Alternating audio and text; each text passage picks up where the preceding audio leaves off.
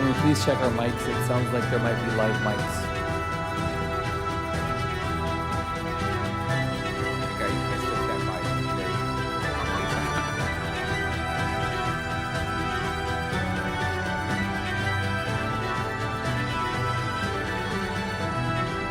Alrighty, good morning, everybody. The time is 9:07 a.m. We're going to call this meeting to order. City Clerk, would you please take the roll call? Councilmember Esparza. Threw me for a loop going backwards. The president. Councilmember Bredefeld. Here. Councilmember Chavez. Here. Councilmember Arias. Presente. Councilmember Carbasi. Vice President Perea. Here. Council President Maxwell. Present. All right, it looks like we have a quorum. First of all, we will have the invocation. I'm going to ask everyone to stand. The invocation, which will be led by Chaplain Kevin Lanos with the police chaplaincy, and to remain standing for the Pledge of Allegiance, which will be administered by Councilmember Bredefeld. Almighty God, we are thankful for this day that you've given us to come before you and do the work of this city and to do your work. I pray, God, that you would give patience and guidance and wisdom to the leaders of this city.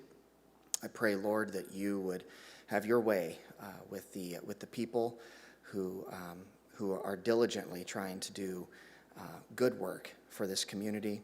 And I pray, Lord, that you would give unity of mind and plans and purpose to do the best that this community needs and deserves.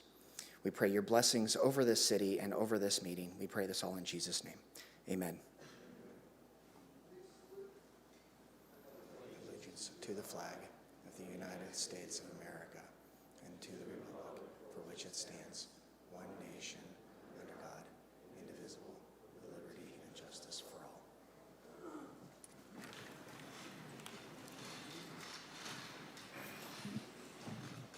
Thank you very much for that invocation. City Clerk, do we have any changes to today's agenda?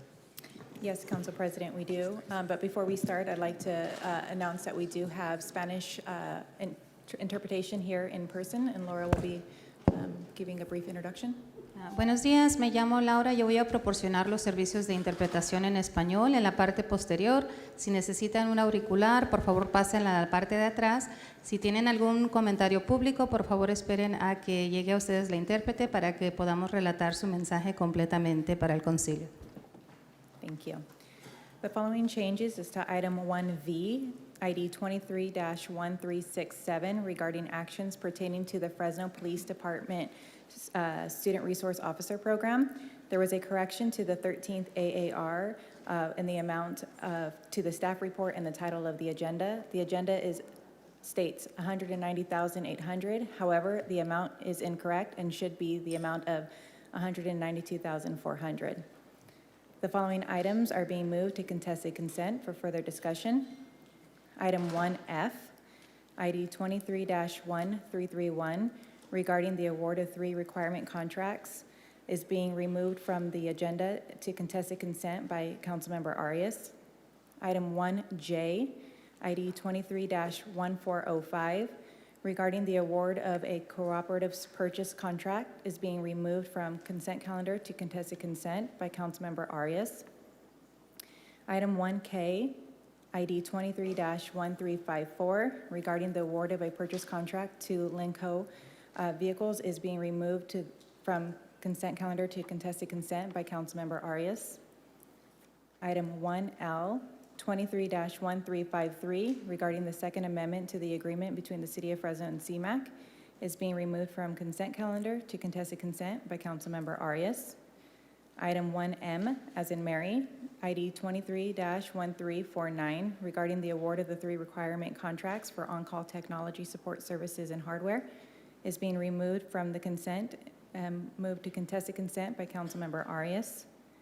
Item 1O, regarding the resolution authorizing submission of the application to the California Public Utilities Commission, is being removed from consent to contested consent by Councilmember Arias. Item 1T, as in Tom, ID 23-1392, regarding the infill infrastructure grant, is being removed from consent to contested consent by Councilmember Arias. Item 1U, 23-1359 regarding the 2024 Selective Traffic Enforcement Program is being moved to contested consent by Councilmember Arias. Item 1X, 23-1381 regarding the FY 2024 position resolution is being moved to contested consent by Council President Maxwell. Item 1BB, as in boy, 23-1399 regarding the Third Amendment to the consultant contract with Ulta Systems was being moved to contested consent by Councilmember Arias. And lastly, item 1FF, 23-1346 to award a construction contract for MAG is being moved to contested consent by Council President Maxwell. Thank you very much, City Clerk. I'm going to take it over to my council colleagues now in numerical order to see if they have any additional changes to any parts of the agenda today, starting with Councilmember Carbasi. Nothing's left, so no. Thank you. I'm going to take it over to Councilmember Arias. By No chance. additional items, Council President, but I do want to put for the record that I've submitted a request to fix a typo on item 1II in the resolution, and that's been submitted to City Clerk for the record. Thank you very much. Councilmember Chavez. Councilmember Bredefeld. Yes, I do. I want to pull for discussion item S. Item 1S, as in Sam, being pulled to contested by Councilmember Bredefeld. 1EE and then 1JJ, just to make some comments. 1EE, as in Edward, being pulled by Councilmember Bredefeld, as well as item 1J, as in John. Is that correct? Correct. All right, thank you very much. Councilmember Esparza. No, why even have consent? All right. Council Vice President Perea. And I have no additional changes either. Is there a motion to approve the agenda as amended? I Second. have a motion by Carbasi and a second by Arias. Is there any opposition? Seeing none, the item passes 7-0. All right, everybody, that'll bring us to the fun portion of today's meeting. That's our ceremonial presentations. We have a few on the agenda today. The first one is a proclamation for Roosevelt Strong Day, sponsored by Councilmember Chavez and the Office of Mayor and City Manager.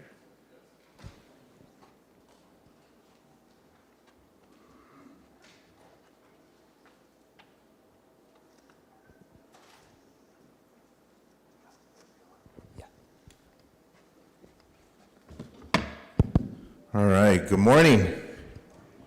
Oh my God, are you guys awake? Good morning. All right, we might need to get some coffee.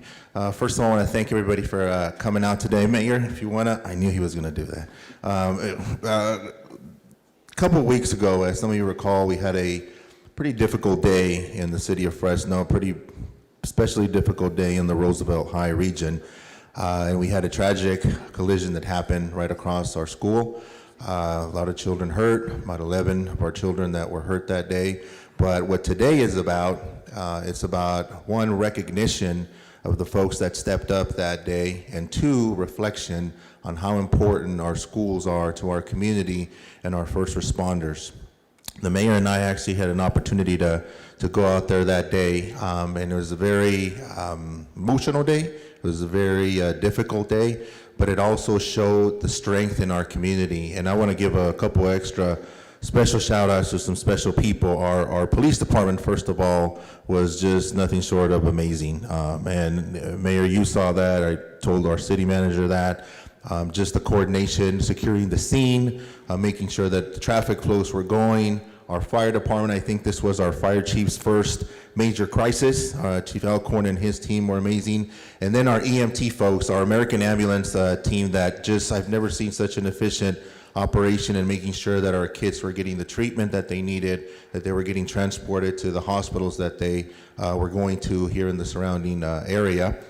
Keep in mind, this was 11 children that were hurt on there, but I also want to give a special shout out to individuals, and we know that our first responders train for this. They do a lot of simulations, they do a lot of difficult work, but our teachers that stepped up there at the school, and today we have Dr. Stephen Spencer, that was one of, if you could give Dr. Stephen Spencer a special hand.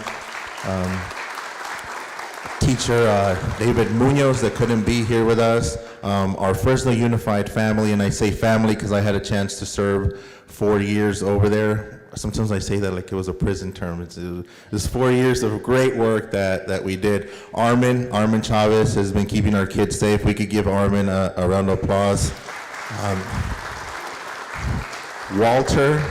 Walter Gunn, yes, that's his last name. He was just amazing in making sure, but our Fresno Unified folks really stepped up in making sure that the parents were notified. There's a new system in place. It's called Parent Square, I believe, that notifies every single parent by text, email, and phone call on what was going on. And I also want to thank our pastor, because when I say that this was a community effort. This was really a community effort. Pastor DJ Kreiner actually came across the city and prayed for our kids. He prayed for us, prayed for their healing and their recovery. And we know that the families still have a long road ahead of them with the recovery that they need to do. But what was really inspiring was also the calls that we got from local doctors and local dentists. Some of our kids endured trauma and lost a tooth or had damage to their teeth. I want to thank Dr. Jack Ohanessian for offering to restore their teeth and do the dental work for free.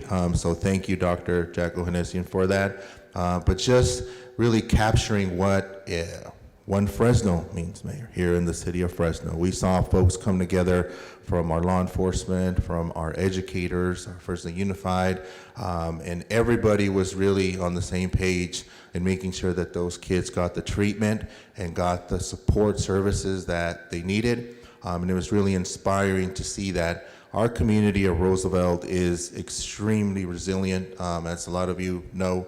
I grew up there. I love Roosevelt. Once a rider, always a rider. But we have that motto, and we don't take that lightly, but we want to thank everybody that helped that day.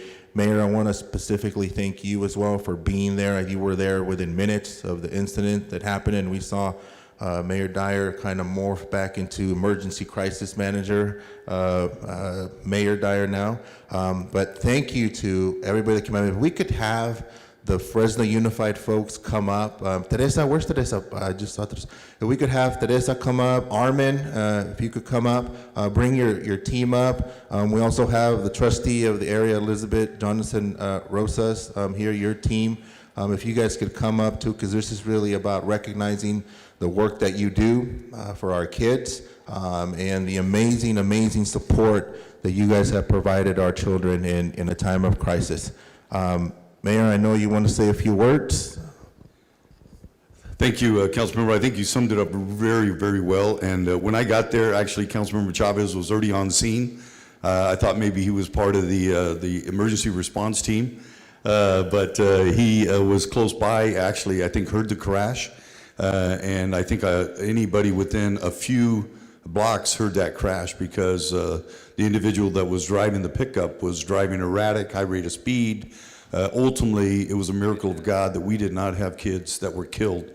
And when he struck the bus shelter, many of the children were protected by that bus shelter. And what a lot of folks don't know was it was one of our first bus shelters that we installed that went deep into the concrete.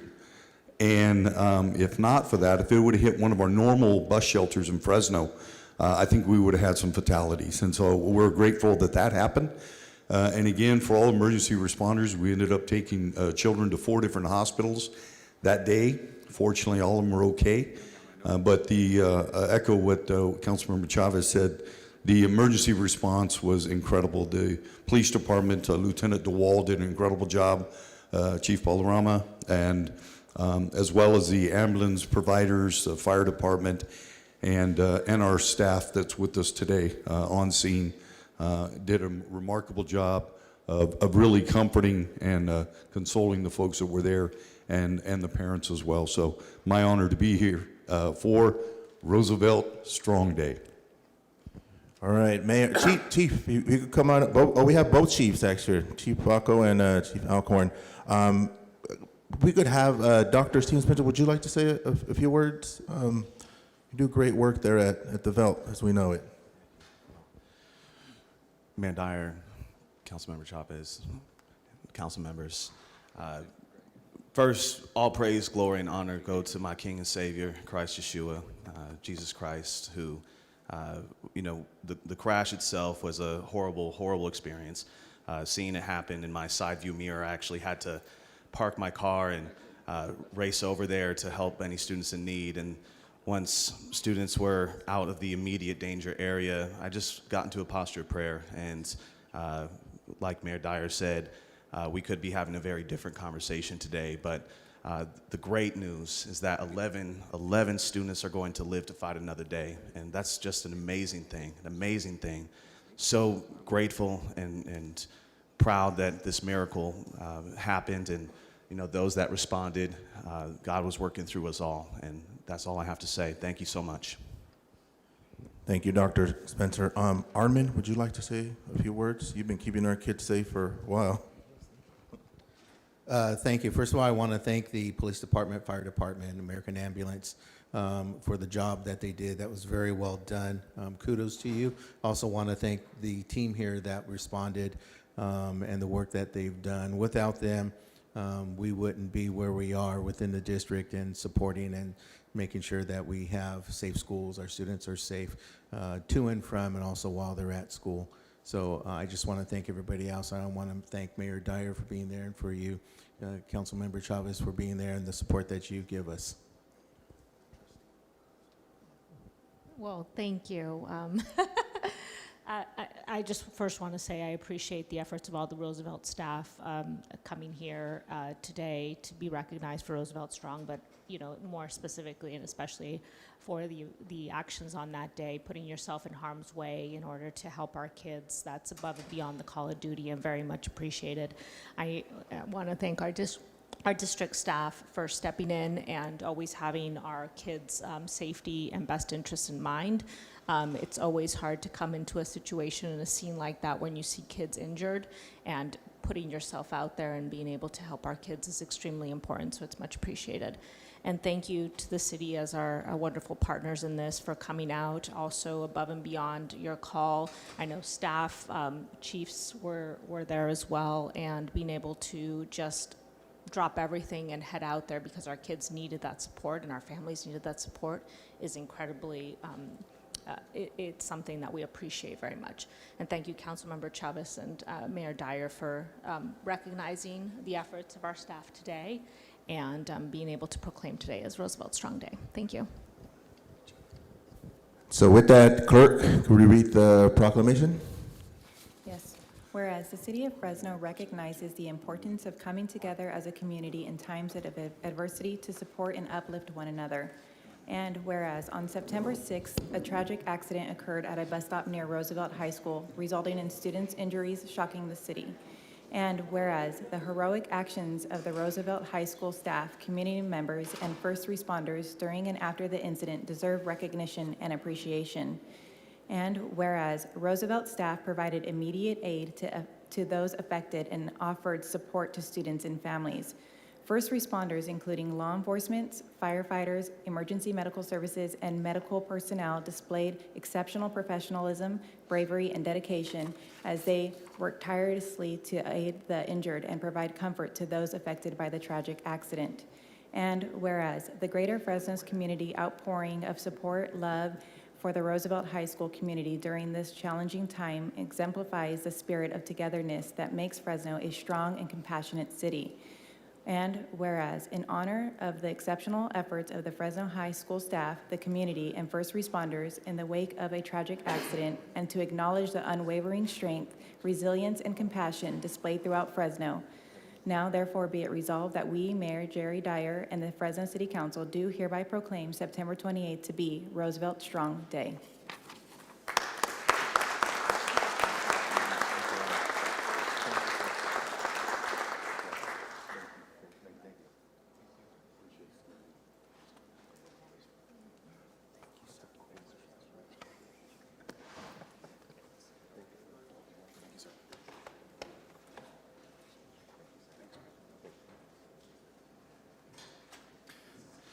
Next up, we will have a proclamation honoring historically black colleges and universities, sponsored by the Office of the Mayor and the City Manager.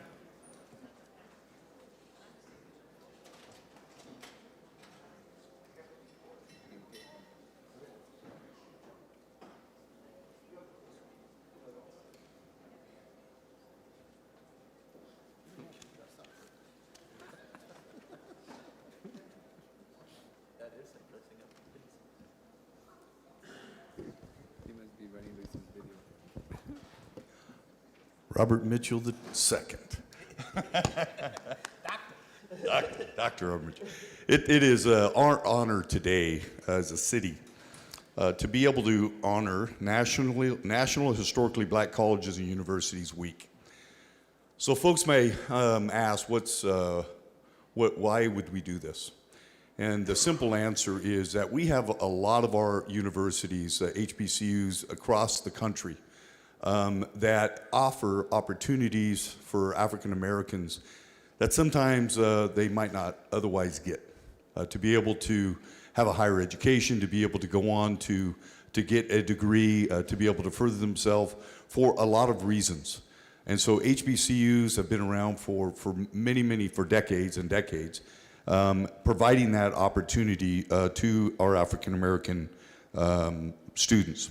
And so today is it an honor for us to be able to recognize this week, again, National Historically Black Colleges and Universities Week. But I wanted Dr. Mitchell to talk more about his involvement at the local level. We had a great meeting here recently in terms of his involvement on a national level. And so, Dr. Mitchell, if you would, please. Thank you. Thank you, Mr. Barfield. Good morning, council members. Some of that information was very true. HBCUs go back further than decades, though. The one I attended, Morehouse, was initiated in the basement of a church in 1867, okay? So that school presently supports all students, African American men primarily, but my medical school had a composite of all ethnic groups, Latinos, Native Americans, East Indians, Pakistanis, Southeast Asians, and I'll just stop there. And that's little known on the West Coast. Our HBCUs in the Carolinas supported for many years during the early 1900s, late 1800s, Native American education. So when you hear and understand what historically black colleges mean, we were educating everyone.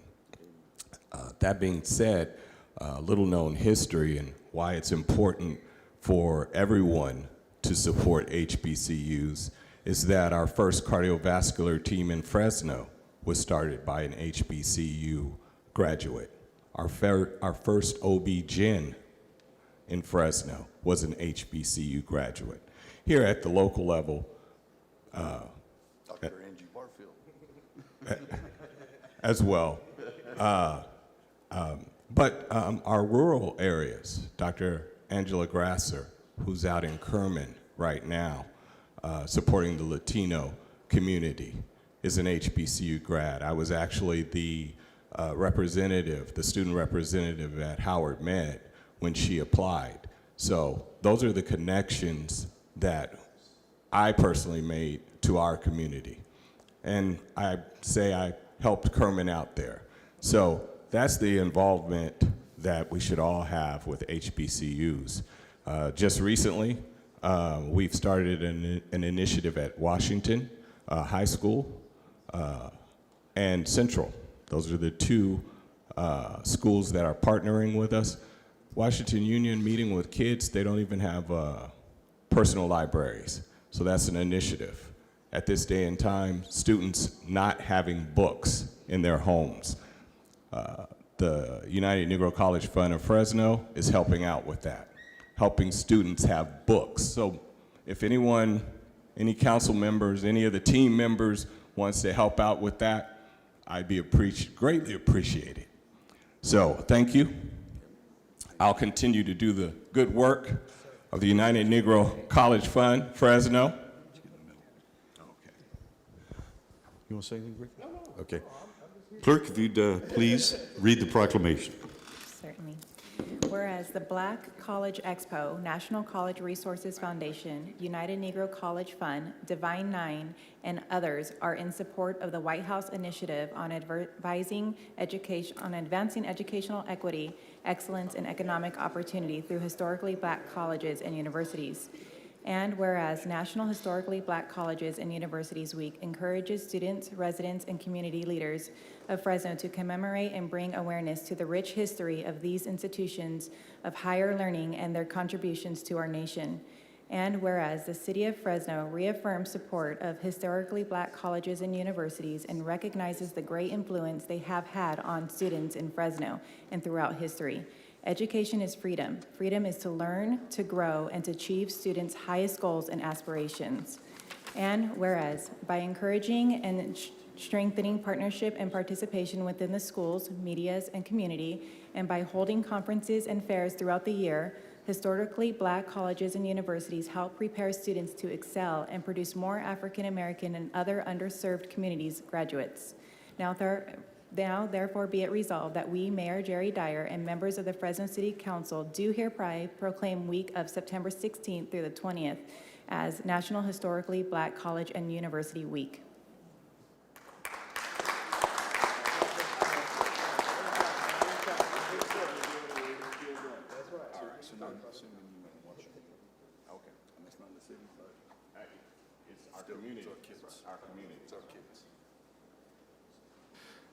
Next up, we have the ACE Blue Seal of Excellence recognition to the Maintenance Division of the Department of Transportation, sponsored by the Office of the Mayor and City Manager.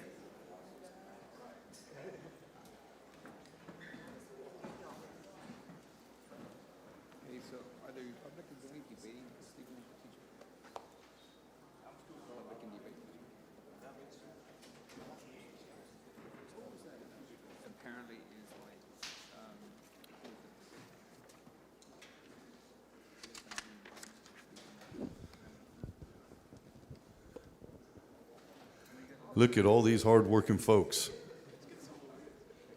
How you doing, you guys?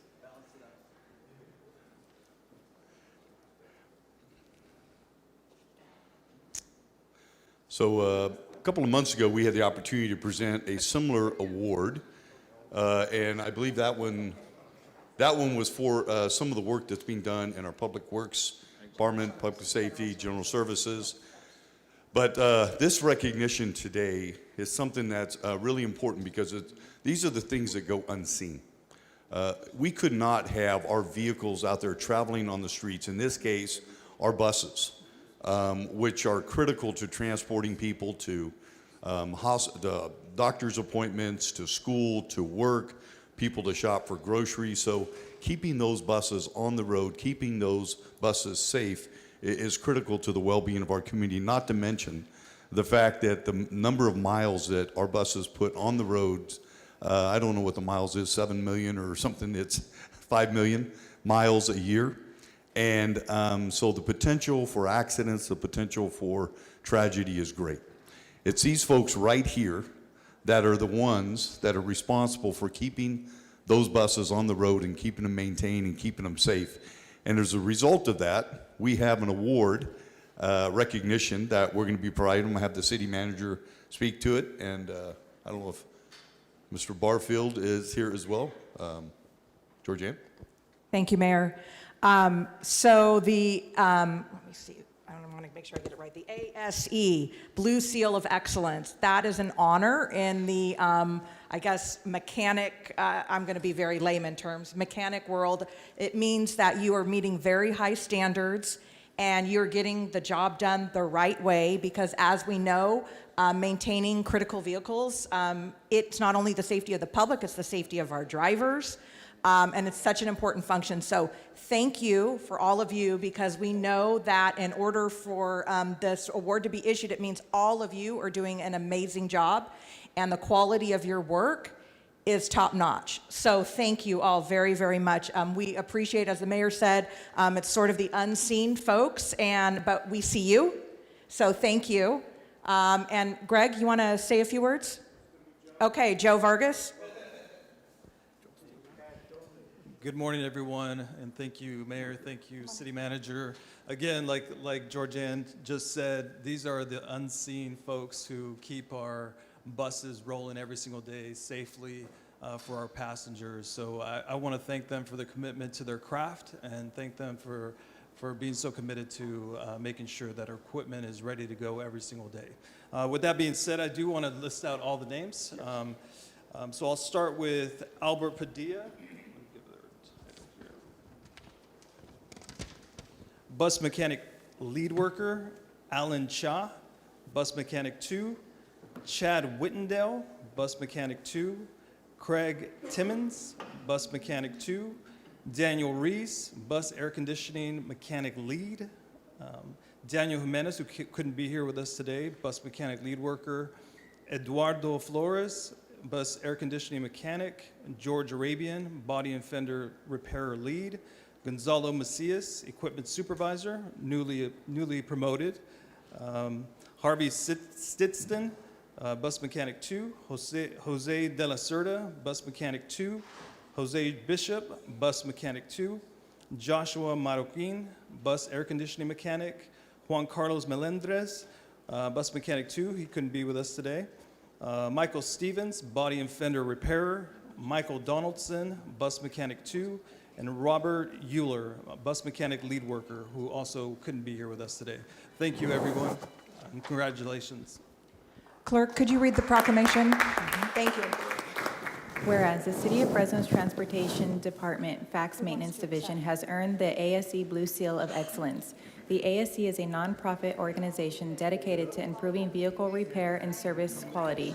In case of government fleets, its additional hours, the hard work and dedication technicians provide to police officers, firefighters, public works, and other public sector employees. And whereas to earn the ASE Blue Seal of Excellence, at least 75% of shop technicians must be ASE certified. In addition, there must be a certified technician in each service area, and agencies must annually confirm their professional's certification status. And whereas of the 23 Maintenance Division technicians, 86% are ASE certified, which exceeds the Blue Seal Award benchmark. More noteworthy is that the division's mechanical staff includes 12 master technicians representing the highest possible level of individual ASE recognition. And whereas 2 of the master technicians are certified as both master automotive technicians and master transit bus technicians, and 1 is certified as Master Transit Bus Technician, Master Automotive Technician, and Master Med Heavy Truck Technician. And whereas technicians in the Maintenance Division face significant demands to effectively and cost-effectively maintain more than 125 buses. And whereas these City of Fresno professionals have proven their commitment to the highest level of automobile service excellence. Now, therefore, be it resolved that we, Mayor Jerry Dyer, City Manager Georgianne White, and members of the Fresno City Council recognize and congratulate the City of Fresno's Transportation Department Fax Maintenance Division.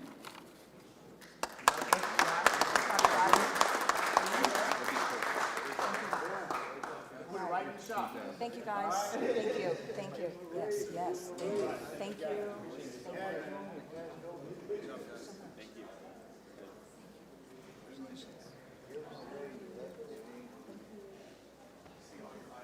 Next up, we have Jerry's Pets. Fresno Animal Center presents Pet of the Month, sponsored by the Office of the Mayor and City Manager.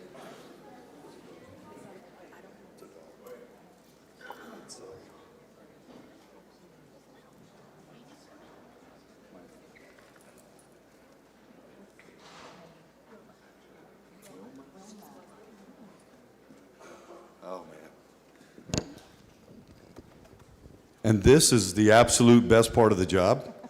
Every month, we have the opportunity to bring forth a Pet of the Month. For those of you who don't know, we have an animal center in Fresno, operated and owned by the city, operated currently by an outside vendor, Fresno Humane, but soon to be transferred over to us, and we'll be the ones operating that as well.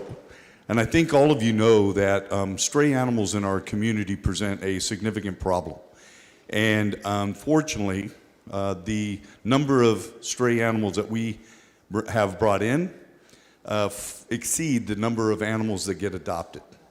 And so what we're trying to do is to increase our adoption rate so that we can get more of our pets, community pets, to be picked up by someone. So this is really our way as a city of providing that exposure as well as opportunity to people in the community to adopt Wilma today. And so maybe somebody in this room would like to have Wilma. Wilma's a very tamed dog, very good with children, very good with other pets. And so we would love for somebody to be able to do that. Would you like to speak about a little bit more about Wilma, please, and the shelter?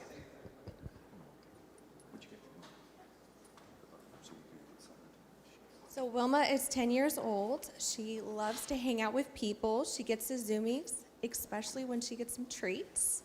She's a really sweet girl, and she's available for adoption at our center for $25 this month. And to speak a little bit more about the events we have coming up, we'll be at Fresno Ag Hardware this Saturday from 10 a.m. to 1 p.m. And also we have a really fun event coming up next Friday, October 6th from 3 p.m. to 7 p.m. It's called Haunted Howls. Try saying that 5 times fast. But it is a trunk or treat. There will be candy, face painting, and a really spooky, fun adoption special. So we just want everyone to join us at our facility at 5277 East Airways Boulevard this coming Friday, or next Friday, sorry. Thank you. All right, thank you. Any takers? She'll be out in the lobby. Okay. Tyler? Nelson?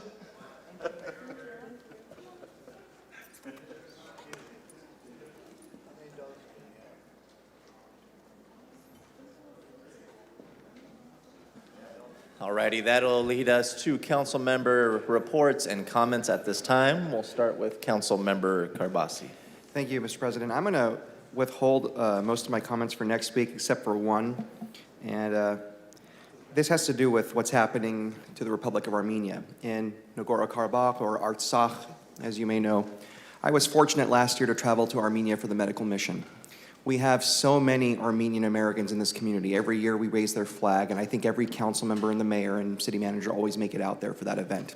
It's very important to us. When I was in Armenia, one of the many things I noticed was the number of young Russian men in Armenia. And why were they there?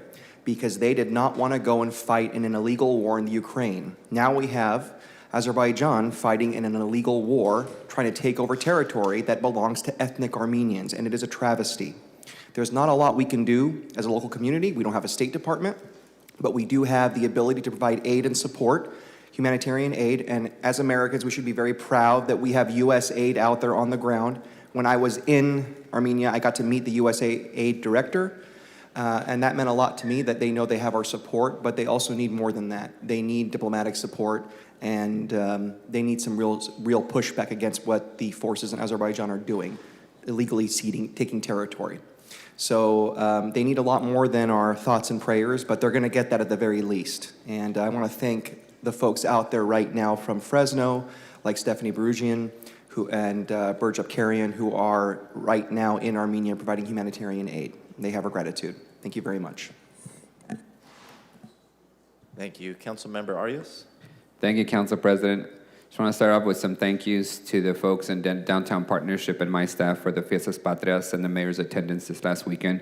We had thousands of folks attend the festival, enjoyed the march and the great food and arts and crafts that was taking place on Fulton Street. Also, thank you to the fire department for helping us through the final inspections of Hotel Fresno. The 80 units of residential permanent housing in downtown are officially ready for move-in. Thanks to the fire departments and dozens of inspectors that had to work for the last few months to get that project complete. The hotel had been vacant for 40 years. We've spent the last 5 years getting the financing in place and more than $40 million to renovate and restore the old hotel and make it to a permanent housing unit for folks. So thank you again for that. Mayor and Parks Director, thanks for the JSK Park improvements. I know we funded the project more than 4 years ago, and there's been some delays on the national and international supply chain for play structures, but we finally got that. And the good news is it passed inspection because it was able to carry the mayor and I down the slide. So if it can manage our 200 pounds each, then I'm sure it'll work for the kids of West Fresno. The tower folks, thank you for the residents and their patience. We've been inundating the South Tower neighborhoods with quite a bit of construction these last few months. Not only the protected bike lanes and the resurfacing of streets and sidewalks and trees and planting and removing and trimming, but now we've begun the construction of the Safe Routes to School projects for several schools in South Tower, so they'll finally get sidewalks that were promised more than 111 years ago, and the curbs and gutters and trees so that kids can walk through their neighborhood to their schools instead of using the busy Palm Avenue. And we're, of course, finishing up the permanent protected bike lanes on Palm Avenue. I also want to do a special thank you to my council colleague, Member Chavez. It's not too often that a council member from a different district cleans up blight in another council member's district, but thank you for removing the blight from the parking lot of the city hall. It's been a few months. My staff is working on a proclamation to recognize your volunteerism in removing that blight. I did get quite a bit of photos of concerned citizens and city employees.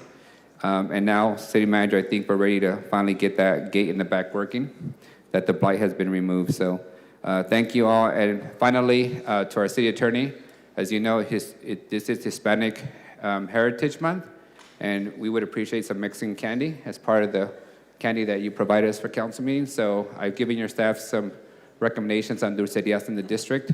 So I'm looking forward to some good candy that we can all enjoy while we're engaged in these long public policy meetings. Thank you guys all for coming, and I do appreciate and want to welcome all our Indígena and Punjabi community who's here today.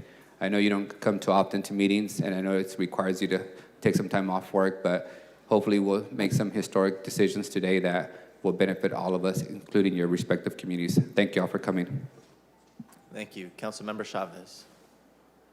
Thank you, Council President, and you're welcome, Councilmember Arias. That was part of my Beautify the Parking Lot effort here in the city of Fresno. I won't tell you what we found inside the vehicle, but that's for another story. Along those lines of Beautify Fresno, I want to thank our team for the cleanups that have been happening across the city. And, you know, Mayor, you talked about this turning into a movement. I love seeing the fact that people in the neighborhood come out and clean. We had a great team this past week come out and clean the future community garden there on 11th and Veru area. And then had a really great meeting with our Jackson neighborhood CDC folks, Rhonda and Joe, that is now helping in a different capacity. I know Councilmember Sparsa, you also met with them as we're tag teaming that area, but it just goes to highlight a lot of the great work that's happening in our community. So I want to also invite folks to the St. Anthony Harvest Festival. We're going to be helping to support that community resources. So Father Anches out there has been doing great work with the community, and we want to thank him for that work that's been happening. And then also, as a lot of you folks know, the Big Fresno Fair is coming. So big thank you to our public works folks that have been doing a lot of the beautification and the cleanups and repainting a lot of the curbs and stripes along the fairgrounds. It'll make the traffic flow a lot easier as we get over 1 million folks that come to that area, and we want to make sure that we present our best foot forward. But I want to thank the fair for their engagement and their really efforts in going after grants. I think this is the first time that the fair has actually gone out, and we did a letter of support, obviously, to get, I believe they applied for $10 million to do some work there in the Big Fresno Fairgrounds. So get your stretchy pants ready. There'll be a lot of cinnamon rolls and corn dogs and all that good stuff that happens during the fair. I think we will be out there for the inaugural horse race that they kick off. I think it's mules, not horses. They do mules. There's that. Kick it off out there, which is perfect for this council to have that because we're stubborn. So with that, Council President, thank you. Thank you, Councilmember Bertefeld. Yeah, I just wanted to also thank staff for the community meeting out at Rotary East Park. to enlighten the community about the pickleball courts that we are continuing to move forward in building and construction and constructing. I know people are really eager for this to happen, also in other parks as well. So I want to thank you for that. And I know it was very successful. My chief of staff was there. We had about 50 people there. We are moving forward with it, and it will become a reality. Thank you. Thank you. Councilmember Esparza. Yes, thank you, Council President. First off, I want to offer another congratulations to the Central California Food Bank and their opening of the First Fruits Market located over at the City Center campus, over at Dakota, just east of Blackstone. The City Center campus is no longer in my district after the redistricting process, but still a project I remain very invested in. And I'm very thrilled to see all the different progress and sort of organizations and services that are being located down at the City Center campus, including this new market. Several thank yous, both to city staff and to residents in our district. Thank you to park staff for hosting the open house regarding the splash pad at Manchester Park, and thank you to all the residents who came out that evening as well. I think we had a productive conversation and got a lot of great input as park staff moves forward on that project. I want to thank our city staff who attended our Neighbors Night Out over at Manchester Park. And that occurred, I believe, last Wednesday. So again, thank you to all the neighbors who took the time to come out, enjoy, and just build that social capital in the neighborhood.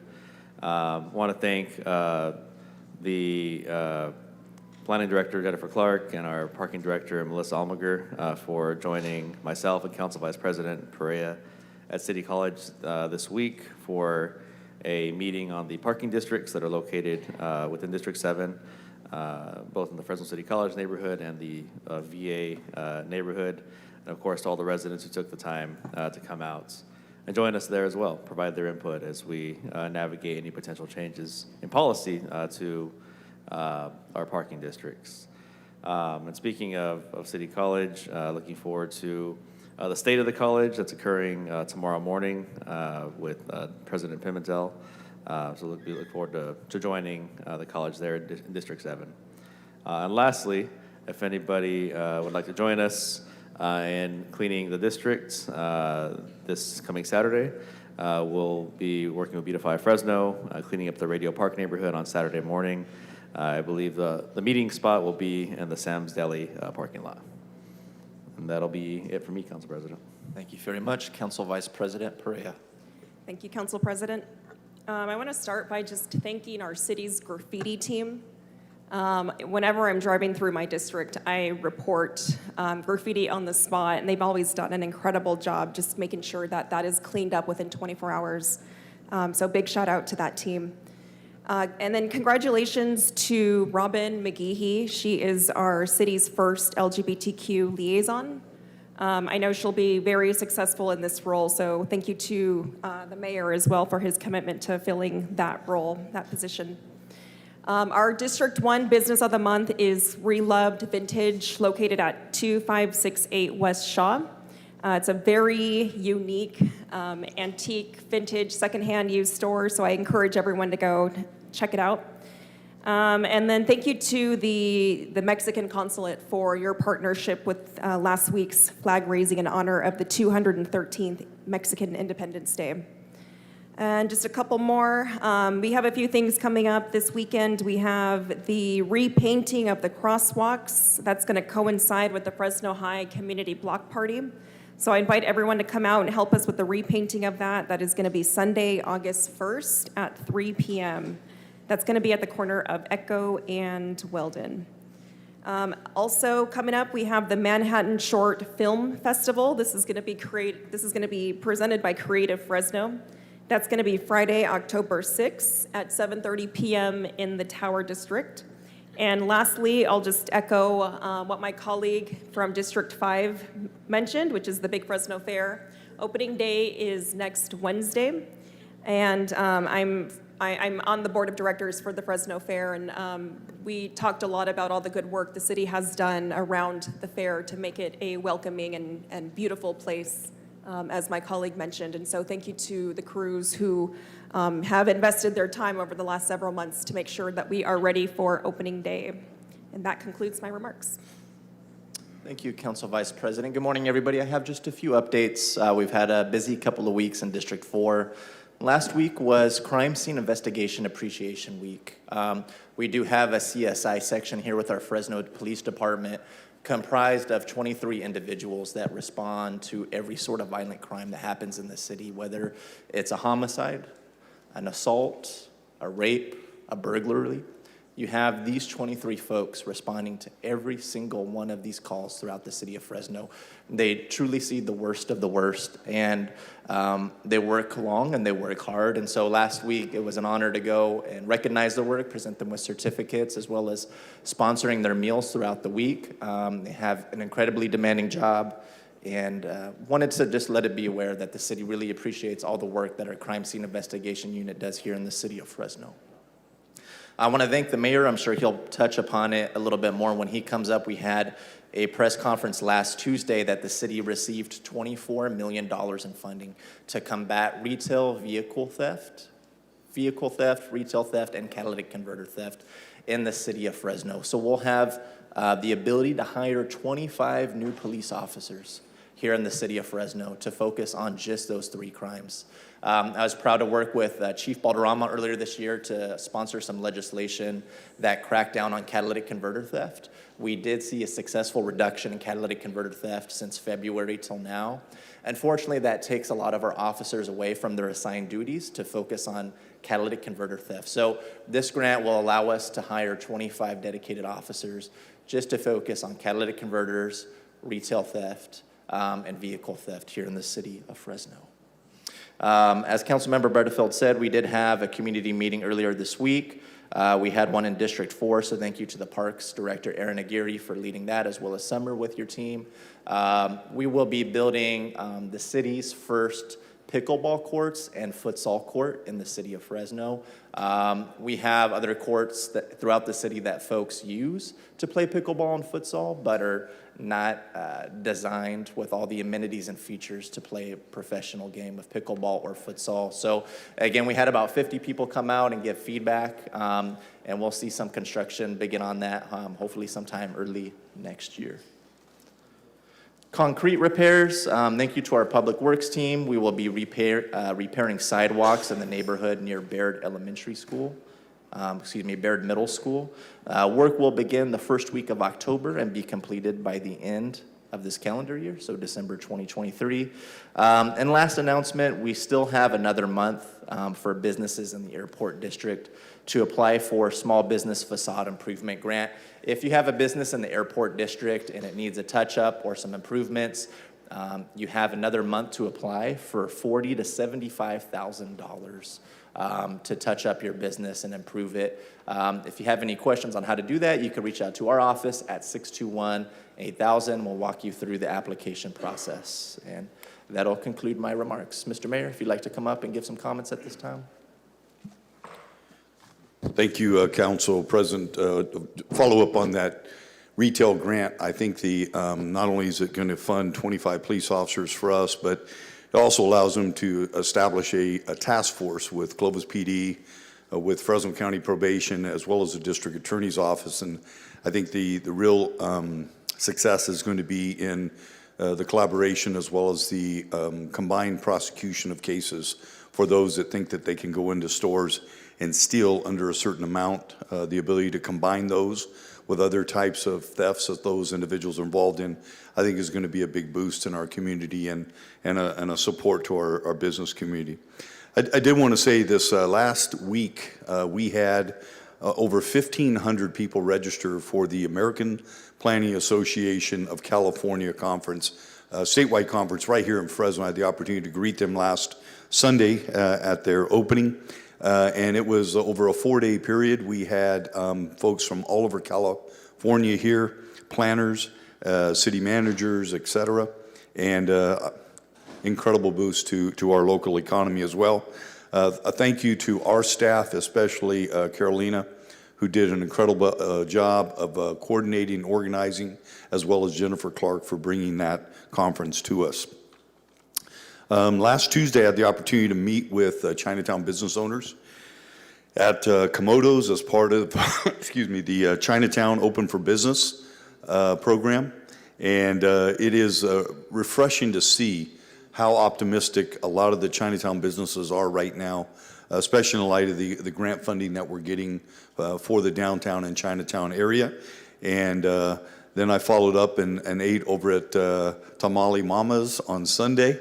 And for those of you who have not been there, you have to go there. There is a line out the door, and she has about 500,000 followers on social media.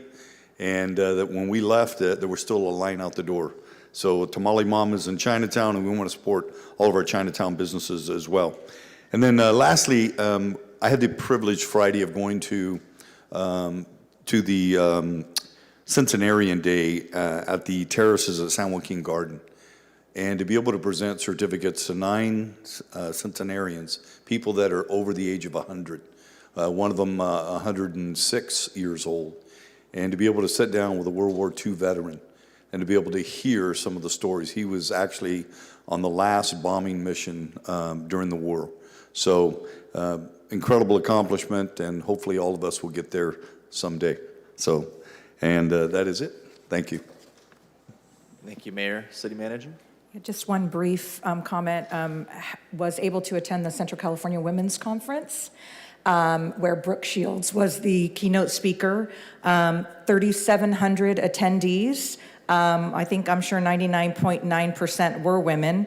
I did see a few brave men in the audience, but she was an amazing speaker, very, very funny, very down to earth.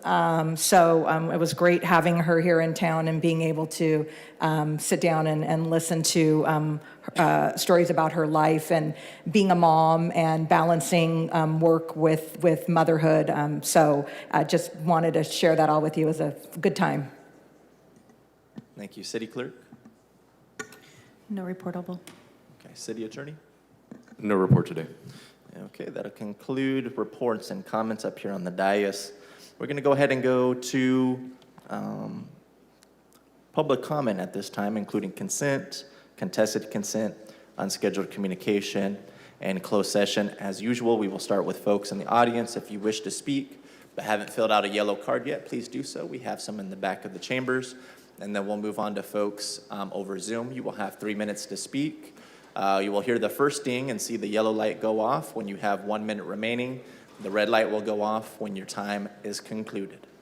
We'll start with the first person in the chamber today, which is Shar Thompson. Shar, good morning.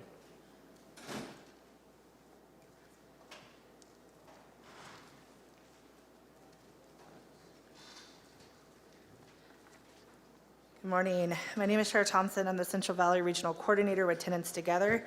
I'm a single mother in District 3 and a leader within the Fresno Tenants Union. I'm here today on behalf of the union members of the Fresno Tenants Union, specifically the Californian Hotel. We have been organizing this complex for over a year now. Folks are still having to set traps for rats, not provided by the complex. And the property manager is threatening to evict people if they go and tell code enforcement at this point. On Tuesday, the Californian had a house meeting and they sat together and discussed how they wanted to proceed since code enforcement has not held this complex accountable with mitigating the above issues. So cockroaches, bed bugs, and rats. I informed the tenants that they should go through the proper channels and inform the property manager again with the issues via direct maintenance request forms, certified letters to cover their tracks, and then to reach out to code enforcement and council. Then proceed by going up the chain of command. When a resident from the Californian asked for the maintenance request form to fill out and provide them to the other association members, they were turned down and told that they were to go to the property manager themselves and let him know what the issues were that they were having in their units verbally. This property manager harasses the tenants, uses intimidation tactics to scare residents, is retaliatory, dismissive, disrespectful, and completely shuts down any complaints that a tenant provides. How are these tenants supposed to inform him if he doesn't take into consideration what they report? I think it's time for the city to start holding these landlords and property managers accountable for the way that they act because they are not following the California Code of Business Profession, let alone the housing codes. These acts of intimidation to tenants are a prime example of retaliation and why tenants need a safe space and more protection for their landlords and property managements. Tenants and landlords, meaning all constituents of the city, should be able to go to a rent board where there is a housing issue. People should not have to put their housing on the line in order to hold somebody accountable to the law and hope a judge understands their argument or case because they aren't educated enough on the laws and there just aren't enough lawyers to support the cases here in Fresno, let alone Fresno County. The EPP has helped keep folks housed, but last Tuesday at our Tenants Together statewide virtual clinic, a third of the participants were from Fresno, the city of Fresno alone, and only 3 of those were based on evictions. The rest were habitability, harassment, and retaliation. I've said this time and time again that the city of Fresno needs a rent board. We need enforcement in this city, and how many people need to get illegally locked out, shot by their landlord, and the landlord get off the hook for killing that tenant? How many displaced children need to be killed? How many more people need to be sexually harassed or coerced for rent? Folks who are paying for repairs and inflated costs to stay housed are threatened with eviction. How many people need to live? That'll conclude your All time right. for this morning. Well, let's get that rent board. Rent Next in the enforcement chambers board. today, we have Anna McClendon.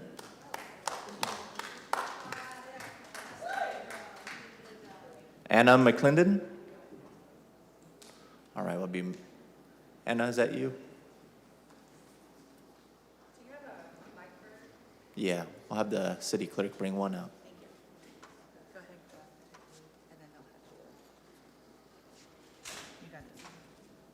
Hi, I'm Anna McClendon. I used to live on the 8th floor, but the pipes of the ceiling, they got busted and all the water went into my apartment.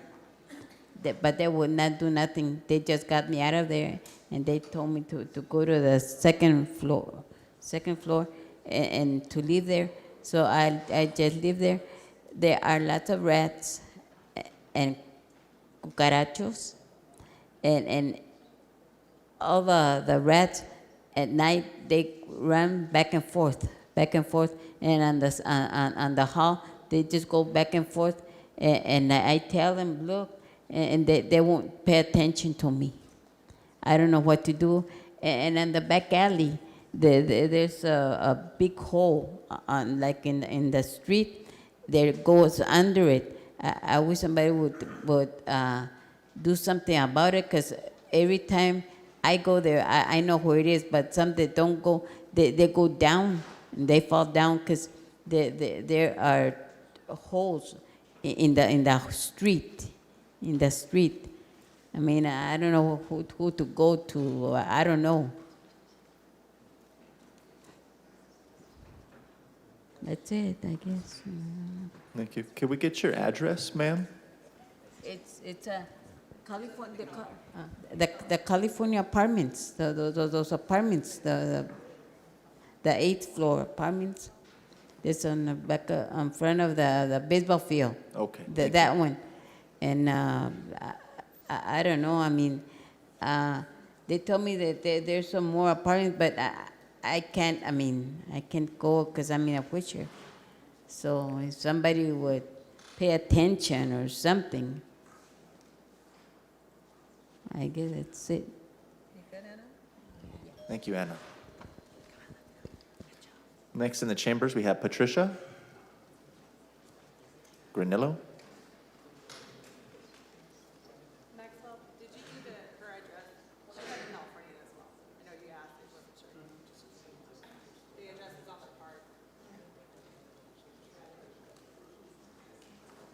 Good morning. I'm Patricia Granillo. I live at 851 Van Ness Avenue, and I'm in apartment 709. I'm here today again because we're we're not getting any relief. And I don't know if we need to make another subgroup of code enforcement to come in and focus solely on what's going on there. But, you know, the bug problem, the rat problem, they closed up our trash chute. And once they did that, the rats had to go somewhere to eat. So they came up. And we have elderly people there that are very ill. They are with PACE. And I wonder if we could do a study, we'd figure out that their living conditions were causing their health conditions. We also, you know, have intimidation. I have had the manager, he tries to intimidate me, but he doesn't. But I have had people crying at my door, shaking. If we make one more complaint, Juan's gonna evict us, where am I gonna go? I mean, that's just sick, that you have to have such a power trip, that you have to force these older people to bow down to you. That's not right. These people are at the end of their lives. They need to be in dignity. Now, I don't know about you guys, but you have elderly parents, I'm sure, and you would never allow this to happen to them.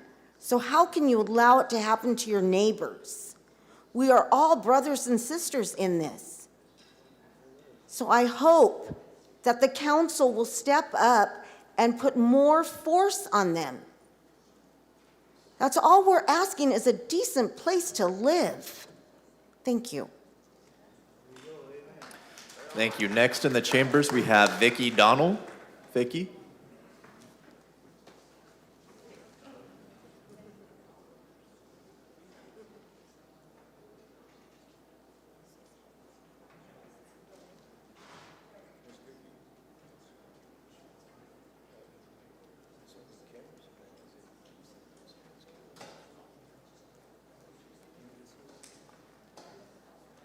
Good morning. My name is Vicki Donnell.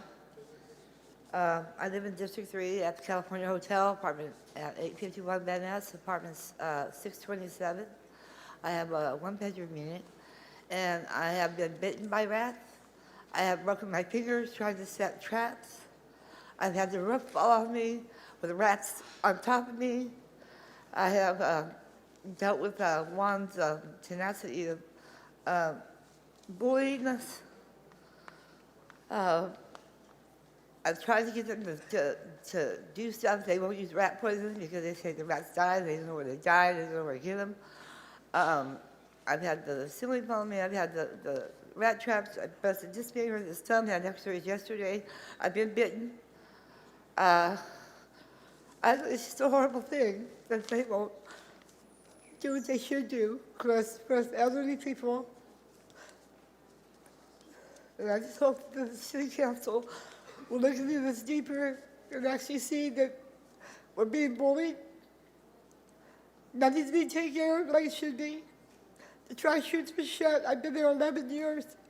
8 years I was there. I never had a problem. Never had a problem for 8 years. Did these people shove stuff in the chute?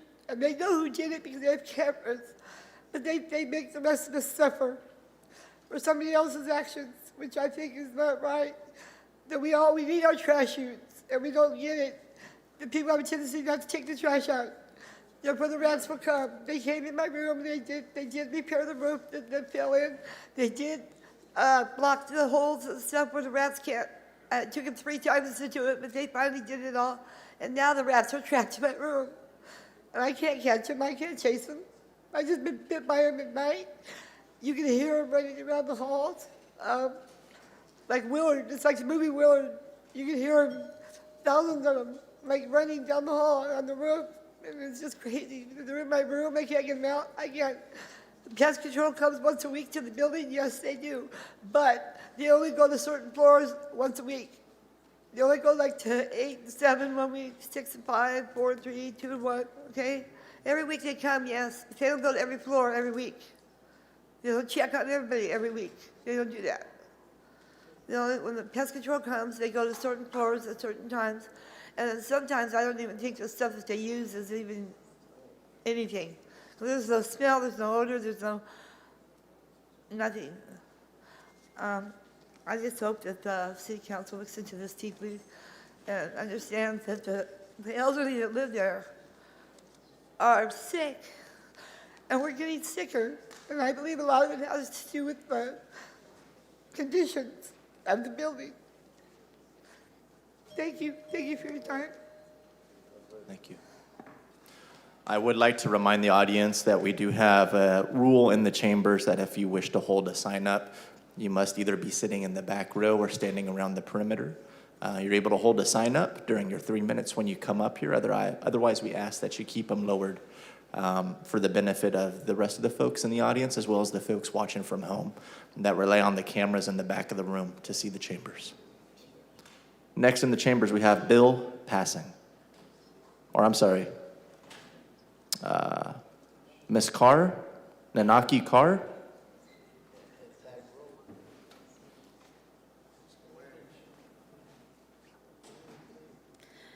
Honorable members of the City Council, today I implore you to consider the immense importance of the passing of California's first caste indigeneity ordinance. This groundbreaking step is vital for achieving equality, recognizing historical injustices, and fostering an exclusive community. Your support can set a precedent for progress across the strait and beyond. Thank you. Thank you very much. Next in the chambers, we have Fernando Elizondo Sr. Good morning.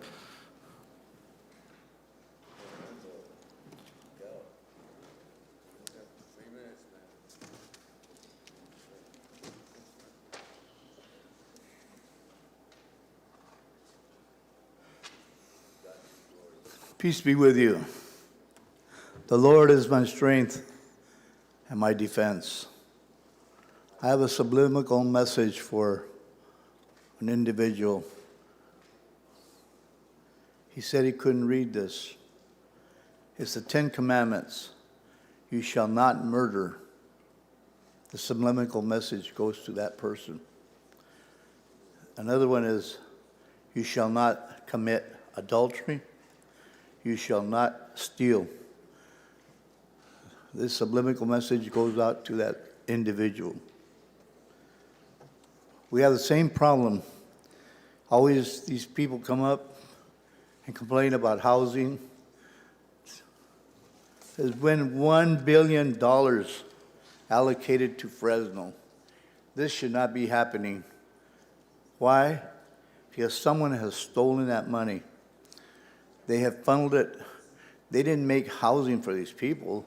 They made businesses. Another sham, another scam, like all this stuff that's going on. They say they're fixing the infrastructure. You might as well put armor on the roads. That's what they're doing. Armor on, make them look good, but they're not being done right. I ought to know. I'm an inspector. I know quality when I see it. The bottom line is, the money is not going where it should go. We need to have an audit here and also an indictment on those individuals that signed for these things to be done. The whole,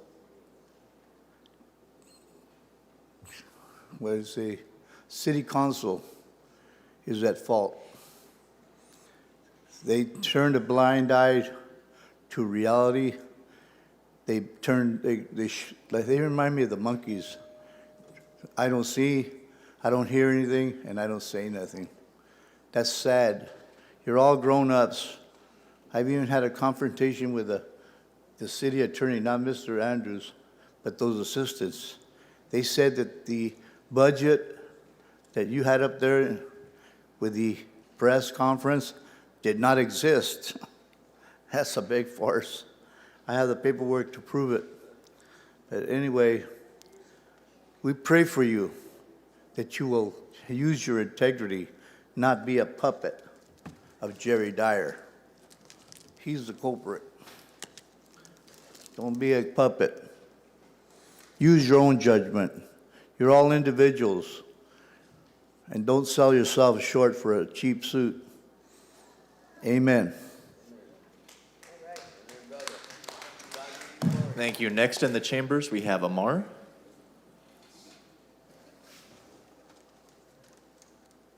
Amar Darak.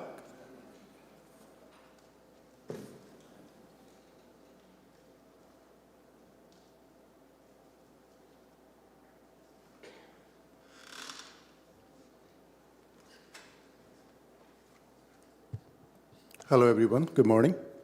I'm here to speak about Ordinance 23-1395 to end caste discriminations in Fresno, California. And I would like to thank Councilmember Miguel Arias, Mike Carbasi, and Annalisa Pereira for bringing this ordinance. Caste is a real problem. My people back in India has suffered from this disease for thousands of years. And there's about 1 billion people, 1 billion with the B, right now in India, suffering from this disease one way or another, some more, some less. And unfortunately, this disease called caste has landed in Fresno and California. So real problem needs a real solution, and I would like to thank all of you for considering even, on this ordinance and passing this today. Similar bill, SB 403, is on the governor's desk right now. It passed through the Senate House, it passed through the Assembly House, and now it's on the governor's desk. It's SB 403. Like I said, real problem needs real solutions, and I am a president of Shri Guru Vidas Sabha of Fresno, California, and there are another 5 Shri Guru Vidas Sabhas in California that also do support this bill. So, like I said, we need to make sure that Fresno and you guys stand on the right side of the history. And once again, I would like to also thank the Jakarta Movement and the other organizations for supporting this bill. SB 403, like I said, is at the governor's desk. If you guys can text, email the governor also, so he can pass this bill as soon as possible. Thank you so much, everyone. Thank you. Next in the chambers, we have Nandeep.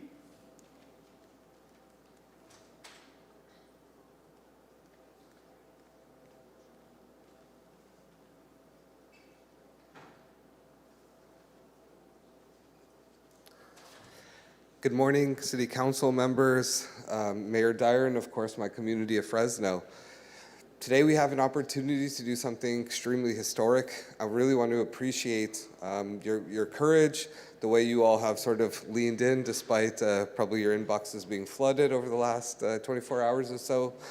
But what you're doing is really important. It's been an honor for us to work, of course, as Amar shared the larger sort of history, but to work with CBDIO and the indigenous communities to really do something that would be the first, not only in the state of California, but the first in the nation, to recognize the nuances between some of our emerging communities.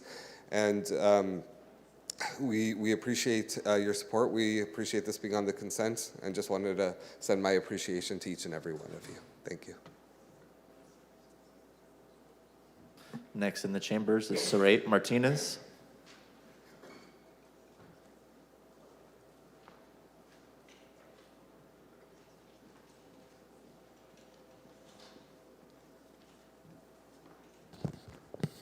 Good morning, City Council members, Mayor. My name is Saray Martinez. I'm the Executive Director with Centro Binacional para el Desarrollo Indígena Oaxaqueño. I'm also an indigenous Zapotec from the state of Oaxaca that is here to thank you and to really appreciate you standing with our communities, standing with us South Asian brothers and sisters, to really take a stand on historical injustices. As indigenous communities, we face this discrimination within the Mexican and Latino community.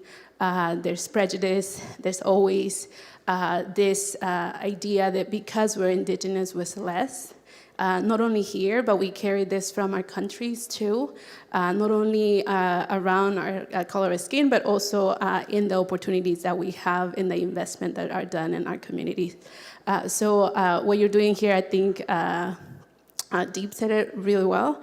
You're taking a strong stand, and you're really being courageous of taking this step and voting for this ordinance to pass. So we're here to thank you, and we're here to work together to make the city better.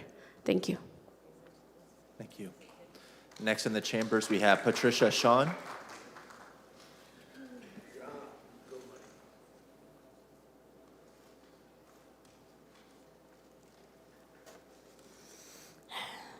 Good morning. I'm Patricia. I'm from the Trails End Mobile Home Park called La Hacienda now. I'm here on behalf of my neighbors. We have Linda, Angelina, Angelica, Elizabeth, Connie, Gloria, Kim, Lydia, Leslie, Linda, Martha, Paul, Patsy, Sharon, Sonia, myself, Vicky, Eric, Valentine, Eddie, David, Stella, Eladio, and Christiana. That's what's left. That's all that's left. So I know it's very important, the 5th, and I'm here. I know you guys can't fix everything, and it's not on you guys to fix everything, but I'm begging you to please stand up and fix something. I don't know where I'm going. You guys didn't get there in time to save me, but there are other people. They're worth saving. They're great people. They just want to stay at home. You know, I didn't come from a lot. I've lived here all my life, and I've tried to do well, tried to do good, tried to be a good person, tried to be truthful, and sometimes that doesn't get you anywhere.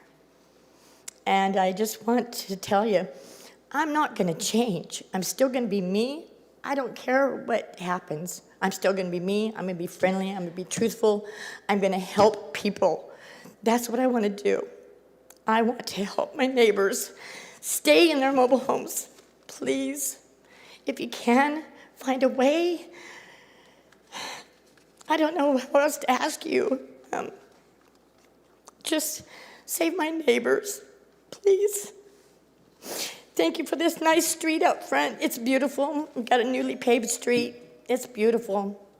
I picked it up and down the street today. Thank you. Next in the chambers is Antoinette Thompson.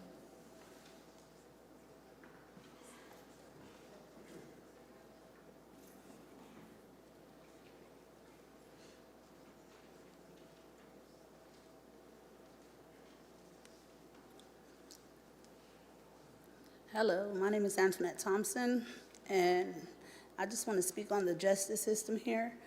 You know, I thought the law was for everyone, because when I committed a crime, I done my time. And since I've been back out of prison and off parole and everything, a lot of things has been going on, like unauthorized documentary, unauthorized research, and that has caused nothing but havoc in my life. It has made me dishoused, it has distracted me from school.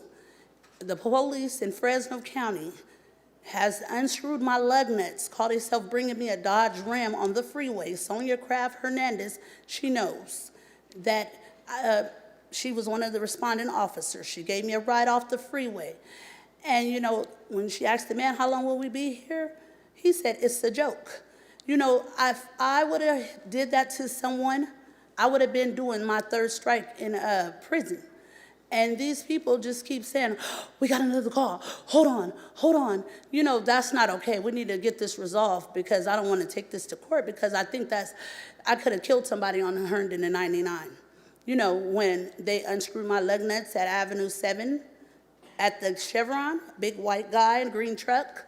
You know, I went back in June to double check out what's going on, because I know those people at the Chevron. And I don't think that's okay. And I have all my evidence. It's just that in Fresno, nobody takes your case because they don't go against the government. But that's just one thing. I have more things, but I'll save those for another time. That's just my main concern, is like, you know, the police had created a lot of work last year trying to the sheriff department too, don't leave them out. The sergeant with the little hair, he had, do you want a documentary made? I told him no.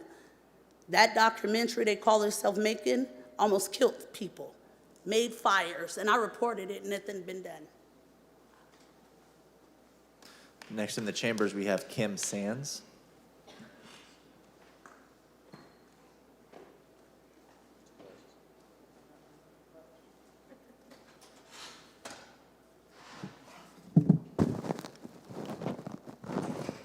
Hi, I'm from Trails End Mobile Home Park in Fresno, and what has happened there is like inhumane. I went without hot water after the fires for 395 days. How many of you would like to have that happen? Do your dishes. You got to boil water for everything. I hate boiling water now.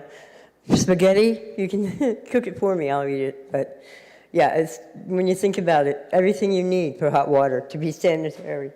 And they took their time. When Harmony came in, they lied. They lied to you. They lied to us. Our meeting, they had a Q&A, right? Our meeting, they took questions. Did they give us answers? No. They did when you heard noises on your porch because they're ripping shit off and saying it's a fire hazard and throwing their stuff away, my gardening stuff. I had to wash my dishes outside, so they took my dishes. I mean, come on, you guys. They didn't take my paints, they didn't take my thinners, they didn't take my gas cans, but they took my stuff, my hobbies, that makes 104 East Sierra, Space 26, my happy place. I came from Rhode Island, I've been there for 5 years, they're trying to say I'm squatting. Really? Buy back the park. I live there legally. Buy back, it's in my name. You know, give them back their 1.7 million and say, you guys didn't do a good job and plus you deceived us. So, you know, have compassion. They don't. They really don't. Boy, I could tell you stories. I could probably talk for 20 minutes, but I know I can't. But yeah, we need to get something done in our district that's not being done. But thanks for the pavements, man. You did have parking lots, you know. It's a beautiful thing. People, you know, there's no potholes in some of them, but you missed O'Neill's there on Blackstone and Sierra. Potholes everywhere. Next in the chambers is David Willis. David?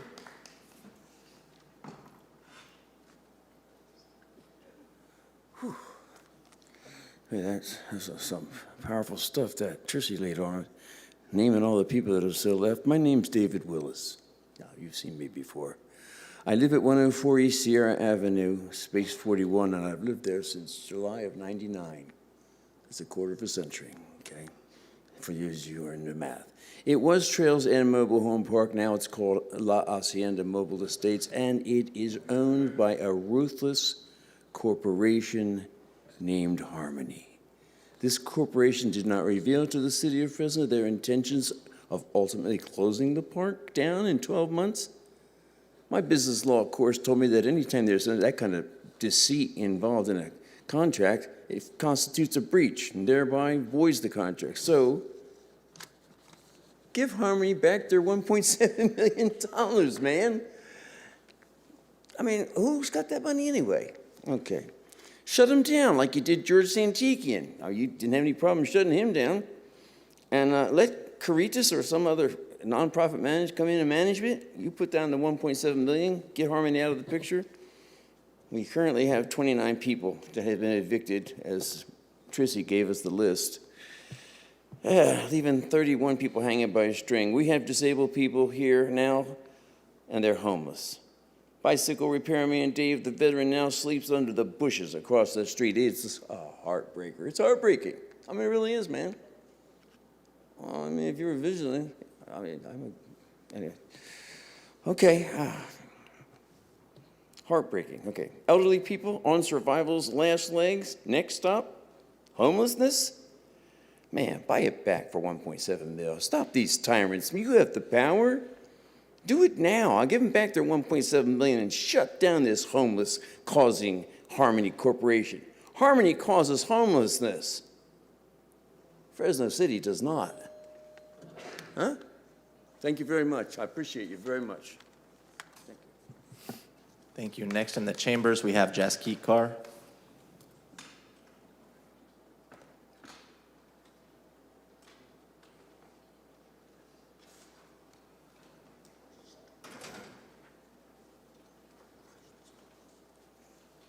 Vaheguru Ji Ka Khalsa, Vaheguru Ji Ki Fateh. Good morning, City Council and Mayor's Office. As you make your decisions today, I hope you're really centering the experiences of those affected by caste and indigeneity, and not of those who continue to benefit from that privilege. Please go back to previous testimonies of SB 403 as well if you need more context. There is obviously generational work to be done to really end the social discrimination that these folks have to face every day, but to include this as a protected category in the workplace would be a huge stride towards justice. Please do keep in mind that the ripple effect your decision has will reverberate all throughout the Valley, California, and the nation, and I hope to see you all make history today. Thank you. Next in the chambers, we have Judith Martinez.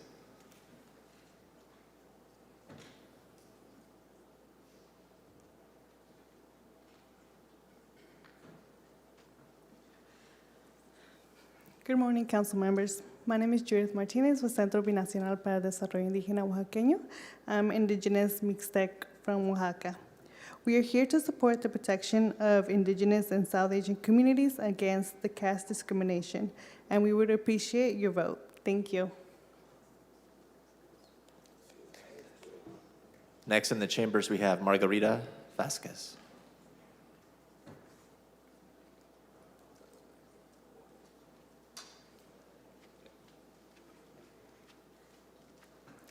Good morning, city members. My name is Margarita Santiago Vasquez, and I'm an indigenous Zapotec. I speak 3 languages, Zapoteco, Spanish, and English, and I'm here today to vote you to have the initiative to pass this caste. As community indigenous, we have been discriminated for years, and I'm happy to see that Fresno is the first city in California to have this initiative, and I hope you vote for this. And this is makes me feel a little bit safe, especially knowing that Fresno City might pass this ordinance, especially as new generation to have a safe place. As I mentioned, as indigenous community, and I'm pretty sure South Asians, we've been through so much discrimination by our skin color, the language we speak, how we look, our tradition. And thank you for taking this initiative, and I hope you vote for it. And then to have our neighbor cities such as Madera and other cities around to have this initiative for Fresno to pass this and be the example for other cities. Thank you. Thank you. That'll conclude the in-chambers comments. City Clerk, do we have anybody punched up to speak on Zoom? Yes, we have Brandy in. Good morning, Brandy. Thank you very much. Can you hear me okay? You could increase your volume a little bit would be helpful. Is this better? Yes, thank you. Okay, thank you. Sorry about that. I want to, hearing the statements by those in the Californian and Trails End residents is heartbreaking. And I applaud the residents, all of you that showed up and are speaking and spoke for themselves and for their neighbors. And I hope that the council takes action, not only for them, but other vulnerable residents. I want to continue reading the remainder of Sheriff Thompson's statement on this. The EPP has helped keep folks housed, but last Tuesday at our Tenants Together statewide virtual clinic, a third of the participants from Fresno alone, only 3 of those were based on evictions. The rest were on habitability, harassment, and retaliation, which is something I've heard from many people who are unhoused, who have lost their housing. I've said this time and time again that the city of Fresno needs a rent board. We need enforcement in the city to know how many people need to get illegally locked out, shot, and landlord get off the hook for killing their tenant, how many displaced children need to be killed, how many more people need to be sexually harassed or coerced for sex for rent, folks who are paying for repairs at inflated costs to stay housed or they are threatened with eviction, how many people need to live in inhabitable conditions and be harassed by the landlord, how many people need to throw out contaminated food that have been eaten by a mouse or retaliated against in the city we are trying to ensure everyone can thrive in. You council have the power to implement something and leave a legacy to change the housing system we live in. Quit manufacturing unhoused people. It is not good business. Thank you for your time. That was from Shar. And I want to mention that there are many on the street who are unhoused because of these situations. There's an empathy for those who are speaking, and yet once they're unhoused, they become a problem. They get reduced to a political issue. They are judged for trying to keep their belongings. They're mistreated by And ask that we dignify not only those who are that are trying to retain their housing, but those who are unhoused with a lived experience board. I just heard from a woman who is pregnant and a college student who maxed out of her 3 months at a shelter and now is contacting me asking where she can go. And I ask that we work on finding ways to protect our community and also not to allow the HEART team to continue to make lives more unbearable and unjust. Everyone deserves right as well. I thank you, Kabasi, for speaking up on the situation in Arkansas and ask that whatever actions and help can be done will be done. And I also want to voice my support for the resolution on the rights based on indigeneity and caste. May protection be extended to everyone regarding of housing status and policy. Thank you. Next, we have Tracy Robertson.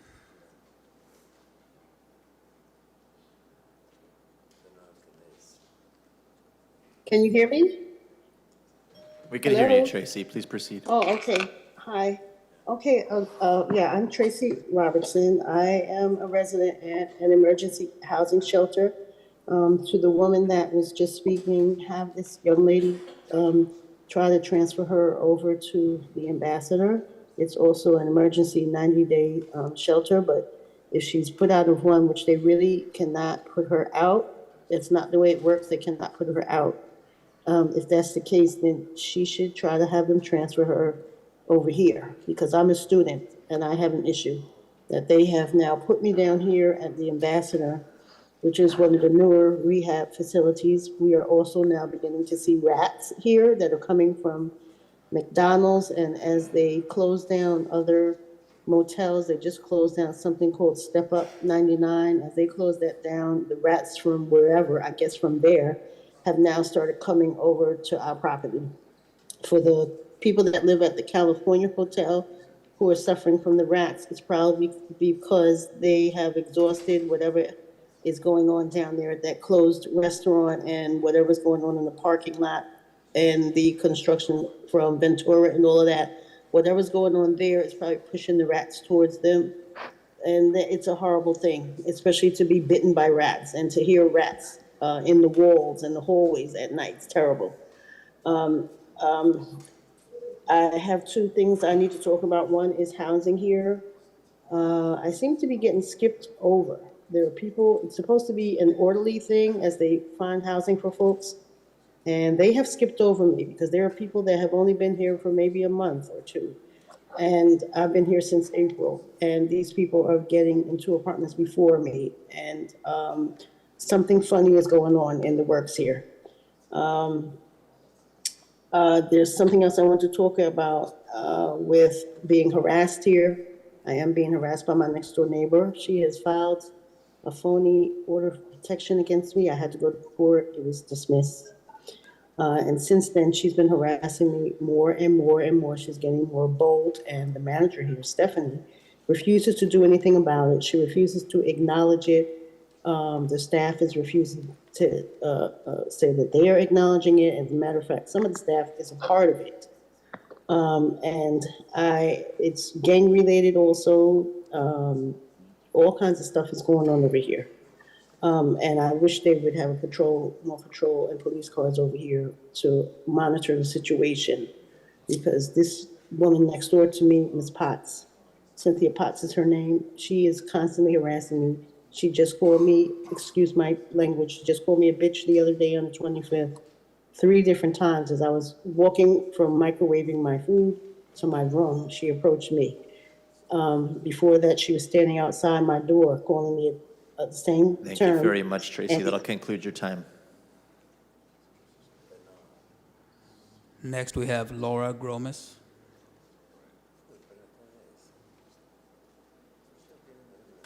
Yeah, good morning, Council President, Council members. Can you hear me? Yes, Laura, I could hear you. Wonderful. My name is Laura Gromes. I'm the chair of the Active Transportation Advisory Committee in the city of Fresno. And my comment is in regards to the proclamation on Roosevelt's Strong Day and the important recognition of the first responders to this terrible collision. My husband is a teacher at Roosevelt, and he shared with me firsthand how shaken his students have been. And while we thankfully did not have any fatalities, how it has impacted the student populations and certain students specifically that had to be in the hospital for a couple of days. And I hope that you agree with me that we need to do everything we can as a city to prevent collisions on our roads. And the response to this terrible event needs to be action. We need safe streets and safe routes to school for everybody. I hope to have your support this year for an official Vision Zero resolution in alignment with the World Day of Remembrance on October 19. This resolution would demonstrate the city's commitment to safe streets and eliminating traffic fatalities and severe injuries among all road users, while showing the commitment to increase safe, healthy, and equitable mobility.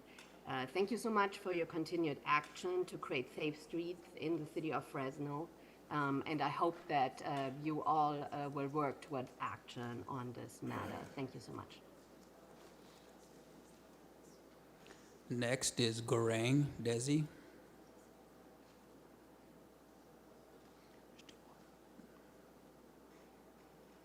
Hello, can you hear me? Yes, we could hear you. Okay.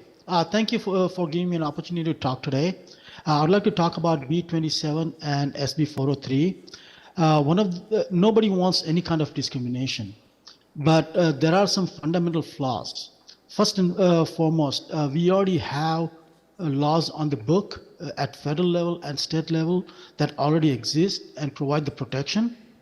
Matter of fact, one of the great example that everybody claims about Cisco case was based on that law. So we already have a law that protects it. One of the problems that we see with this new bill is that they don't have definition of caste. The proponents, Equality Lab and Tanimozi Soundarajan, the founder, have been on the record saying that they will use people's last name and their dietary preference as a guideline to decide what the caste will be. So, for example, my son marries a white woman named Sonia Smith. She will, after marriage, she will become Sonia Patel or whatever, and she'll be considered as a upper caste, oppressor, because Sonia is a very common name between Indians and other ethnicity. Similarly, if my daughter marries a white man, she will automatically become, so-called good. So that's one of the problems. And who is going to decide what a person's caste is? Surnames like Patel, Shah are very common names, and they are saying that this will be upper caste. The second thing that we see is that dietary preference, meaning if you are a Hindu and if you are a vegetarian, you'll be considered upper caste. This is probably one of the biggest nonsense that I can think of. So these are some of the flaws. And the other thing, what I see is that sponsors of this bill, they are trying to basically make money by selling, products like training and stuff. What cost it'll take for a business to figure out what the castes are, how they will implement it, and on top of that, how are we going to, decide if the lawsuit is legal or not. We'll have so many lawsuits. We already have businesses running away from California, and this will only add to it. So the key problem takeaway is that, number one, we already have laws that exist on the book that take care of the problem. Two, we don't have this problem in California or USA for that matter. So we have not seen any discrimination. So why do you want to invent a problem and provide a solution? Thank you very much. That'll conclude your time. Next is Lisa Flores. Good morning, everyone. How is everybody doing today? First off, I have three things. The previous gentleman who just spoke about a caste system needs to walk at least a year in my Birkenstocks because I've had so much discrimination based on my color, my name, my look, people not knowing who I am, not who I am, of what cultural background I come from, because I can identify physically with about 5 different ones. Education, the whole kit and caboodle. So yeah, United States, there's a lot of equal rights going on, but there's also a systematic caste system that goes on as well. Speaking as a woman of color, being indigenous, college educated, and basically I really don't take a lot of shit from anybody. Second thing I want to talk about is the dog park over at Roding. I've come up with a name. I would like to see it named, and we took a vote. We took a vote about a month ago. We would like to see the dog park at Roding Park called the Puppy Love Park because we love our puppies.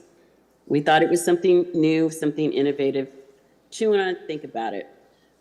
Also, too, just want to let you know that I'm in day 31 of Prison Perea Prison, over here on cell block 1600 with Shawn Avenue.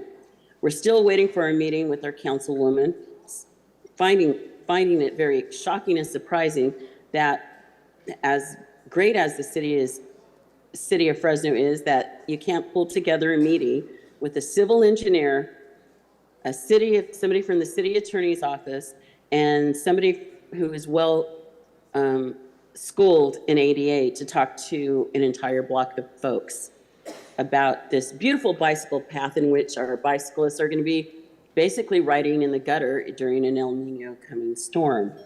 You guys spoke about the kids over at Roosevelt, and I think it's wonderful that you're very supportive of the staff, you're very supportive of the community, but in our 1600 block of with Shawn, we also have a Rough Rider who was a witness to the incident, who is also very concerned about her brother taking out trash cans out in this newfangled bicycle lane. And this new bicycle lane literally has added trauma to her life. That's really all I want to say, but you guys, you keep having the same folks come up and talk about housing issues in Fresno, and yet nothing gets done. So my question is, how do we get the city council to actually move forward and start getting solutions to the problems at hand? One of the things I see is the biggest problem in this city is there is really not a lot of policies and procedures of what the problem. Thank you, Lisa. Next is Des Martinez. Let me talk fast because they cutting everybody today. Hello, can you hear me? Can hear you loud and clear. All right. Hey, in 2022, the U.S. drug overdose hit a record high, more than 109,000 drug overdose deaths in the United States. Fresno City today owns a few of unhoused shelters, and you guys have a responsibility for the safety of these residents. We have had way too many overdose deaths inside Fresno City-owned shelters and Housing Authority-owned shelters. I am requesting that both of you run a death report on all the overdoses that have happened inside of these shelters. Resources for rehab are rarely offered to these individuals with addiction because we don't have any beds for rehab. We don't have any detox beds available. In 2020, we had reported 254 overdose deaths in Fresno County, 75% being men, 25% being women. 121 of those deaths was due to meth, 17 was fentanyl. In 2021, 105 of the deaths was meth, and we rose to 43 being fentanyl. I'm curious to find what the 22 report will be. Fresno City was put on notice 2 years ago regarding the drugs being sold by security staff and others inside of these shelters to people with severe addiction. Yet today you still have done nothing about it. These deaths are on your hands, especially the mayor of Fresno, for not doing anything in regards to the safety of these lives of the unhoused community. These issues at the shelter need to be addressed immediately. This is not a one-person battle. This is going to take the community alongside with local, state, and federal leaders to take action to prevent more overdoses. So why doesn't the city or the mayor of Fresno get up and start leading by example and start an investigation on all these and Make it a priority that we don't have Pacific Valley Patrol selling drugs inside of these shelters anymore. Because if we have one more death, it should be on each one of your guys' hands for refusing to set an investigation. It took 8 months of a report from Fresno Bee Reporter to write an article that she should have won awards on, but yet it gone unnoticed after 2 weeks of it being publicized. Also, Sean Ginder, update, is only being charged with leaving the scene of an accident, and Ginder has overseen contributions for Gary Bredefield for the city council races.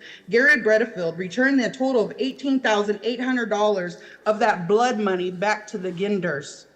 That's it. Thank you. There are no more online speakers. All right, I did get an additional yellow card, so I'm going to invite Shadusty Daggett up at this time.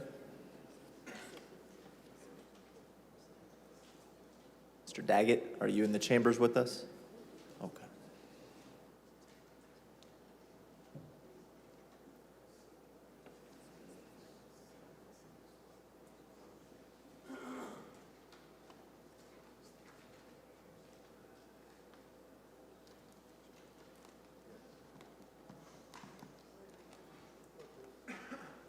Please come up to the microphone. You'll have 3 minutes. Hi. Hello, please introduce yourself. My name is Chadisty Daggett, and I'm here to support Grace Bound for the homeless people out there, including myself.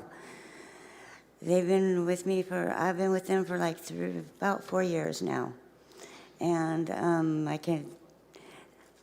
they would give me blankets, a tent, food for my dog, showers. Sorry, I'm nervous. On Thanksgiving and Christmas, last 2-3 years I've spent with them, and I'm going to do that this year too. They've done a lot for a lot of people, including my best friend, and just lots of stuff. And they include everybody, and bring pizzas. And my mother had just passed away about 4 years ago, so she said, Christina, and Keith said that they were going to keep an eye on me, and because there was nobody else out there for me. So without them, I couldn't make. I wouldn't be here. I finally made it into a shelter, and I'm seeking my own place to live and stuff. But we need them still, and without them, I don't know. I have a dog named Pup-Up, and this was all sprung on. He said, "Come on," and I said, "Okay." So I'm just real nervous. So. But I support them in every way. They have a thrift store and a church and stuff, and so they're like my family, and I love them. And they do a lot of services for a lot of people. They pick us up and back and forth, and like this morning, they come and look for me. So that's it, right? Huh? You have an additional minute if you'd like to take it. Okay. So let's see. I'm looking forward to the holidays with them.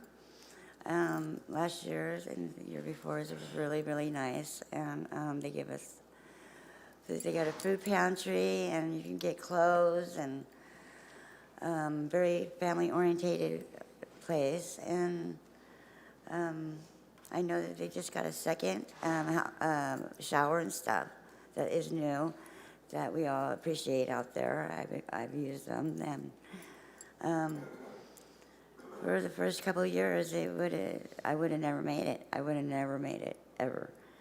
And I've never heard them turn anybody down. And they would come every 2 weeks to the camps and follow me. So yeah. Do I keep going? Yeah. No, thank you very much for your time. Thank Appreciate you. it. That'll conclude comments today, Council. I'll entertain a motion to approve the balance of the consent calendar. I have a motion from VP Perea. I got a second from Councilmember Esparza. Is there any opposition? Seeing none, the item passes 6-0. And that includes item 1II, amending sections of the Muni Code related to human rights, including protections against discrimination based on an individual's caste and indigeneity. Thank you all for coming. We'll see you this afternoon. All right, we will go on to our timed items, but before we do so, we have a couple of contested consent items related to our Fresno Police Department. I know our chief has some important business he needs to attend to, so we will do those contested consent items first before moving on to the timed items. I believe there are two. The first one being 1K as in King. Approve the award of a purchase contract to Lenco Armored Vehicles of Pittsfield, Massachusetts for the purchase of one Lenco Bearcat armored tactical vehicle. This was pulled by Councilmember Arias. You have the floor. Yes, Council President. Just one quick question, Chief. In the past, some of these military-style equipment were being used for like block parties and parades. Are we keeping the focus of usage for police business only? No. There's many uses to this vehicle, and that includes communicating with the public and building public trust. Mainly, obviously, if there's an emergency situation, this vehicle provides coverage for the officers so they don't get shot. So that's the most critical thing. But being able to show up to, say, one of your district community engagement meetings and bring that vehicle on a limited basis, it really helps us build a lot of support with the public. And, it's something that the children are attracted to.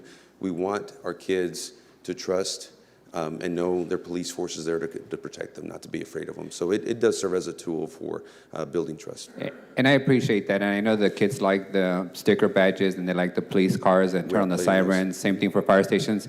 I just have a bit of an uneasiness of having military equipment used in that way, at least in my district. So I would appreciate like that not being used for community events where there's kids around, I think. We're very selective, and honestly, it's been quite some time since we've used it simply because it doesn't work. The current one that we have doesn't work. Well, thank you, and I'm supportive of the item. You guys need what you need.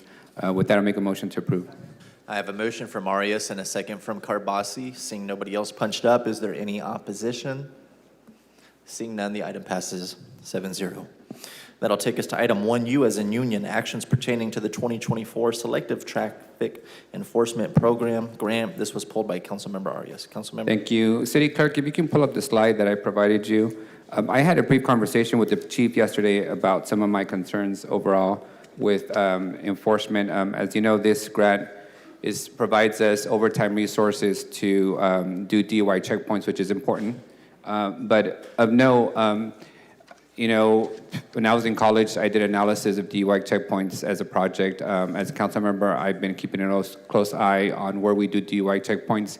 From my experience, it's like traffic control. Wherever you do traffic control, you'll get speeders, right? There's speeders across the whole city. There's people under the influence across the whole city. So what I was looking at is the locations that have been selected. And I understand it's not your line officers who make these decisions. It's grant managers, transportation folks. But what I noticed was a clear trend.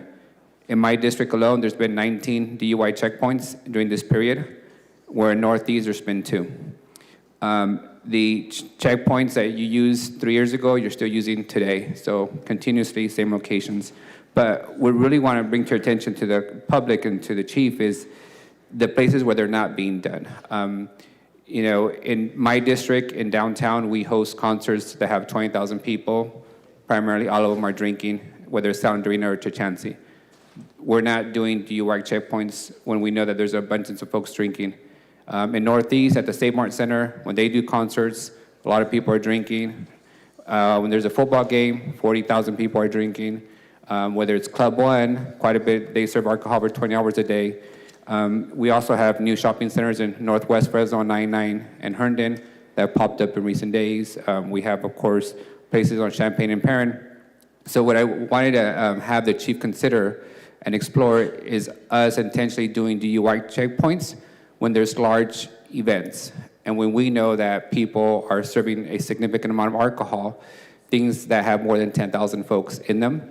I know it would be disruptive to traffic at times, but those events also require that they hire police officers on contracting services to provide security. But I want the general public to know and expect that whether they go to a nightclub in the Tower District or a nightclub in Northeast Fresno or Elbow Room on Shaw, that they should expect to have the same experience and maybe pulled over for DUI if they go to a concert at the St. Mark Center or a concert to Chansey. If we're really trying to get after the folks under the influence, that's the only thing I want to bring to your attention and to your staff's attention. I know some of these sites were selected before your tenure, but going forward, I really want to have a focus on how we deal with massive events, whether it's, we do a Fres Yes, where we have 20,000 people. We do Art Hop, where we have 20,000 people and folks are drinking. I think those are fair for folks to expect that if they overdrink and they choose not to get an Uber or get a designated driver, that they're going to expect a checkpoint, and it shouldn't just be in the same places we've done for several years. With that, I'll make a motion to approve your item. Just want to bring that to attention. Thank you. Thank you. Thank you, Council President, for allowing me to go first. We have a motion by Arias and a second by Council Vice President Perea. I have Councilmember Chavez punched up. Councilmember? Yeah, thank you, Council President. Chief, just two quick questions as I was kind of reading through the item. One, what is the criteria for determining where our police department selects a DUI checkpoint? Is that based on data? Is that based on what's the criteria? There's a lot of factors that we consider. Data is one of them. If we're having a higher degree of DUI accidents in a certain intersection or major street, then obviously that's an area where that's a problem. So that's one factor. Another factor is the fact that to do one of these operations, we need a certain amount of room. Therefore, intersections, in order to not delay traffic, unjustifiably, we got to pick a location where we can actually set up the tools, equipment, and personnel. So that's another factor. Another factor is the fact that we rotate this throughout the city. So if we do one in District 1, then the next one might be in District 2 and 3 and so on and so forth. So our ability to be able to do these citywide is very important because drunk drivers are citywide. They're everywhere in our city. But, and I think Councilmember Arias does bring up some important points which he and I discussed last night.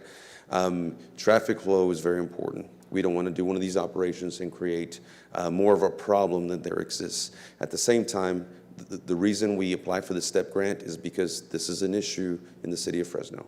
A lot of people drive intoxicated, typically on weekends. So we want the public to know that we're out there. We want the public to know that if they are doing this, they are at risk to be pulled over, cited, and arrested by the Fresno Police Department. No, and that's helpful. And I think what I'm trying to get to, Chief, I'd like to make a request that the council get a snapshot. We used to get those before of where you're having these collisions, kind of the data that your folks are looking at. I think that would be helpful as we're going through a lot of the investments. We just got the big grant from the state on the retail theft and what that looks like. I'm sure there will be a criteria that's also formulated based on where incidents are occurring, based on where calls for service are occurring. So I like to request that the council get that snapshot of where you're seeing a lot of these collisions as a result of DUI. Folks, I think that would be helpful for the conversation. We can do that. Thank you. Thank you, Councilmember Chavez. Seeing nobody else punched up, we do have a motion and second on the floor. Any opposition? Seeing none, the item passes 7-0. Thank you. Thank you for your time, Chief. All right, we're going to move on to our timed items. I'm actually going to start with the 10:15 a.m. item. This is an appearance by Paul Harros to discuss significance of parade to the Central Valley and its contribution to the downtown Fresno area.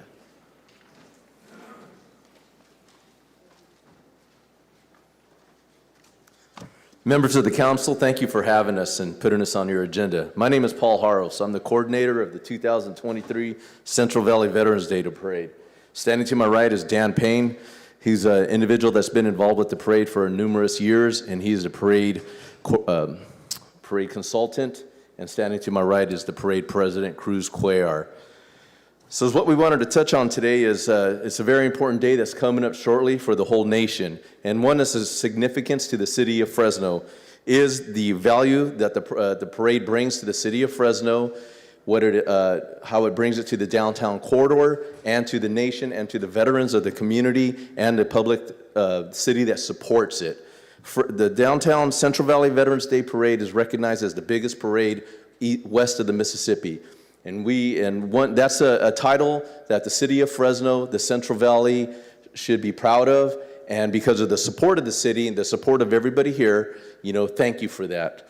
Also this year, our Grand Marshal is an individual that we feel that reflects his or her service for the service that we're recognizing, which is the United States Marine Corps, and an individual that we feel reflects their contribution to the country and their contribution to the community. This year is Fresno Police Sergeant Jarrett Kraft. Jarrett Kraft is an individual that during his time in Iraq rose to the occasion, and he is a recipient of the Navy Cross. Thus, when he returned back home, he continued his service with the community of Fresno as a police officer and rising to the rank of sergeant. So that's an individual that we feel connects with the city, connects with veterans, and connects with the nation as a whole. As you know, the president this year is the 104th parade. So it has a historic meaning to the city of Fresno, and we aim to keep it that way with your guys' involvement, the city's involvement, the community's involvement. So at this time, I would like to turn it over to Daniel Payne if you have any words. Yeah, thank you for your past cooperation and your just all the contributions. City Councilman Nelson and Gary, thank you so much, and the mayor who's actually contributed to bring our costs down. We do have to raise all our own money for this parade, and we've actually been the largest in the United States. We were the largest west of the Mississippi for a while, and it has been reported that we are the largest in the United States. So we would like to continue to get support from the city of Fresno. There are other cities that are trying to take over the parade and want it moved to another area. And we'd like to keep it here in the city of Fresno. And it requires a lot of support from you all and the city. Clovis is offering free for us to use their city to do the parade, and we'd really like to keep it here. So we're actually asking that you all continue to contribute and help us to afford to put this parade on. And if you have any influence with the media, the media has actually already gone over to Porterville to support their parade instead of ours, and they had been doing us for at least 10, 15 years. So if you have any influence with the media, we could certainly use your influence to get coverage. Through the DOD, we do cover over 72 million households throughout the world because they cover it on every ship, every military housing, on every base around the world. So right now we do feed a lot of households. So thank you. Cruz, you have anything? My name is Cruz Cuellar, and I don't have much to add other than I like that city has supported us all these years, as long as I've been working on the parade. So, and I want to thank you for that help and that you helped the parade. And so we appreciate it, keep it going, because we want this parade to continue on as long as it can. So it's already been 104 years. We want to continue going further with that. Thank you. Again, thank you for the opportunity to come up here and speak, and the individuals that had already expressed interest in being involved in a parade. Thank you very much. Thank you, gentlemen.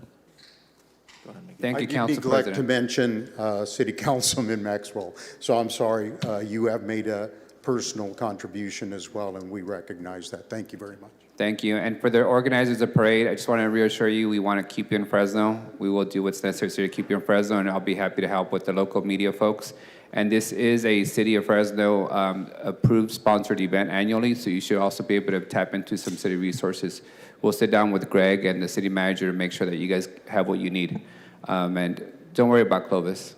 Okay. Hey, Mr. Payne, while you're here, how can people donate to that? If you could just plug in how people can support. Yeah, we do have a website that they can go to, Central Valley Veterans Day Parade.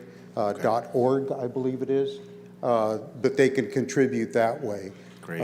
So it's every year, as usual, costs go up, so it costs more and more to put this parade on every year. So we rely on donations to make it happen. Great, and I'll match whatever my colleagues were doing. So whatever they did, I'll count me in. You got it. Thanks. And the mayor will give double whatever the council members give. Right, and just so you know, Councilman Esparza gave us $10,000. All right, Nelson, you're on the hook, buddy. Thank you much. I just want to add a correction on that website. It's cvvdp.com. Thank you very much. Appreciate your time, gentlemen. That'll bring us to our 10 o'clock a.m. item, hearing to consider adoption of resolutions related to the designation of properties to the local register of historic resources and adoption of findings necessary to support recommendation pursuant to FMC 12-1609. We're going to have Director Clark make her comments, and then we're going to go out to the public afterwards. Okay. So good morning, Council. Jennifer Clark, Director of Planning and Development.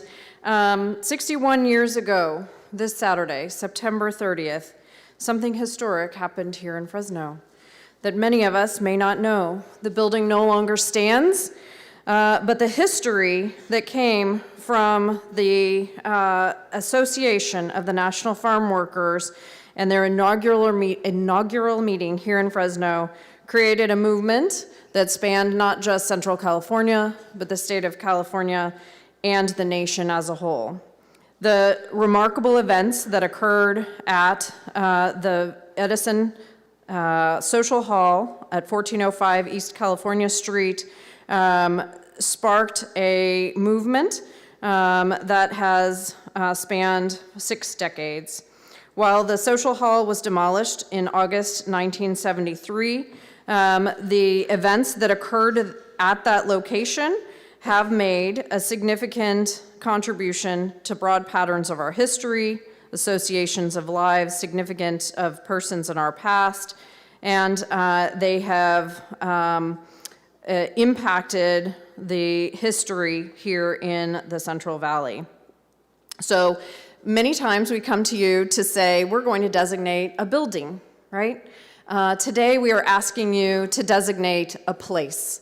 The building no longer stands. This is not the first time we have done this in Fresno, but it is unique. And before we go out to the public, Council President, I would really like for Dr. Paul Garcia to come up. We do have a short presentation if you'd like it. Otherwise, he can just speak to the topic. But Dr. Garcia did come to us about a year ago to start this process along with Eddie Varela, and we would really like for them to speak on behalf of the organization. That is fine, Director. Okay.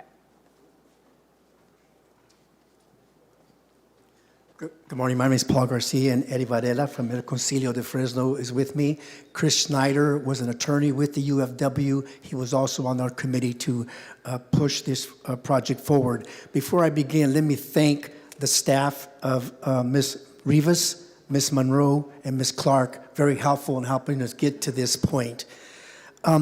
Briefly, we'd like to thank you for honoring recognition of the birthplace of the United Farm Workers here in Fresno. Many people do not know that the inaugural meeting of the National Farm Workers Association was at 1405 East California Avenue.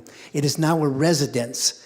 And I want to also thank the owners of the 2 residences, because there was 2 lots. Before it was 1 lot, now it's 2. So the 2 addresses, and I can introduce the owners of those homes who gave us permission to pursue this very important project. So I introduce Mr. Jose Luis Acevedo. You want to stand, Mr. Acevedo, with the hat? And also Mr. Rafael Lopez and his wife, Juana. I want to thank them for giving us permission to pursue this very important project. They've been very supportive. They themselves are farm workers, so it's really important to recognize that. So I want to thank them first of all. Again, so let me briefly go through a presentation. September 30th, 1962, as Ms. Clark indicated, which is Saturday, will be the 61st anniversary of that very important meeting. I hope you can understand that 61 years ago, it would have been very difficult to get farm workers to come to a meeting here in Fresno, who many did not have transportation. Many lived in labor camps, lived in small rural communities, and probably never had been to such a meeting. And so Cesar Chavez sent out an invitation to those members to come to a meeting. It was a special invitation that had the address and the time on it to help us confirm that that was the location. Gilbert Padilla and, of course, Dolores Huerta were also the co-founders of that meeting. We were able to obtain the original documents of that meeting, which are the agenda, the sign-in sheet, and, of course, the minutes following the meeting. And all these indicate and confirm the meeting took place on that particular date at that particular location. I think some important items should come out of that meeting that should be informed to the community. Number one, the farm workers made motions to adopt important resolutions. Number one, that $3.50 would be the monthly dues. They also made a motion that they wanted a hiring hall because, as you may know, at that time, many contractors were the ones that hired and fired workers. And of course, sometimes the contractors sometimes cheated the farm workers out of their pay and selected who would work that day. So the farm workers knew that. They wanted a hiring hall. They also wanted a credit union because many of them could not get a loan from the banks. And so they asked for a credit union. That particular day, a motion was made, a motion was passed. And of course, they wanted to make sure that they had bargaining rights as a union.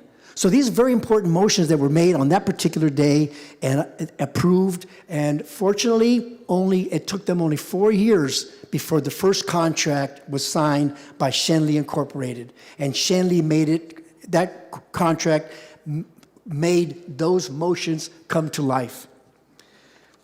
You have in your packet some original documents that I'm not going to go through each of them, but I do want to call to your attention that the Edison Social Club no longer exists on that site. It is now a residence. We also have in your packet a photo of some of the delegates that were at the meeting. And right now we're in the process of trying to identify those delegates because they made some very important motions, and they spawned the movement on that particular day. You also have in your packet a special invitation to particular delegates. Cesar Chavez sent a personal invitation to certain delegates to come to the meeting, and they had to bring that letter with them to confirm that they were going to be a delegate and they could vote, they could make motions. Because everybody that attended that meeting could not make a motion. Only the delegates could. And there were about 42 delegates. And so part of that meeting was also to elect officers. It might come as a surprise to you that Cesar Chavez was not elected the first president. It was not that he wasn't qualified, but the organizers made a determination that farm workers themselves would be the leaders of the union. And at that time, Cesar Chavez was not a farm worker. He had been a farm worker. Gilbert Padilla had been a farm worker, but they were not farm workers at that particular time, so they were not allowed to be officers. So another gentleman, Jesus Martinez, was elected the first president of the union. That was in September. Come January, he never attended any meetings, so they changed the rules and let Cesar Chavez be elected president. That was in January 1963. So I bring that to your attention because there's a lot of information that we would like our community and our young people to learn about the origins of the National Farm Workers Association, which turned into the UFW. And so that they learn about the history of the farm worker movement, they will appreciate more the contributions that have made since that particular date, 61 years ago.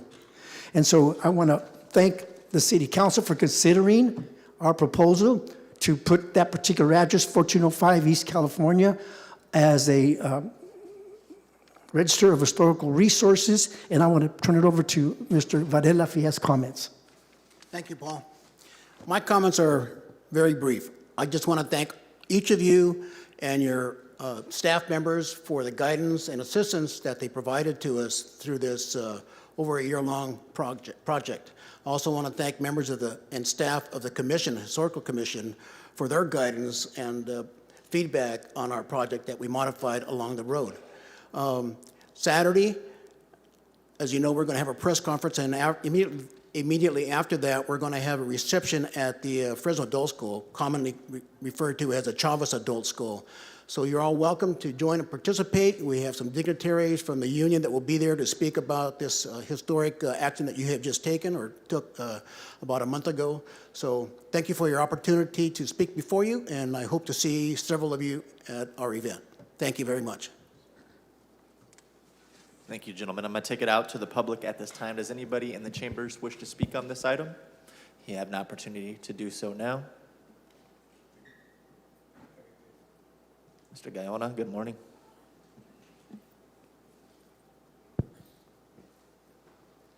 Good morning. My comments are also very brief. I want to thank you as a city council for having approved this resolution. I was a farm worker at one time, but related to that, one of the delegates on September 30th, 1962 was my father, a voting member of that at that first National Farm Workers Association. So to me and to my family, it means a lot. Thank you very much. Thank you. Anybody else in the chambers wish to speak on this item?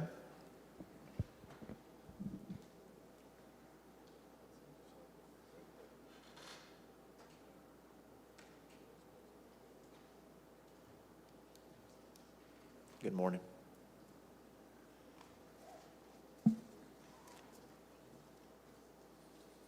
Buenos días a todos. Good morning. My name is Guadalupe Gutierrez. Yo me llamo Guadalupe Gutierrez.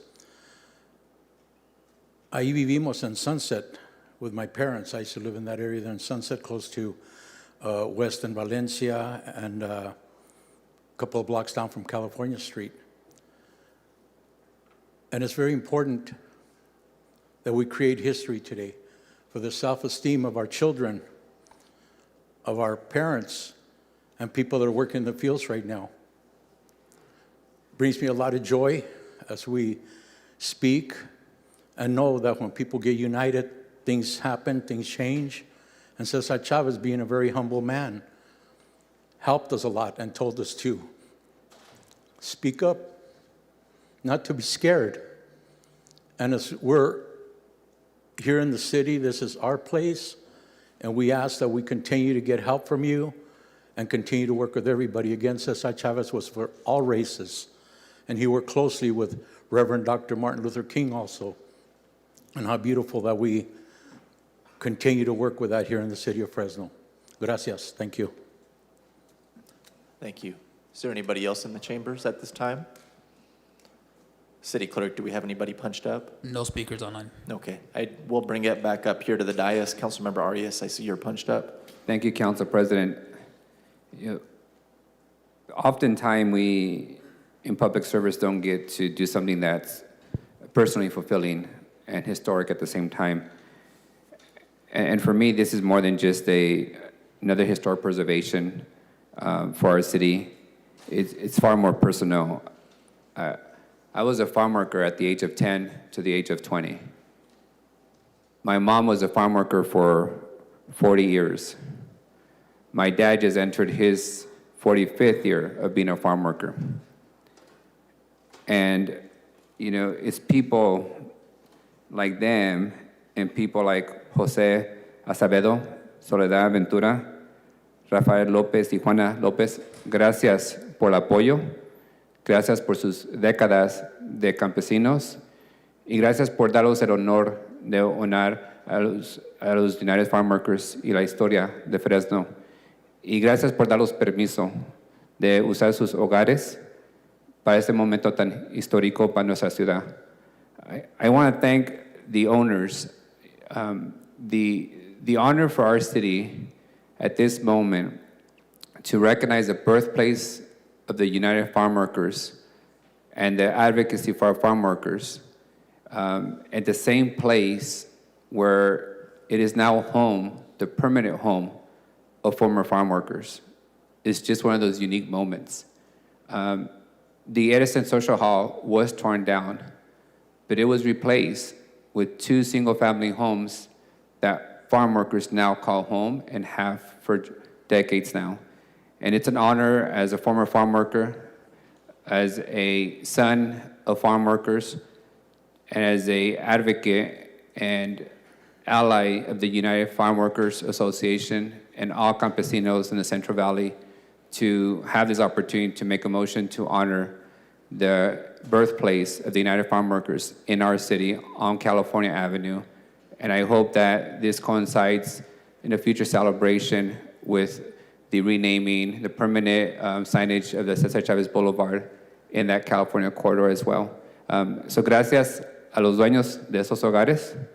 Gracias por su servicio como campesinos. Gracias por llamar la ciudad de Fresno sus hogares. Y gracias por hacer lo que hicieron tantos años en trabajando, en ayudando a sus hijos a salir adelante y darles esta oportunidad como ciudad para reconocer a los campesinos y a la Unión de Campesinos. Thank you, Council, and with that, I'll make a motion to approve.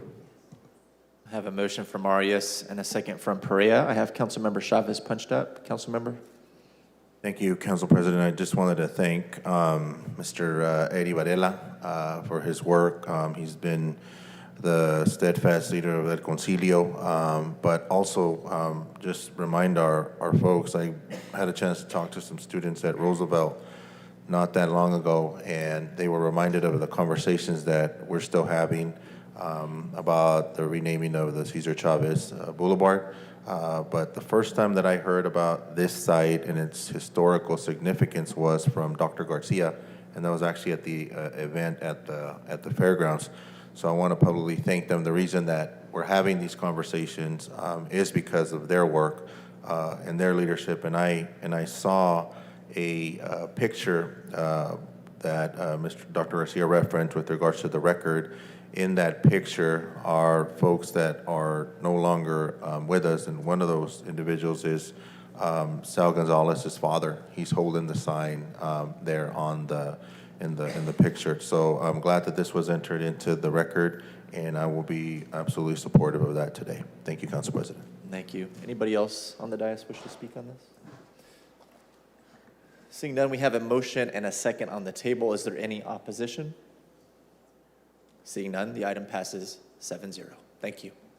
Thank you, Dr. Garcia. Thank you, Eddie. Gracias, señores y señoras. That'll bring us to our 10:05 a.m. item, actions pertaining to the acquisition of fee interest and permanent street easement and right-of-way for the construction of a storm drain pipeline along the McKinley Avenue. I'll bring it up to the dais in a second. Before I do so, we'll take it out to the public. Oh, Mr. Benelli, do you wish to speak on this item? Good morning. Good morning. I'm Andrew Benelli with the Public Works Department. I'm here with a hearing to consider the acquisition of street right-of-way on McKinley Avenue. This is an area west of Armstrong, between Armstrong and Laverne. We need this street right-of-way to build a storm drain line. We've had quite a bit of problems with flooding in this area. We're working with the Flood Control District, and they are ready to construct the pipeline if we're able to acquire the street right-of-way. We are currently relying on temporary basins, and those have been problematic during some heavy storms last year. It's important to us that we get the storm drain pipeline in as soon as possible. Thank you. Thank you. I'm going to take it out to the public at this time. Does anybody in the audience wish to speak on this matter? Good morning. Good morning, Mr. President. I'm Dennis Gabe with Century Communities Home Builder, member of the Building Industry Association. And I realize I don't look old enough to say this, but I've been working on this project for 7 years with Mr. Benelli and with some of my home builder colleagues. And it's been a long journey. But if you want any evidence of the public purpose of this right-of-way, you look only to the fact that we will receive back, once this storm drainage facility is completed, more than 30 temporary storm drainage basins, which are an utter eyesore in the community. And it will allow builders, 5 of them, home builders, to get back those 30 lots to build homes on.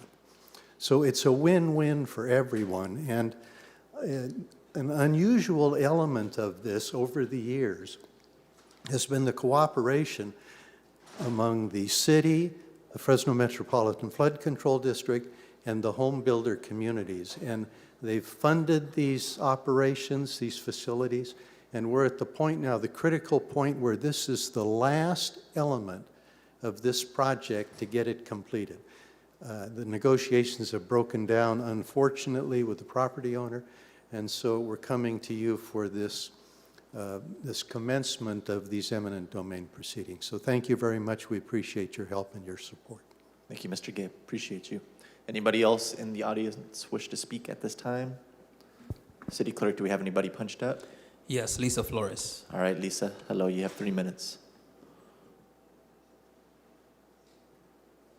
Well, my first question is, were all the property owners duly notified of this sort of kind of a take? And also too, was there any opposition, and what was that opposition? The third issue is, are you improving this section of Fresno for urban sprawl, or will there be medium and dense housing out there as well? Thank you. No more speakers online. Thank you, Clerk. I'll bring it back up to the dais. Councilmember Esparza, this is in your district. I'll hand it over to you at this time. Yeah, I'll go ahead and make a motion to approve. I have a motion from Esparza and a second from Carbasi. I think Mr. Benelli summed it up perfectly. Every rainy season, the residents in that neighborhood have a great deal of trouble with flooding. So it's really an example of the way we allowed our city to sprawl without sort of installing the proper infrastructure at the appropriate time. And so they've been living with this issue for years, and the sooner we can move this project along, the sooner we'll solve that particular issue out in those neighborhoods. Okay.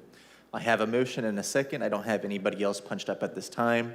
Is there any opposition? Seeing none, the item passes 6-0. Thank you very much. That will bring us to our last timed item for the morning. Consideration of an appeal filed regarding vesting tentative tract map number 6366, plan development permit application number P22-04877, and related environmental assessment number T6366. I do have a script from the attorney's office that I need to follow on this matter. It will go as follows. We're going to go to public comment.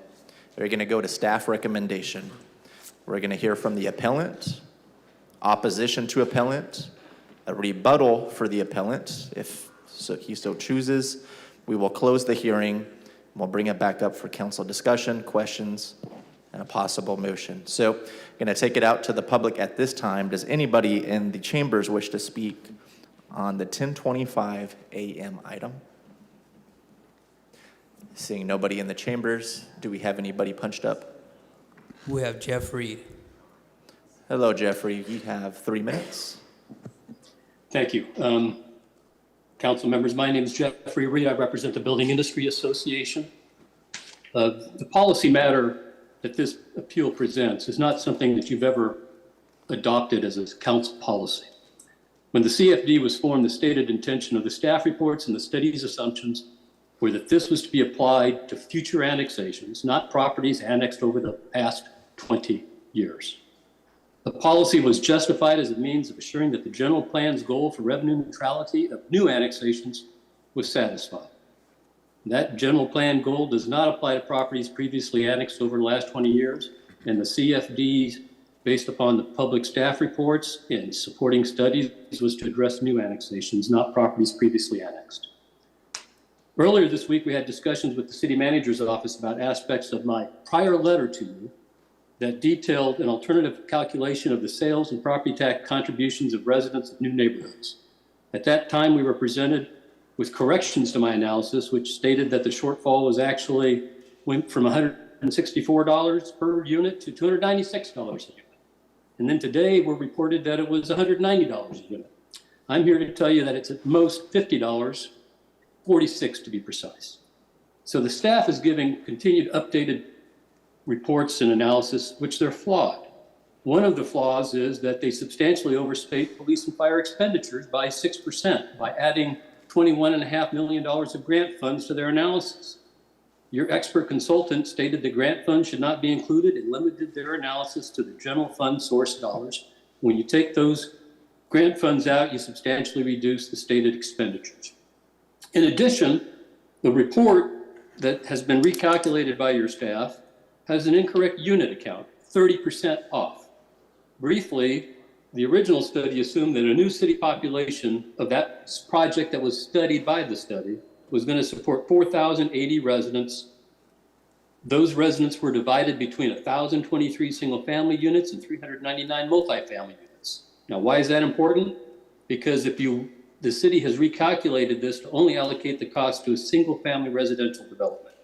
That means you need to house all 4,080 new residents in the single-family units.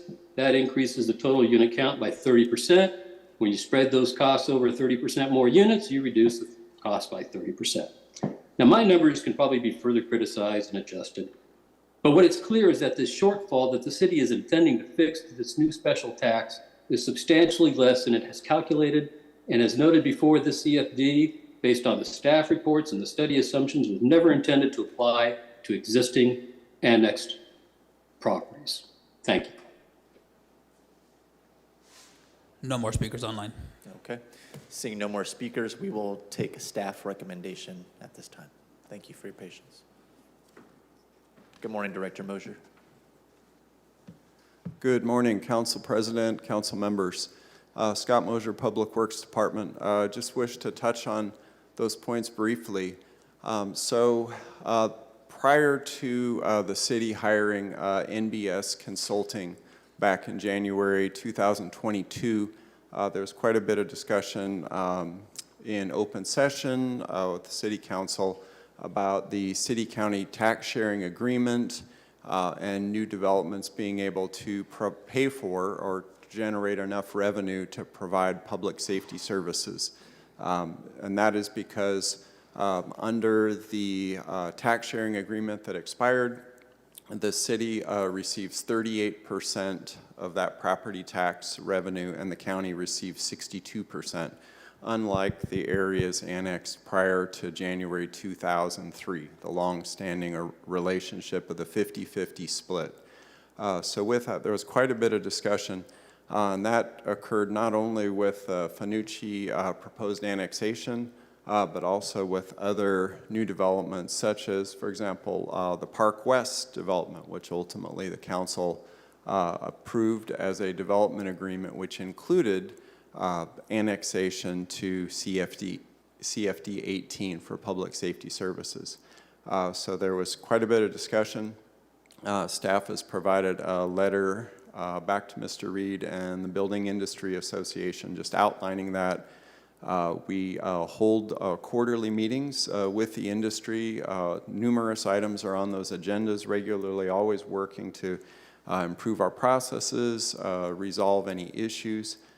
It was clearly communicated to the industry in August of 2022 that here were the results of the professional consultant analysis, and with that it would also, in terms of the revenue shortfall, it would also apply to anything within that area, because all new residential developments that are in the 62-38 split have the same issues, whether it's a new annexation or whether it's vacant land, and now the impact and the need for public safety services is created by that development. Unfortunately, it just does not generate enough revenue.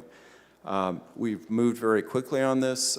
We held a meeting on Monday with BIA to just go over that. Some new points were raised, and staff is working very quickly to respond. In a nutshell, what BIA's attorney had proposed was that we only look at the increased revenues, because household income would be higher to be able to pay for homes, and the cost of homes, the Zillow index, is now higher than before. So However, that does not consider, they did not consider the increased cost of public safety. So just in response, yes, we did provide a higher number to the industry as to what is the revenue shortfall.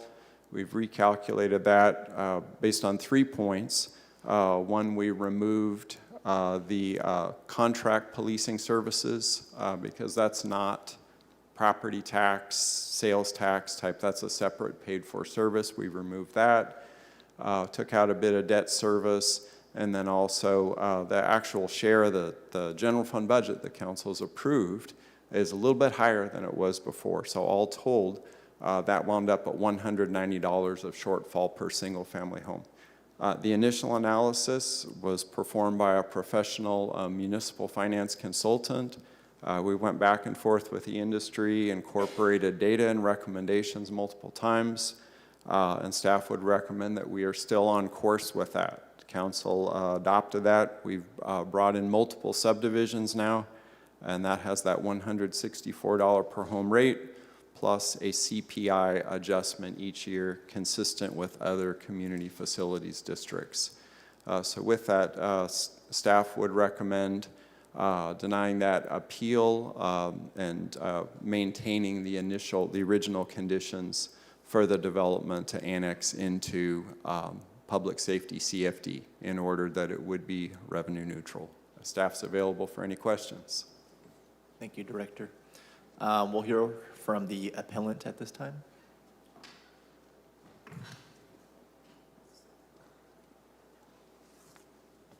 Good morning, Council President, Council. My name is Drew Phelps, here representing Granville Homes, 1306 West Herndon Avenue.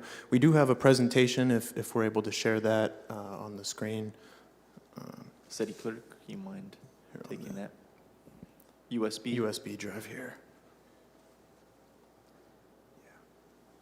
And while we're getting that queued up, I would just start by saying both myself and our CEO and President Darius Assemi are here. I'm going to be focusing a little more specifically on the project itself, and then Darius is going to say a few words about the policy of CFD 18 as a whole. While we're getting the presentation queued up, I would just like to say first and foremost, thanks to staff who worked on this item. We went through a few different planners in the early phases of this map being processed. Specifically, the guy who saw it through ultimately was John George. Would also like to say thanks to his supervisors, Rob Holt and Israel Trejo, for helping see the project through. Our request today is fairly simple. It's the same request we made to Planning Commission. We are asking for approval of the map with the exception of one condition. We are fine with every single other condition, but the CFD 18 requirement to annex is the one that we do have some trouble with. And you may be wondering why this item, why this item is coming before you today. This is the first map where we had the opportunity to appeal this item, but we have been working with staff on discussions since January of this year, after the CFD was formed in December. And so just to give a little bit of background on CFD 18, when it was formed, it was last December, as I mentioned, and at the time, the formation of the district was grouped together with the annexation of what we would call the Fanuki properties on the west side of Fresno. That conversation was led by then Councilmember Soria and mostly revolved specifically around that annexation of the property, not necessarily the formation of the district. And so we appreciate Councilmember Soria's comments at that time because we're in agreement that new annexations, properties that you're bringing into the city, if they don't pay for themselves, they need a mechanism to do that. And so we are supportive of CFD 18 for new annexations, but then for projects like this one in particular, we do have some issues. I would also like to point out, as the PowerPoint shows, that the map provided at the time was not specific about the future annexation area. As you can see here, the report that was used to form the CFD specifically focused on those properties. Even in the title, Fiscal Analysis of West Area Neighborhoods. In the project description, you can see those properties are specifically called out. And at the time, this is just a little bit more background on the location of the Finucane properties, just to refresh memories.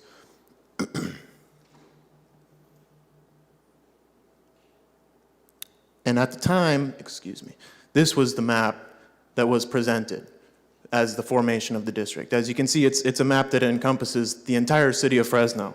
And so it's a little bit vague on which properties are going to be required to annex, which aren't moving forward.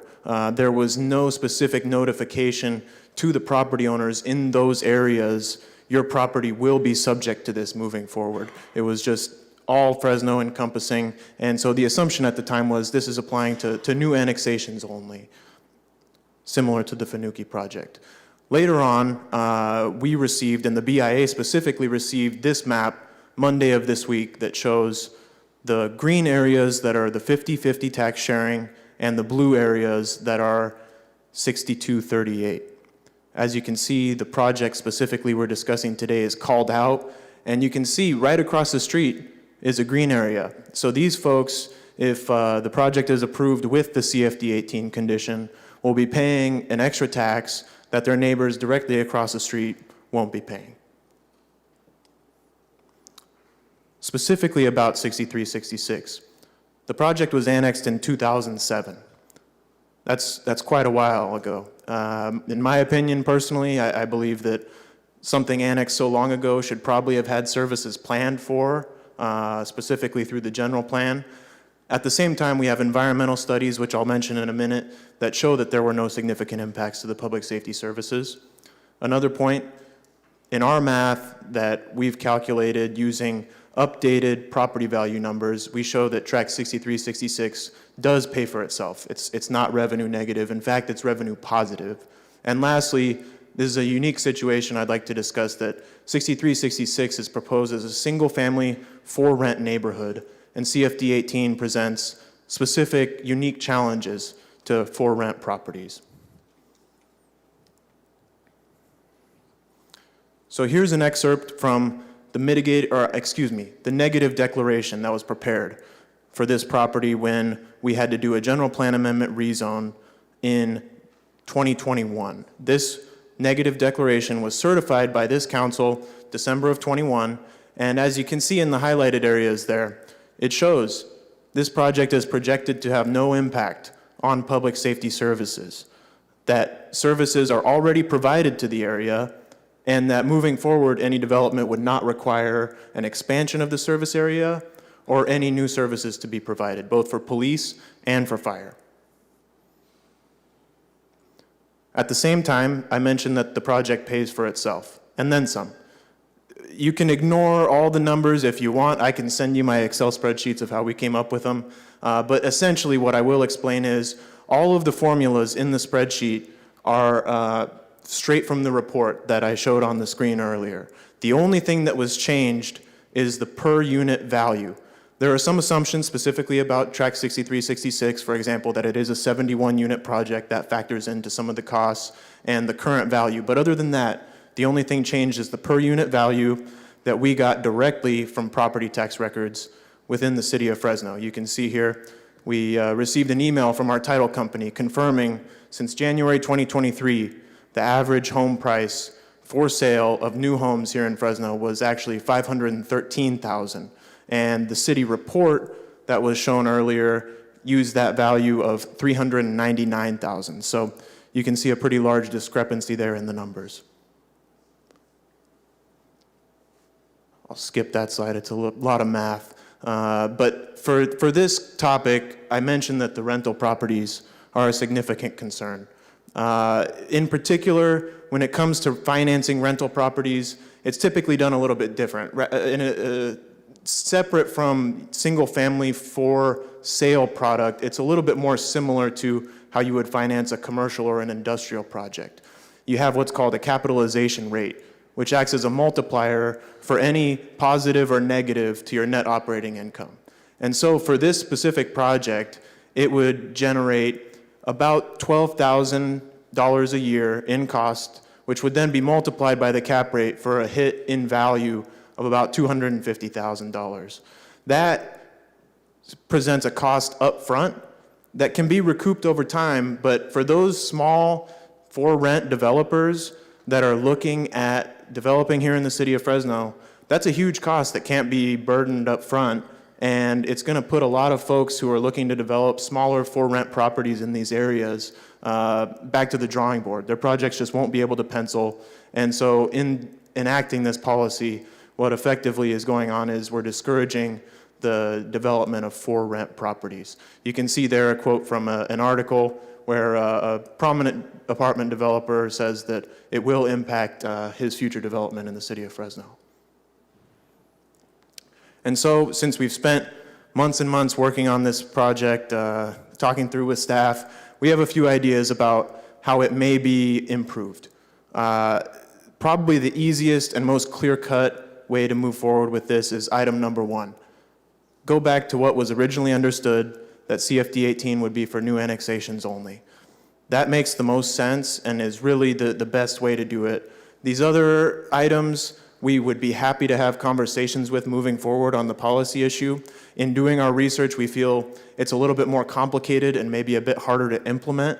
Like I said, we're happy to discuss those, but really we feel the cleanest cut is just for anything new, any new services that you're bringing within city limits, you would have to pay for yourself.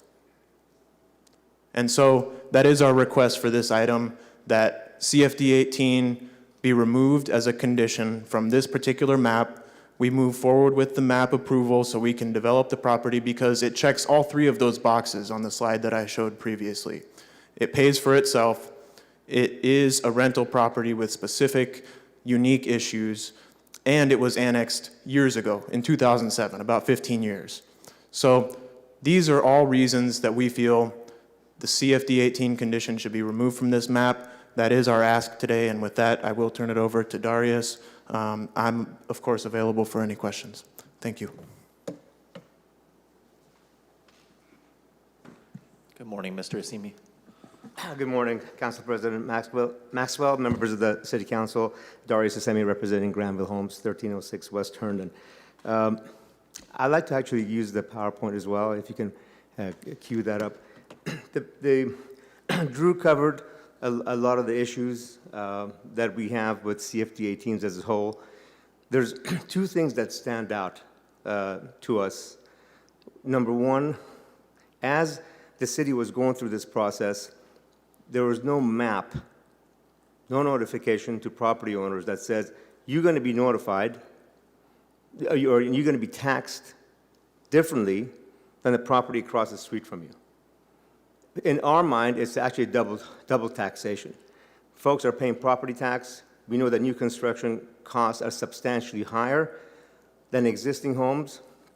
Whether it's an apartment or a residential complex,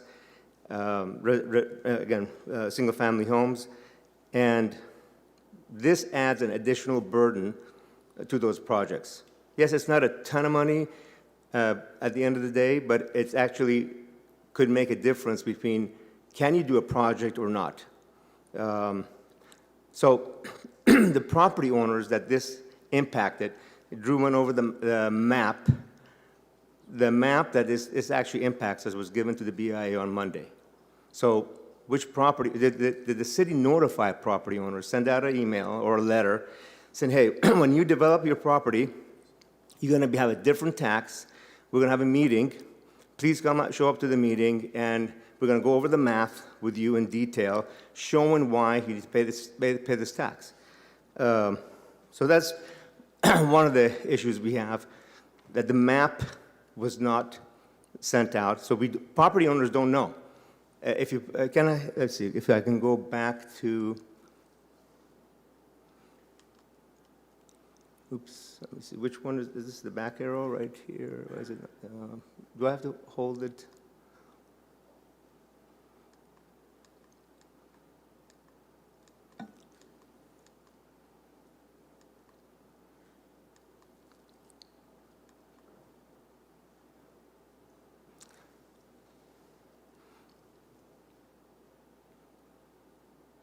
Oops, sorry.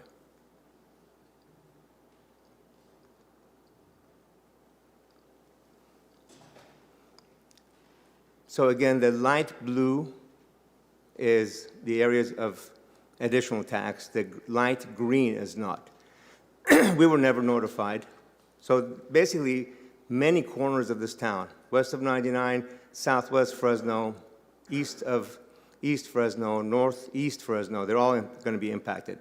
But only some properties, not if you're across the street, as Drew mentioned earlier. The other challenge we have with this is, which math are we going to use? Population numbers are inaccurate. We were given a math on Monday that showed actually the fee should be $296 a year. Today, we received something from Scott Mosier that says, actually it could be $190, was that $190? $190 a year based on a different math. And I'll pull that up here in a minute.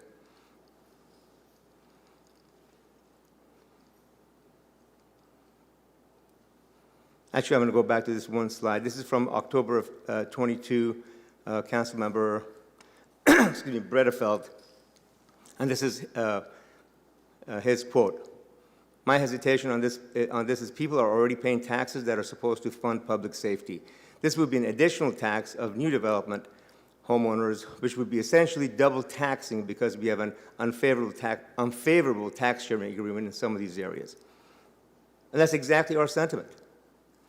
And then Andy Benelli, he was asked a question by Councilmember Bredefeld, if this does not pass, would those areas not be developed? Andy's response is that would be a decision by the council. It is future annexations that could possibly not be approved. By the way, one other item before I get into the math. This is a heat map from fire department that shows where actually the biggest demand for fire services are, whether it's medical services or actually fire services. You can see that none of the new areas of growth have high demand. So is this tax going to actually go subsidize other neighborhoods? And if so, can council just come out and say we're going to double tax people and use the money whichever way we want for some other parts of town? And that's kind of really at the end. Jeff Reed put it really well. You don't have a policy, you haven't adopted a policy that says we're going to actually tax folks. And I don't know what mechanism you guys have used. City attorney can probably clarify, or maybe city manager. But I'm going to refer back to Jeff to clarify or answer any questions you may have. And you see where this project is. Adjacent to this project, we're building a multifamily project. And we have a picture of what the aerial looks like. That's the location of the project. As you can see, almost everything in the immediate vicinity is built.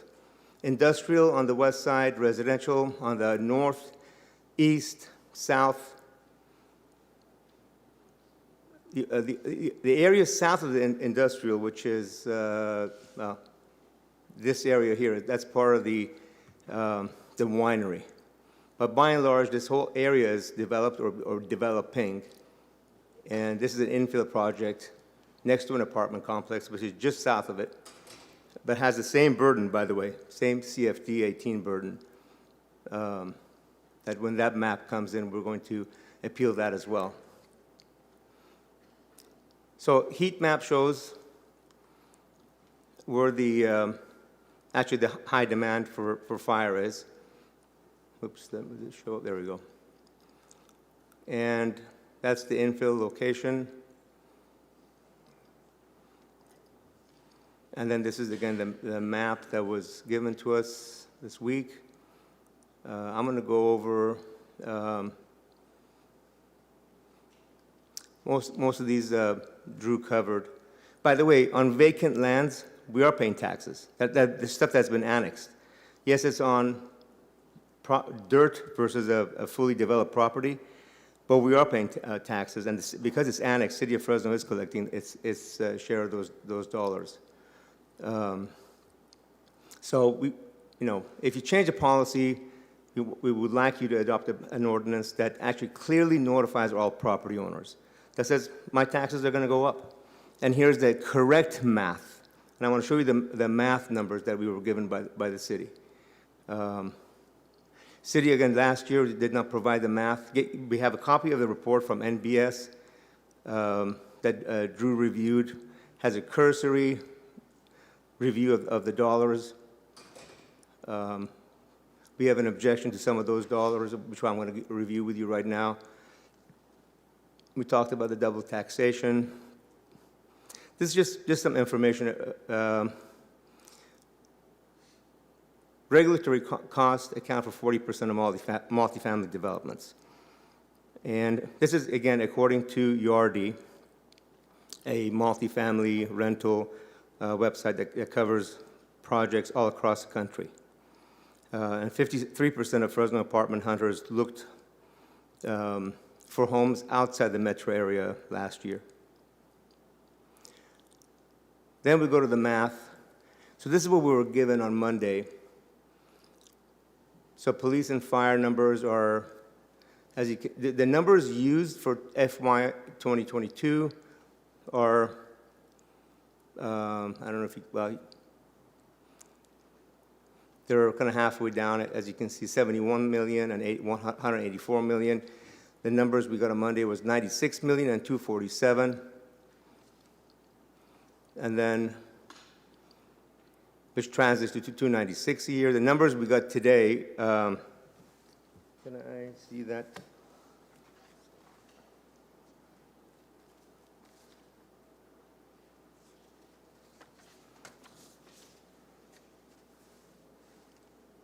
The numbers that Scott handed out today were 100 million and 255 million, respectively, for fire and police. This is with Jeff Reed's analysis on 2024. You know, do you use grant dollars? Do you take out the grant dollars? Do you add it? I mean, we don't know what happens with negotiations. So there's a lot of, in our opinion, there's a lot of, and the BIA's opinion, a lot of fuzzy math that's going on. We want good clarification on what is the exact numbers. And then finally, the population numbers. 2024 population projections. We used city's own formula and came up with 780,000. That's not the population, actually, that City of Fresno's population, but the population used that includes employees that live in the city. When you use the city's formula, we come up with 780,000. And the numbers used by the city is 772,000. So the larger the number, the lower the fee. So the point I guess I'm trying to make is the math is not clear to us, and the map on where this impacts was, given to us on Monday. So we ask that you exempt track 6366 of CFD 18, and honestly, go back to the drawing board to figure out which properties should have a tax. Is it going to be double taxation? Are we going to only apply this to new annexations, which was the original intent from our understanding of CFD 18? And as projects come in, we do an analysis on a financial analysis and see, does the project pay for itself based on those current numbers of police, fire, and all the other services and all the grant dollars that you're getting at that particular time. But there's 24, 25. What's going to happen to tax sharing agreement? We don't know. County of Fresno is interested in knowing, hey, do these projects pay for themselves? And if they do, should we negotiate, and what number should we negotiate at? I mean, our math clearly showcases that. I'd be glad to answer any questions you may have, and both Drew and I reserve time for a rebuttal. I'd like to hand out Jeff Reed's letter that was emailed to you last week.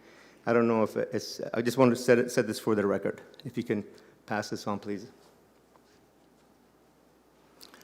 Both Drew and I are available to answer any questions. Thank you, Council Mr. President. Asimi. Appreciate your time. Does anybody in the chambers wish to speak in opposition to the appellant? Do we have anybody on Zoom?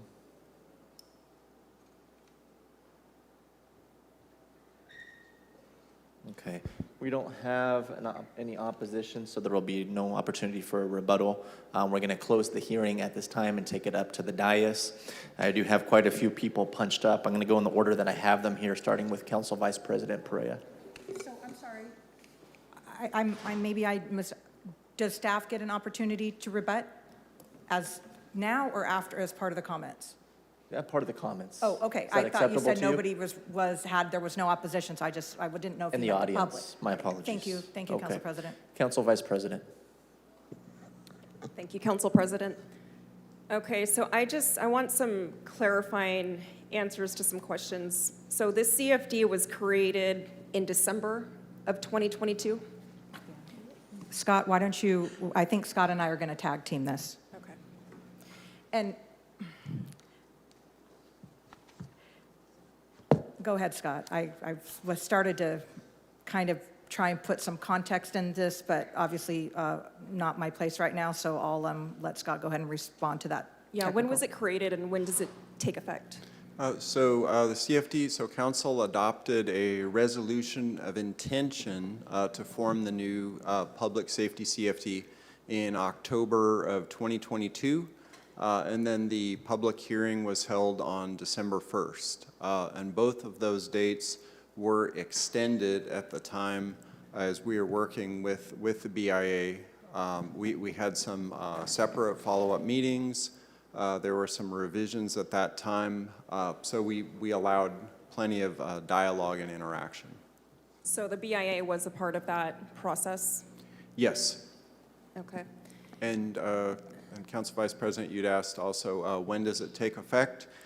So it's only levied once actual final map is recorded, and then it would go on the property tax the next full tax year after the map is recorded. So typically that would occur since we have maps, if they record in say 2023, then it would be early 24. It would be then, it would be levied. It would go to basically the county, and homeowners would see that show up on their property tax bill with the October 2024 notices and due in December 2024. Just like CFD 11, landscape, lighting, concrete, maintenance. Okay. And so the CFD was based on, or the assessed amount was based on a fiscal analysis that was specific to a certain part of the city, correct? The West area neighborhood? The conversation began with that area, but the data was then really citywide. For example, the initial, the analysis from NBS Consulting had a lower dollar amount per home. And in conversations with the industry, that was increased to $399,000. And so the income level was really citywide, tied to, it's not median income, but it's actually tied to the amount that would be needed to afford a $399,000 home at that time. So that analysis is outdated today, correct? The information in there? I wouldn't say it was accurate for that time, and then then once annexed into that district, then the rate would increase based on the cost of living. It'd be the CPI. We could constantly be redoing that, but I think what this update found is that yes, that home values have increased. Yes, the average income level has also increased to afford it. But however, the public safety costs to service that population have gone up more. They've actually increased in a greater amount, just evidenced by the 22 budget that was adopted versus the 2024. And I think I read that it has we have the ability to increase it. Is it up to 2% each year? It is 2% or the CPI, basically whichever is higher. So if the CPI went up 4%, similar to the other CFDs, then the actual assessment would go up 4%. And then can you clarify, there seems to be a lot of confusion about boundaries of the CFD and what's applicable, what's not. Where is it set stating that this CFD is applicable to all annexed lands, all lands that have been annexed since 2002. Is that a part of the analysis? Where did we get that number or that date? The date came from basically the fiscal impact analysis considered properties that are in the 6238 tax sharing agreement. So the basic question to the expert municipal finance consultant was, does new development pay for itself within those areas where we're under the tax sharing agreement where the county receives 62%, the city receives 38%. Is there enough? And if the study had concluded that it was revenue neutral or positive, then there would not have been a public safety CFD assessment recommended. So at the time the CFD was approved by the council last year, it was made very clear that this CFD would be applicable to those annexed lands and not just any future annexed lands, because I see a lot of reference to just future annexations. So I want to know, like, how did we make that very clear to this council when they voted that this is not applicable to just future annexations? This is applicable to every annexed land since 2002. I think I would add just a little context to the discussion was around the fact that we did not have a tax sharing agreement with the county. And the reason why we don't is because the 6238 no longer works for the city. It doesn't provide sufficient revenue for us to provide services. So the discussion around the time was, we can't continue to, if we are going to continue to allow development in 6238 areas, then we are all going to have to recognize that, in essence, we're subsidizing development because a 38 is not sufficient to provide services. So there was a lot of talk on this dais about development coming to a stop because of the lack of a tax sharing agreement. What could we be doing to continue to be able to develop without a new tax sharing agreement? And the context of that was, well, we did the public safety CFD for the Finucane project. So if we want to find a way to continue to move development forward, we need to find a way to generate revenue to pay for the services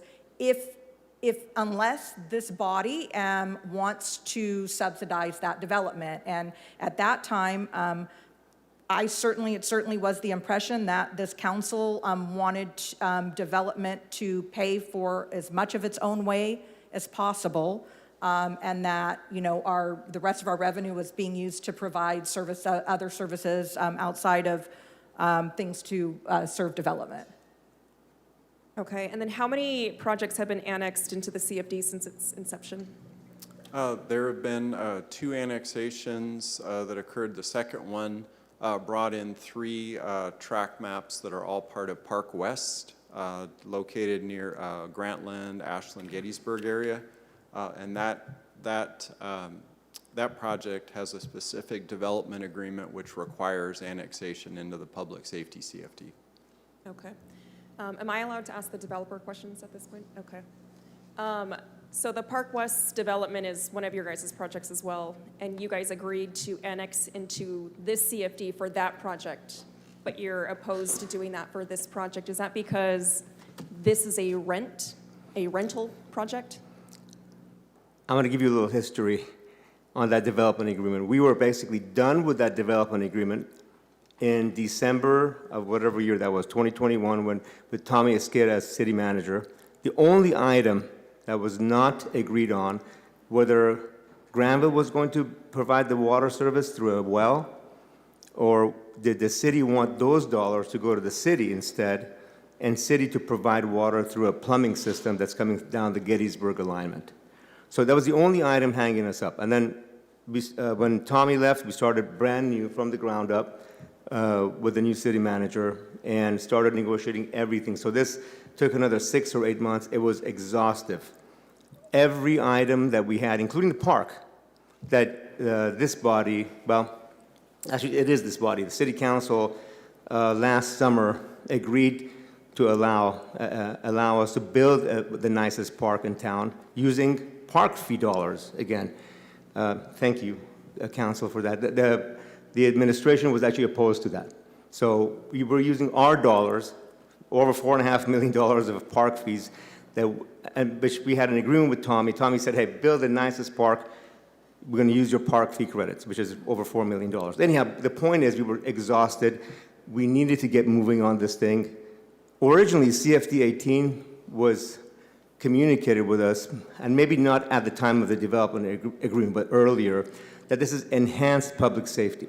So one of our questions was, do we get additional patrol? We can probably sell this to our homeowners if it's actually enhanced public safety. And then at the last minute, it became, no, it's really not enhanced, it's just to provide public safety. And we were just honestly exhausted, and we had maps that were being held up. I don't want to say at gunpoint. We have a choice. We're grown-ups. We don't have to develop. But we said, okay, we're going to agree to CFD 18 reluctantly because we need this project to go through. Lennar had a couple of maps that they were ready to develop. We had a map that was ready to develop, so we didn't object to that. I mean, it would have probably taken another, well, look at this one map, 71-unit map, has taken 3 months, 4 months, 6 months to get here. From the day we brought it up to staff, negotiating with staff, going over the numbers. First of all, I want to thank staff for working with us, and I don't want to get anybody in trouble. Maybe offline I can share some comments about what is fair and equitable.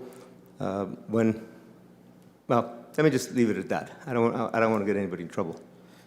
And then are these market rate rental homes? Correct. What's the average rent going to be for one of these homes? We don't know yet. Probably 18, 1900, 2000, in that range. For like a two-bedroom? For a three-bedroom. Three-bedroom? Yeah. Okay. And then I guess what I just want clarification on is I have the original map that was attached to the staff report when the CFD was approved, and a lot of the information from the staff report references future annexation areas. So I just want clarification on what exactly was approved. Was it future annexation areas, or was it just was it all land that has been annexed since 2002? That was our impression, by the way. Is that a question for me or for? It's just a request for information. Council Vice President, that's one of the things that we're going to hopefully be able to pull for you. All right, those are all my questions for now. And if I may just add to your question, please ask yourself this question. You're a property owner, not even going to build anything, you're just a property owner. How do you know that if I were to ever develop a duplex on my property, I'm going to rent one and I'm going to live in one, how do you know you're going to be paying this new tax? How were property owners notified? Were property owners sent a letter, or was it a notice in Sunday paper? I don't know how many people read that. That says actually, you're going to be taxed more if you have an issue with the math, or the fact that the property across the street from you is not going to pay it, you're going to be subjected to this. How do people know? And that's part of our issue. How do people know? It's for new annexations. Anyhow, I'm going to rest my case. Any other questions? No, just for the city attorney's office, can we legally approve a project that is within the confines of the CFD if we eliminate the condition for it to annex into the CFD? Council Vice President, we actually looked into this, and we are not aware of a legally defensible mechanism for that to happen. Just to clarify, for that to happen within the context of the appeal that was presented in writing. Hand it over to Councilmember Chavez as soon as he grabs his Snickers bar. Sorry, I know it's going to be a long day today, so I was trying to grab a Snicker so I'm not hangry. Just a couple of questions, and this conversation that we're having here today is very technical, very nerdy. I totally appreciate that, but I think it's probably one of the most important policies that will come out of this body, because I think we're going to send a message as to what development will look like in the city of Fresno. And I totally appreciate your position that you're articulating here, Mr. Garcia, and I understand exactly what our city manager and our city team is doing. Just because of the lack of the MOU agreement with the county and the lack of clarity that has provided, we're now stuck with trying to find creative solutions to address the shortfall. But what I would like in preparation for this conversation, and this is a request to our city folks, is for the council to get a breakdown of the analysis of the costs that we're incurring with regards to fire, with regards to police, because I think now we're in a position where we have CFDs for the landscaping, for the street, for the lighting. We're trying to obviously address the fire and the police. I think that would be helpful, not just for this, but for the SEDA conversation that we're about to have. What exactly does that look like for the city? Because the policy that comes out of this body will be, I think, historic. I will actually be having my staff track exactly what the housing development has looked like for the region in the last 5 years. We look at what's happening, up north in Madera. I think 3-4 years ago, I said Madera is building. People said, no, they don't have water, they don't have roads, they don't have infrastructure. I just drove Avenue 12. That is boomtown over there. And it's gonna continue to do that. Why? Because they have gone out of their way to make things easier. And I want us to be in a position to where we're able to address the housing crisis that we have here in the city of Fresno. And I really believe that this is a problem of inventory, of stock, of how do we actually incentivize housing here in our community so that our folks will have a safe and affordable place to live in. So that's my only request. I know we're kind of bumping up against lunchtime, but for our city manager, I'd love to have that information, the breakdown of the analysis, because this will help for this conversation, the SEDA conversation. But having sat on the city-county MOU agreement negotiation team a couple of years ago, there was a big discrepancy over what we think we pay, what other entities think they pay. So I think we need to have that conversation, have everything laid out on the table. So in preparation for this council to weigh in on SEDA, to weigh in on the county-city MOU, to weigh in on situations like this going forward, because I think the pressures of the need to build more housing are coming upon us, and we're gonna have to step up. So thank you. Thank you. Next up is City Manager White.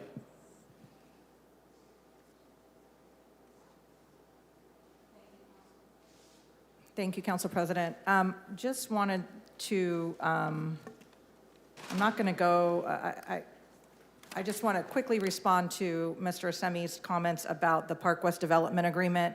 I respectfully disagree with his version of the history, and I'll just leave it at that. But I will agree with him that it was exhausting. A couple things.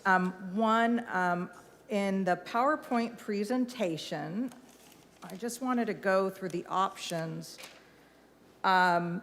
So one, the issue about having it apply to new annexations. So the map that was attached, the citywide map, is the same exact citywide map that was attached to CFD 11 and CFD 9. So that is the map that we show for annexations. I agree that we just showed the green and blue map to them on Monday, but we, in numerous meetings, we referred to the areas that are in the 62-38 split. That is a layer in our GIS system, and so as just to be courteous, we provided them with the map. But I don't know, probably 25 times, we referred to the areas as the 62-38 split. While we may have not provided the map, it is a publicly available resource that's on our GIS system, but we did just provide that to them on Monday as a courtesy. With regard to the discrepancy in numbers, Mr. Reed's letter outlined some disagreements with the analysis that was done by our consultant, and basically, felt that we were using a home value that was too low and a median income level that was too low, and did an analysis showing that this tract paid for its services. There's two problems I have with that argument. One, as Scott previously stated, they only recalculated the revenue side of the equation. Since the time that the CFD was put into place, our public safety costs in both police and fire have gone up tremendously. Adding the number of firefighters and police officers that we have added does not come cheap. So yes, the expense side went up as well. In preparation for a call that we had with the BIA on Monday, I asked Scott to try and go through and confirm or disagree with Jeff's numbers, and we did share some numbers on Monday that we did say were preliminary, that we were going to go back and double check them. So agreed, we did present a number that was higher on Monday, and Mr. Reed took some exceptions with some of the numbers that were reused. We were already going back and confirming the math, and that was the numbers that were provided today. So it has gone very quickly. We've done the best we could, but I think because the numbers were used to justify a position that this track pays for itself, therefore it shouldn't have to pay this CFD fee. And I think that is a really dangerous place to be. And I say that for this reason. If we're going to go through and we're going to evaluate each track based on the revenue that it generates, you can only imagine that the areas of town that have higher property values are going to generate higher revenue and be able to offset their expenses more so than the areas of town that have a lower property tax base. So we could find ourselves in a situation where a map in Copper River is paying $0 and a map in Councilmember Esparza's district or Councilmember Perea's district, it could be $500 a house. So from a policy perspective, we chose the methodology that it would be a city-wide. We were not going to further the divide of the community, the old tale of two cities, that the north end, there's the north end and the south end. So we don't do that individual analysis based on a tract by tract because we don't think that's appropriate and creates a divide in our community. I believe the council attorney, city attorney has already said that it's not legally defensible to exempt a for rental product. And then the third one, same thing, I think I just articulated that it's not necessary to pay the fee because the revenue is generated enough to absorb the cost of public safety. One of the reasons why there are a 50-50 and a 62-38 map is because in our previous tax sharing discussions with the county, there was a desire to curb sprawl. So it was sort of an incentive for the city to focus on its existing footprint, the core, because we would be getting a higher amount of revenue. We'd be getting 50-50. You'll notice on the map, it's the fringe areas that are the 62-38 split. And because we would be deriving less money. So it, in essence, would discourage the city from immediately going to the fringe to develop, which traditionally has been easier, greenfield development, and not focus on sort of the inner city and rebuilding the inner city. That's why those numbers were put into the agreement. If 62-38 was sufficient revenue, greenfield development, we would let's rock and roll and let's get going because it would be, we'd be have enough revenue to pay for the services. It's not. I think that's why, in the discussions of when we're starting to have the discussions about SEDA and how we are doing that financial analysis now, but we definitely have been dropping the breadcrumbs that it is going to be really expensive to develop in SEDA. Why? Because we're putting together a model where the development is going to be paying for itself.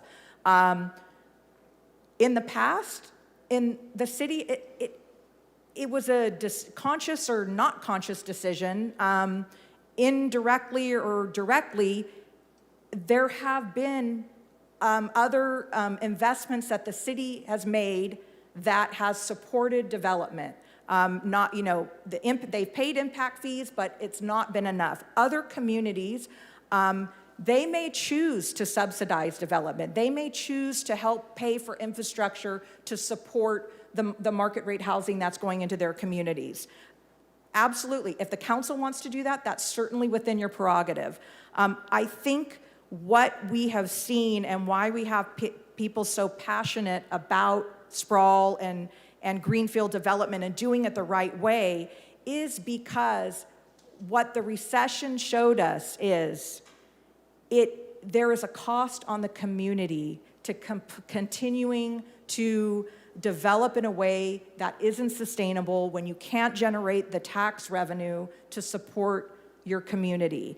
And when stripped back bare during the recession, when we had to do massive layoffs and we were struggling to provide public safety, we were the poster child for greenfield development. If it was truly the best thing for the community, we would have been hunky-dory, we would have been, we would have had so much money in the bank from all of that development that we probably would have weathered the recession a little bit better than we did. But, we are where we are, and I think that I have seen certainly a shift to being very conscious of how we develop in this community because people want services.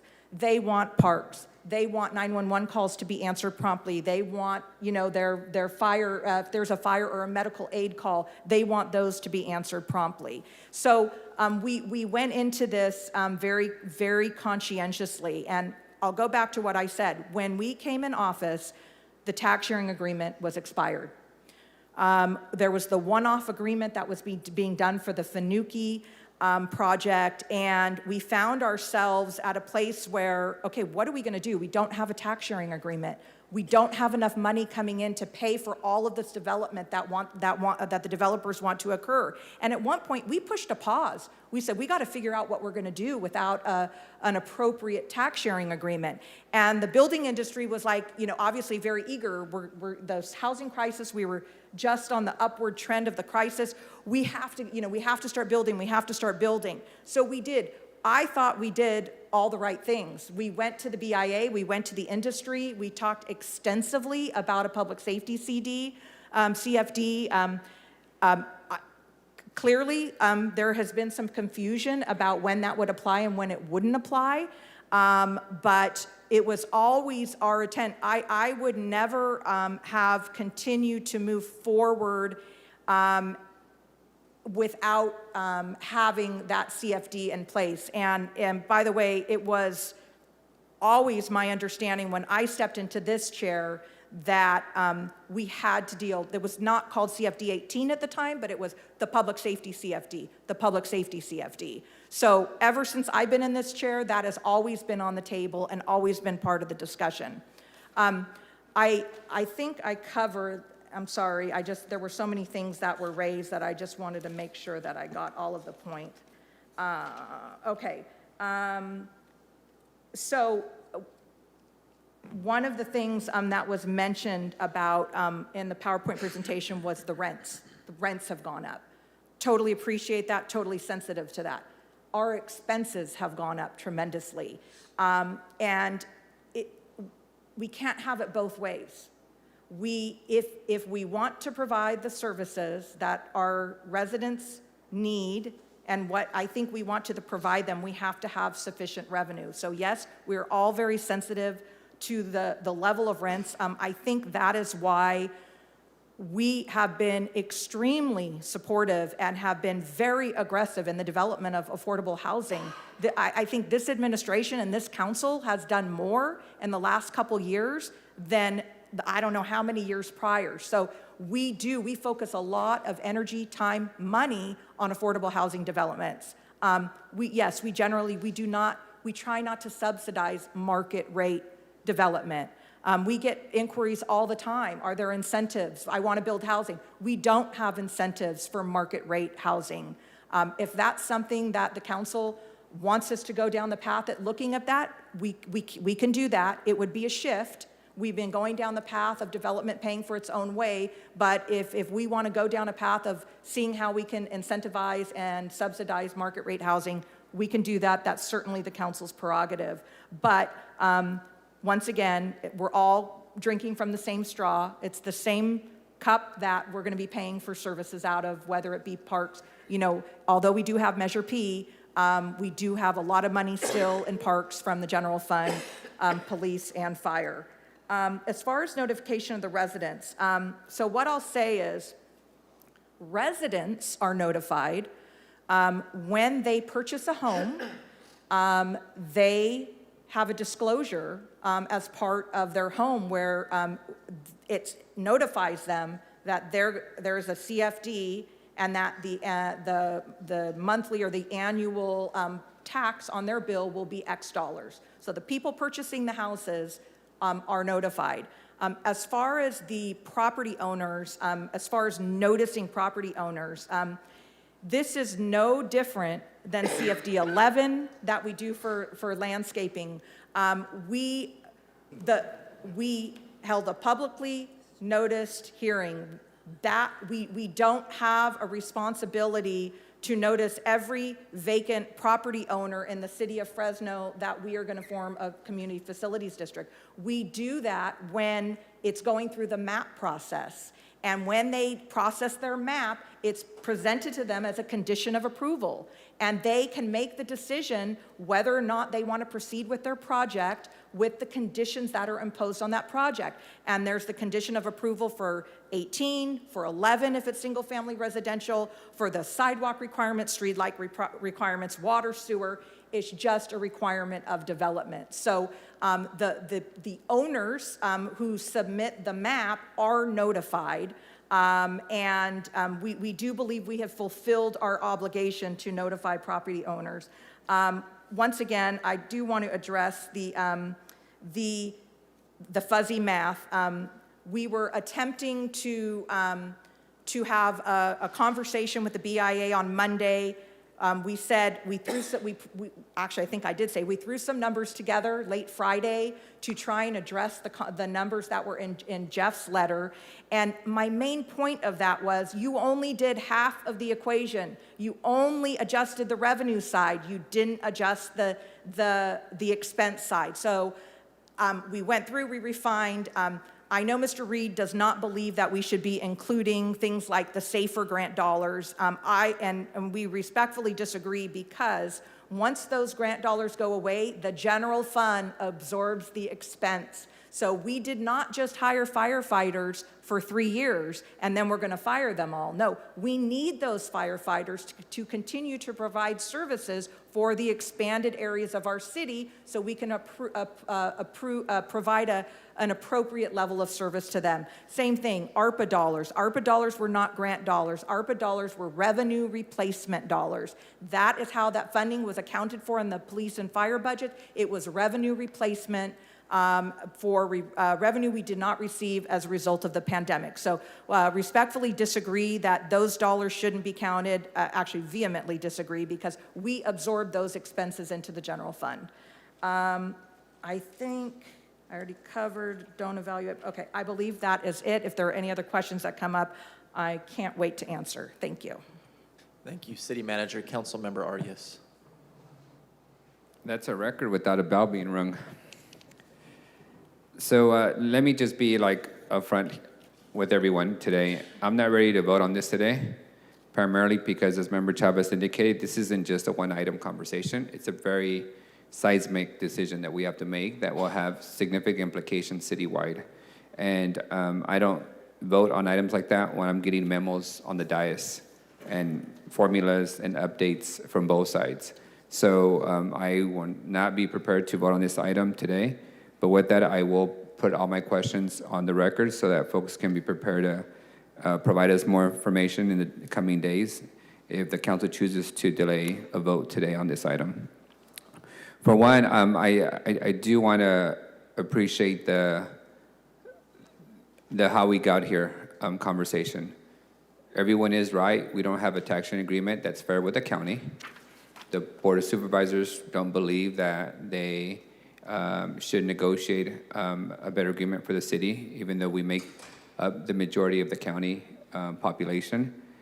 And two, it was development who asked us, absent of a tax sharing agreement, find a way to allow us to develop in the fringes of the city.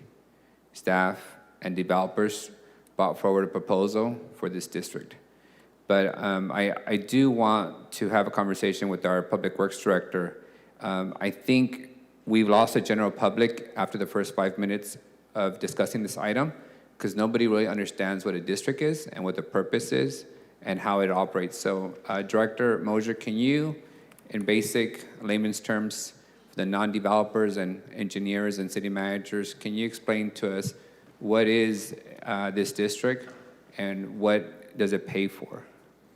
In basic terms, this is something that would not affect existing city residents at all. It's not something that, it's not like a measure, tax measure that's on the ballot. Shall we have a public safety tax? Shall we extend Measure C? It's not like that.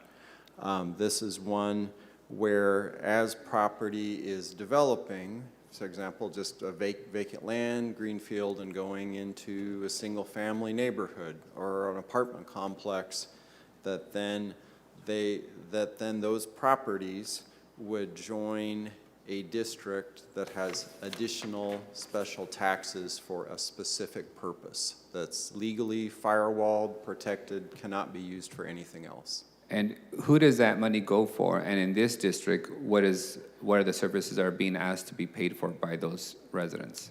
The district that was formed by the council is for public safety services only.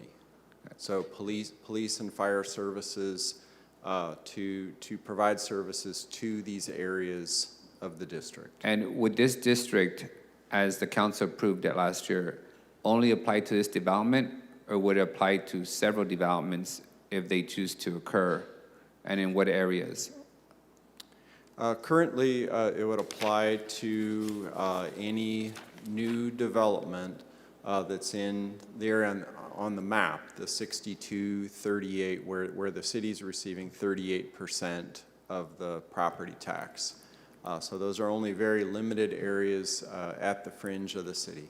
So in essence, the people in the interior of the city, folks on Blackstone and Shaw, folks on Blackstone and Olive, this district doesn't apply to them, correct? It would not apply, and if there were a new development in those areas, so, I mean, really, we'd have to see, well, what percentage of the city that is, but it's really over 95% of the city area. New developments, say, high-density, mixed-use, multifamily, or even an infill single-family subdivision in this area that's in the 50-50 split, right, that was annexed prior to 2003. There would be no requirement to annex into this public safety CFD. Now, in addition to this public safety district, there's also other districts, correct, that pay for medium island maintenance, streets, lights. Is there an additional district, and if so, what is a district in this development, and how do those districts work? There are additional districts. Currently, depending upon where the project is and what type it is, they go into another district. The other CFDs were only formed to pay for things like landscape maintenance, street light maintenance and power bill, concrete repairs, and paving. And those districts are, as city manager mentioned, CFD number 9. That is the commercial and industrial district. CFD 11, which is the single-family neighborhood district. We also have CFD 12, which is the western part of Copper River Ranch development. And we have CFD 15, is the eastern part of Copper River Ranch. That's a special district. And lastly, just for completeness sake, we have one other, and that is CFD number 17, that is specialized to neighborhoods that have a sewer lift station to serve them because of issues. We have only 3 in the city where they needed a special sewer lift station to serve them. So it's fair to say that when my residents complain about the conditions of street repairs, sidewalks, compared to the northern part or the fringes of new development, that those property owners are paying an additional fee to maintain their landscape, their roads in better condition, where existing residents are relying on the general fund that primarily goes to police and fire to pay for those same amenities, correct? Correct. Also with the additions, of course, if we were talking about road conditions, you have other tax revenues, gas tax, SB1 gas tax, and also Measure C. And those dollars are utilized citywide for... Including in areas that already have a facilities maintenance district, correct? The major streets, your main arterials, boulevards, those would typically utilize like gas tax or Measure C. But the interior streets where you have a CFD, they're going to be reliant upon the CFD. That development's paying for itself. Okay. Councilmember, the CFDs are specific tied to a property tax, and the other revenues he just mentioned are generally sales tax related and not tied to a specific property. Good. So, maybe a year ago, or I don't know how long it's been since we had Superman Council President Esparza, who helped us reach a negotiation with the police department. And we all had a press conference to celebrate that we made our police officers the highest paid in the Central Valley. We all celebrate that we hired a record amount of firefighters whose 80% of their calls are medical related. Irrespective of what part of town you live in, medical calls come from everywhere. And we all knew that at some point we were going to have to pay for all these investments that we had made in public safety. And we knew that we would receive temporary help from the federal government in the form of American Rescue Funds, SAFER grants, but that at some point the cost and the bill is going to come due to all of us. And so this, to me, is just that reality. The bill's coming due for everyone for the increase in service. I think we could all make an argument that we haven't seen the return on investment yet. I still don't see faster response time to 911 calls. I still have not seen a more responsive deployment of folks. We're still hiring and filling vacancies and training people, and all that takes time. But we have made record investments in those areas, and the cost that does have to be picked up by folks. The other thing that got us here is that we've all said, at least most of us have said, development has to pay for itself. That a senior citizen on a fixed income who's living within the city limits should not have to subsidize a $500,000 home on the fringes of the city. Development has even come around to state that development should pay for itself. And we all know that traveling to Temperance from a substation in the central part of the city is further, it's slower, and it costs more resources to deploy those services. So I'm struggling with this idea, and as the manager indicated, we have done a pretty aggressive job of subsidizing affordable housing, but we have also subsidized market rate housing when it's done in the infill part of the city. This council has approved infill incentives over the years for market rate, high density housing within the corridor. I think the idea of subsidizing market rate rental or ownership, it's a pretty significant step, and it will come at a cost, and somebody would have to pay for that cost. So the questions that I have for staff and for the applicant are the following.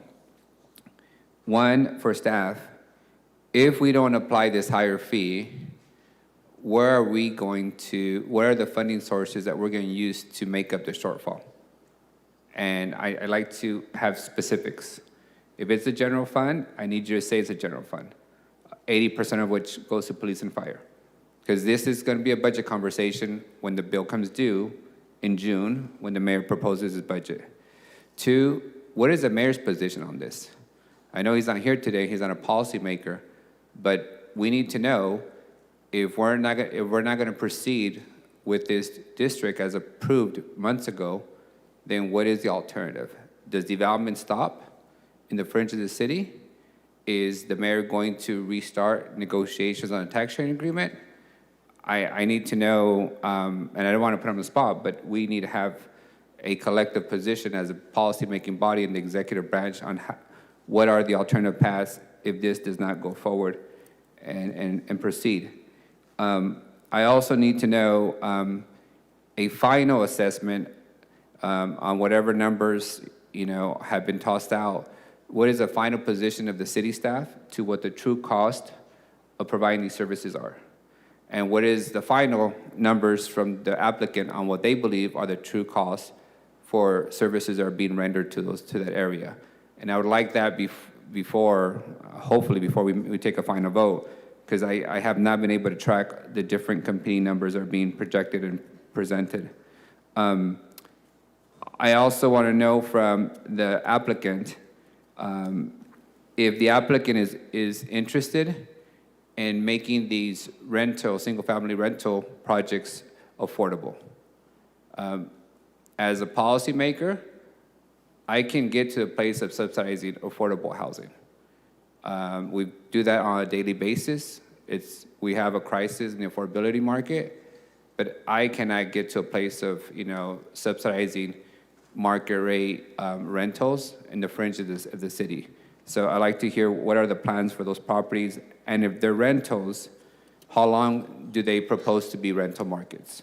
Are they going to be rentals for a year, for 2 years? Are they going to be sold to an investment firm out of Texas and New York?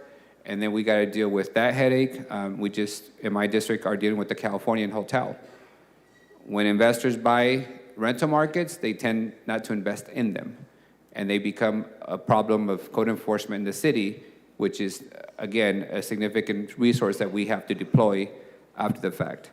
And lastly, what I'm looking for is from the city staff, and mostly from not city staff, from our city attorney, if you can provide us, a confidential memo on the defensibility of the multiple paths that have been discussed in today's hearing.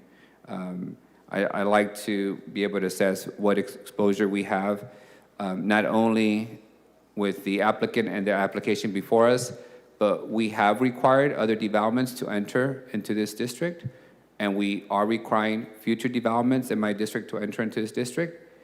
If we make the exception for one, are we gonna be liable to the others who we are holding to a standard? And if so, what is the exposure to a city for doing that? And again, I think decisions that we've made, which I believe were the right decisions, one, addressing the historically underfunded, understaffed public safety apparatus of the city. Two, holding firm with the County of Fresno that we're not going to continue to subsidize their bulging budgets and mismanagement. And three, that development should pay for itself. And people on fixed incomes should not have to pay for new residents who are coming from out of town and buying in the fringes in new neighborhoods, should not have to be subsidized by them. Because my neighborhoods rely on the general fund to get the roads paved. And I can tell you, having just built, in the process of building sidewalks in Tower, rely on the general fund in the city of Fresno to fix their sidewalks and repave your streets is a 111-year-old wait list. And I'm not gonna put more neighborhoods in the inner city in that situation to be able to accommodate out-of-towners coming in for a better affordable opportunity than the Bay Area or LA provides them.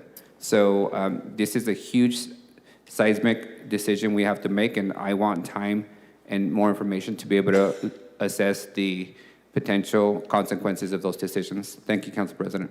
Councilmember Carbasi. That is a lot of information. We've had lots of numbers. I know my dad is watching. Dad, wake up. I really wish we had this level of discussion when we first formed the CFD 18 and had the hearings. I feel like we've had more discussion today. And thank you, Council, for powering through the lunch hour. It's 1 o'clock. I do want to start with some questions for staff. I believe Scott, if you don't mind, and of course, let's see. Bear with me for a second. I want to thank Councilmember Arias because he did ask a good baseline question about what a CFD is, and I think we've covered that. For the CFD 18, just want to be clear, because we're talking about public safety, these are not for enhanced services like extra patrols. Is that correct? Actually, Councilmember, when we say they are for enhanced services above the general fund commitment. I want to be clear. The service level that I get right now as a homeowner living in Northwest Fresno in an area that's been built out for a while, that's my baseline of service. I call 911 and I get service. Does the CFD 18 provide any more service than that right now? So, Scott, you can interrupt me. So, for the areas that are 50-50, their baseline is People here. don't know what that means when they call 911. I'm sorry, city manager. I Okay. want to be clear. Right now in the city of Fresno, when I call 911, I have an expectation that someone will answer and I will get service. Correct. That's the baseline level of service. When I say enhanced, I'm referring to an extra patrol, for example. Well, I would equate it not to an extra patrol, but to response times. So the position of this administration is that you can't guarantee standard response times to people living in a non-50-50 area, which I know no one knows what that means, whether it's considered an infill project or a fringe project. I would argue the farther we go out on the fringe, the harder it is for us to provide a response Okay. time, the longer the response time, because obviously the resources are here, and it just, right, geographically, it takes longer to get to the fringe area. Okay, I'll leave it at that for now. So let me put it this way. Will the CFD 18 include extra patrols? The CFD 18 would include extra resources for patrols serving that area than we would have if we are only relying on the general fund regular property tax. Let me ask it this way. I'm sorry to harp on this because I want to be clear because I feel like we're playing with semantics. I call 911, I get a response time. If a person calls 911, they will get service. Fine, great, we all get that, whether it takes longer or shorter. But are they getting an extra proactive patrol? The county does this, for example. People pay into a public safety tax assessment, but they do have actual extra patrols, like in the Fig Garden Island area, for example. Is it that? That's what I'm trying to understand. When I say enhanced, I'm talking about something above and beyond what we would all agree is that the standard level of service we expect. Possibly. Okay. That was just one question. Okay. Can you tell us just briefly the process of creating a CFD versus, for example, when we create a CFD, a developer comes in, we have a hearing, it's one vote. And then they sell the home or rent the home or the apartment, and there's pass-through costs. But the person bearing the cost, which is the homeowner, for example, that pays for it every year as part of their property tax assessment, they don't vote, correct? It's one developer, one vote, versus having to go to every single person that's actually paying for it in perpetuity. Correct. The one vote that occurs on developer annexations into the CFD. At that time, the developer owns all the property. Usually it's one big parcel, sometimes it's a couple of parcels, but before it's subdivided, the developer submits their ballots in the affirmative to say, yes, we vote yes on this annexation, and then the items that come before the council set what we call the maximum special tax, Sure. or for short, the max tax, what it will be per home, how it will be adjusted each year. That's all disclosed to that homeowner. So the homeowner themselves, the person who buys that lot, is not voting on that. Right, but it's disclosed, but they have no opportunity to go back and say, hey, I'm going to have to, if I want to buy this home, for the rest of my life, as long as I have this home, I'm going to pay this, but I didn't have a say. And that's kind of the point I want the public to understand, because this is a general fund service that I think a supermajority of residents in this city don't pay extra for. And now we're saying, and people don't know what this means, I understand, if you're not in a 50-50 tax sharing agreement area, a new development, whether it's infill or not infill, but it's in this new area, you're going to pay a lifetime fee or tax or whatever you want to call it for the same level of service, and we can disagree on that point, that everyone else is paying for. That's the baseline I'm trying to understand. And that's kind of the point of why I'm asking the questions I'm asking. But the formulas, and I know there's questions from the BIA and then administration, and I hope by the next council meeting we can get the revised numbers like Councilmember Chavez mentioned, because I'd like some time to actually review it. The night before won't help. But the formula is based on the average price of a home in Fresno, roughly, whether it's Zillow or tax rolls. Is that fair? And not in Fresno in its entirety, but Okay. new homes and subdivisions that are being built. And I Got would it. add that the municipal finance consultant who put this together, I mean, it's a lengthy study, comprehensive data, and that was not done overnight. But there were several months of effort that went into that. Okay. And the city manager indicated, we've been trying to be very quick and responsive to the BIA, and this surprise letter from the attorney that said, okay, we need to reevaluate how the numbers look. And it's not the BI I'm worried about, it's the policymakers. We need time to review and vet the information, because what I'm hearing is we paid for this study and they have numbers, and a year later, there seems to be, the city administration is claiming a dramatic increase because of rising costs and whatever. So I'd like to have the proper, you want to say something? The only reason why we tried to make modifications to the number was to counter an argument that the BIA was making that we thought it was inaccurate. So we were just trying to counter, but we do stand by the original study. Okay, great. So I'm going to clarify on this one. The average price of a home you say that the study reflects, it's one average number, it's not per project. This number is applied to the formulas, correct?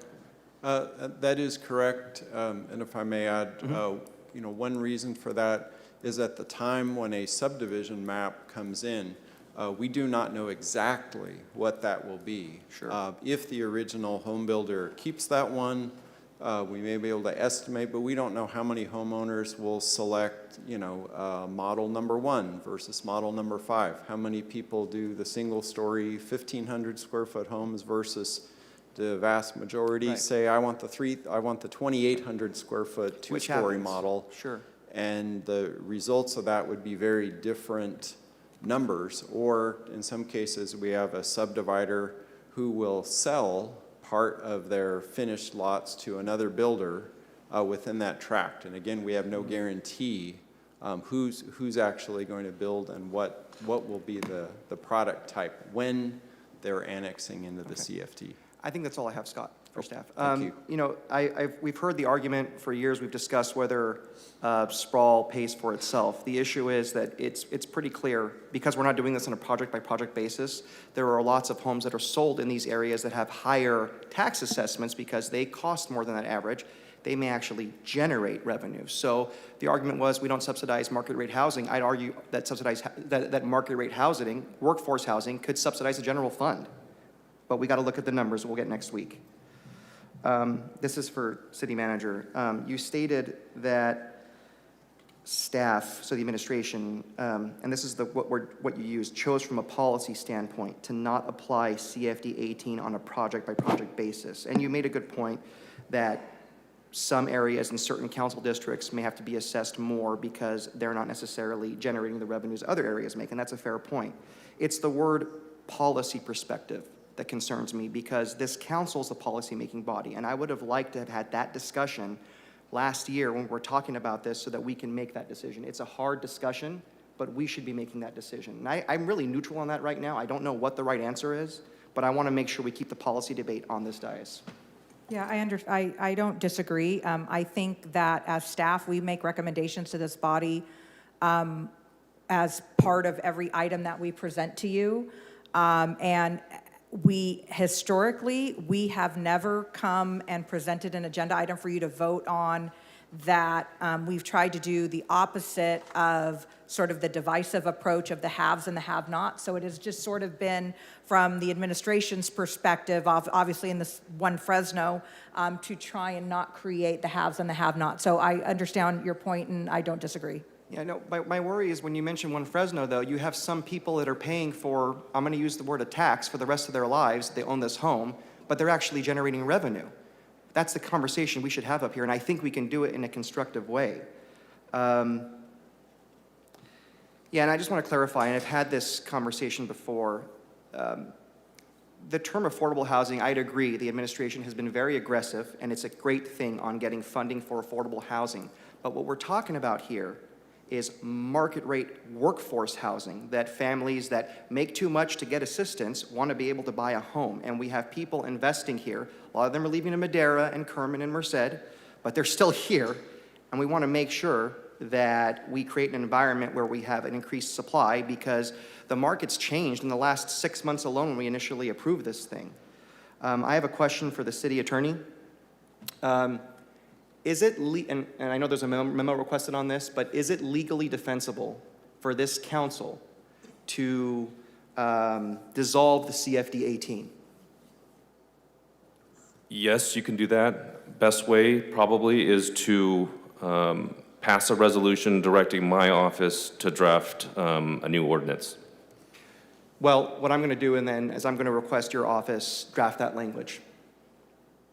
Understood. And we'll have discussion with parties and as well. So I have a question for the applicant, whoever wants to come up.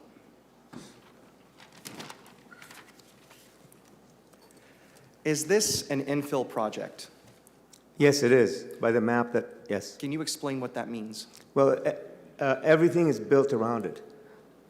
There's, well, Because I'm hearing 6238 tax sharing agreement, yet, and the fringes, it's on the fringe, it relies on services, and it's a drain, but this is actually an infill project. it's in East Fresno, but there's at least a mile, maybe 2 miles of development east of us. So around the area, It's all developed.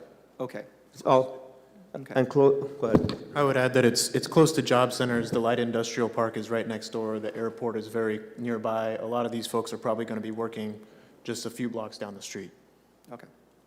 Yeah, that's my only question on that. Is it, If you have any other thoughts, go ahead. okay, if CFD 18 is going to actually have higher services, can we get a memo from the city that says, hey, we're going to give you enhanced services, It's additional not enhanced, patrol? though. Yeah. Right. Unfortunately, it sounds like it's not enhanced. And by the way, development, we want development to pay for itself. We believe, whether it's west of 99, southwest Fresno, east, all new housing developments pay substantially more. Because you can't, it's very difficult to build a new home and sell it at $400,000. You saw the numbers from tax records, they're 513. So it doesn't matter almost what part of town it is. Construction costs are substantially higher. Thank you. Thank you. So it sounds like we're going to potentially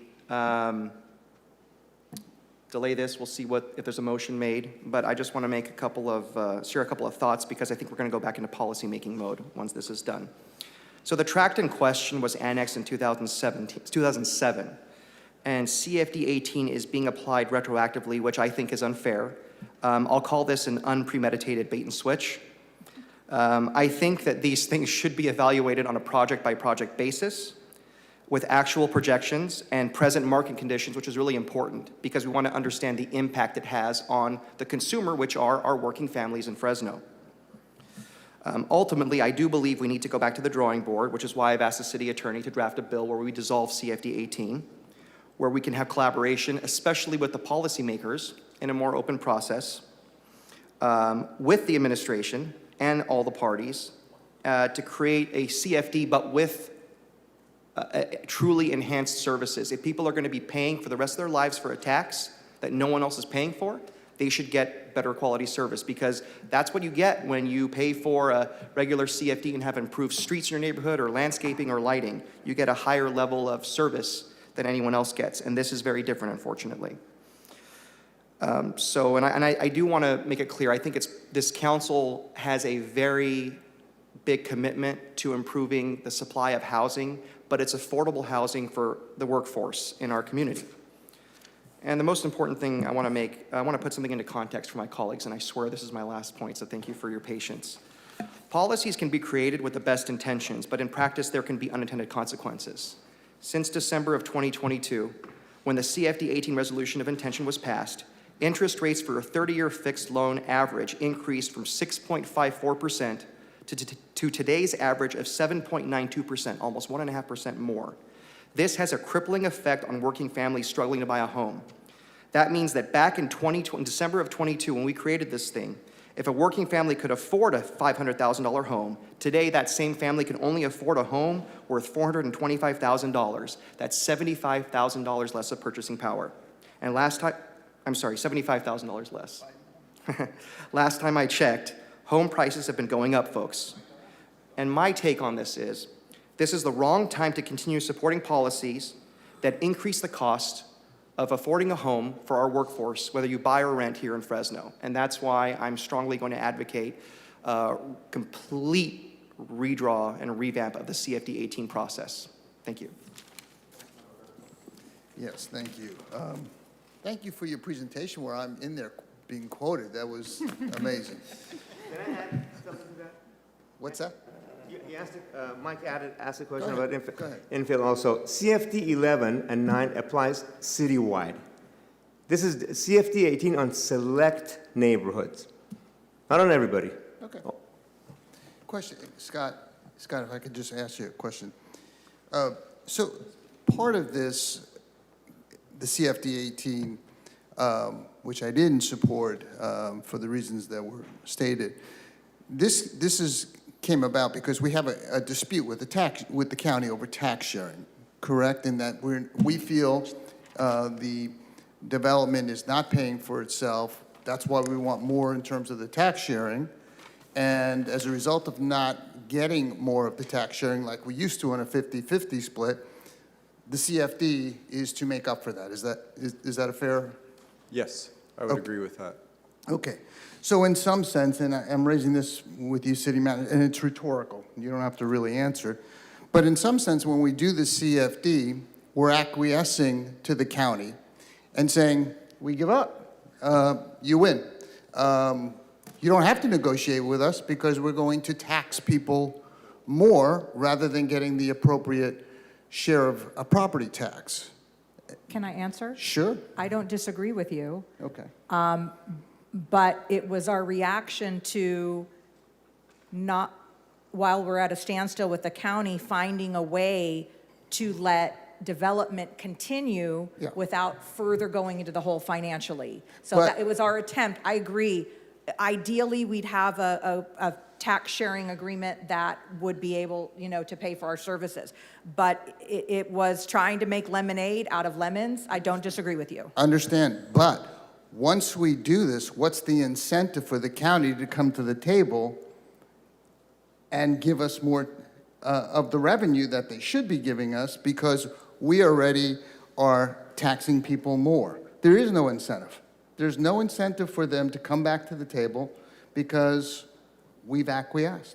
I sort of don't disagree with you, but I would say that prior to us doing the CFD, we were not having productive discussions. Oh, I understand. So I mean, we tried for about a year.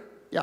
And we were sort of holding up development in anticipation. And so, once again, I don't disagree with you, but we were trying to find a way to allow development to move forward at the request of the industry and not shut things down. No, it's been clear the county and its elected leaders have been obnoxious with the city of Fresno and have basically told us that they don't care what we think and it's irrelevant and they don't care what happens regarding these developments. That's been very clear. That will change soon. But I will tell you also what would happen if this CFD continued to go forward and by a miracle, we did enter into an appropriate tax sharing agreement. Would the CFD 18 go away? Because at that point then, we are now getting the appropriate property tax revenue, but we have an additional CFD 18 where people are being charged. And my answer, it's a rhetorical question. My answer is typically not with government. Once they start collecting money, they don't like to end a tax that they've created. So that would be an option, but what I would say is they'd be getting even a greater enhanced level of service. So maybe. If we had Perhaps. sufficient revenue from the general fund that was providing the same baseline level of service, this gets a 5-minute response time, this gets a 5-minute response time, but there's more money, then yeah, theoretically could fund more proactivity, just like the CFDs for landscaping. But the reality is that money doesn't, once government starts collecting it, they don't want to give it back. And yes, Well, government. you are the government. Yeah, I know, but yes, and that's why I don't support this.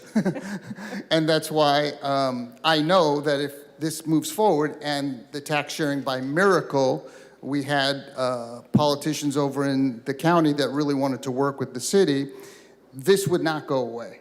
And maybe there would be enhanced services, but the fact is people are still paying a fee that they shouldn't be paying anymore. So, I mean, for those reasons, I didn't support it before, I'm not going to support it. Now, I don't know if people are going to delay it, whatever the council needs to do to take further analysis of this. But I think that, you know, moving forward with this, we are acquiescing to the county and saying, okay, you won't work with us, so we're just going to tax people more. I don't think that's the way to go. But again, I understand why we're doing this. Thank you. Do you have an additional request, Councilmember Arias? I do, Council President. If the council is going to consider dissolving the whole district, I'd like the city manager and the city attorney to provide us a memo, one, on what that does to the outstanding developments that were approved on the condition of them participating in this district, and two, city manager, for you, what the financial implications would be if that district is dissolved, and again, where would we find the funding from that? And because most of that, all that money for the district goes to police and fire. So are we going to hold positions vacant? Are we going to do layoffs? I need to know what the implications are if we're going to consider dissolution. I'm going to give closing comments to the council member that has jurisdiction over that area. Councilmember Esparza. Well, okay. Yeah, we've got more questions than answers, I think, at this point, is what I've heard. The applicant has questions too, apparently. I've heard a couple of requests from this side of the dais for continuation. That's probably the direction I would lean. I do appreciate the presentation by the applicants, their information, and the administration's vigorous defense of our funds to provide city services. You know, I appreciate most of all my colleagues and their very inquisitive questions and comments. This is housing development within District 7, but I think it's become abundantly clear that it's really that despite the fact that we need this housing, and I'd love to see this housing get built, that this is a much larger policy conversation. And I think if we took, after sort of intaking this information here today, over the course of an hour and a half delay in my lunch, you know, I think a week, we have a council meeting next week, so maybe within a week, we could explore some options, some potentially presented by the applicants, some presented by here on the dais, explore the fiscal and something that's fiscally palatable, legally palatable.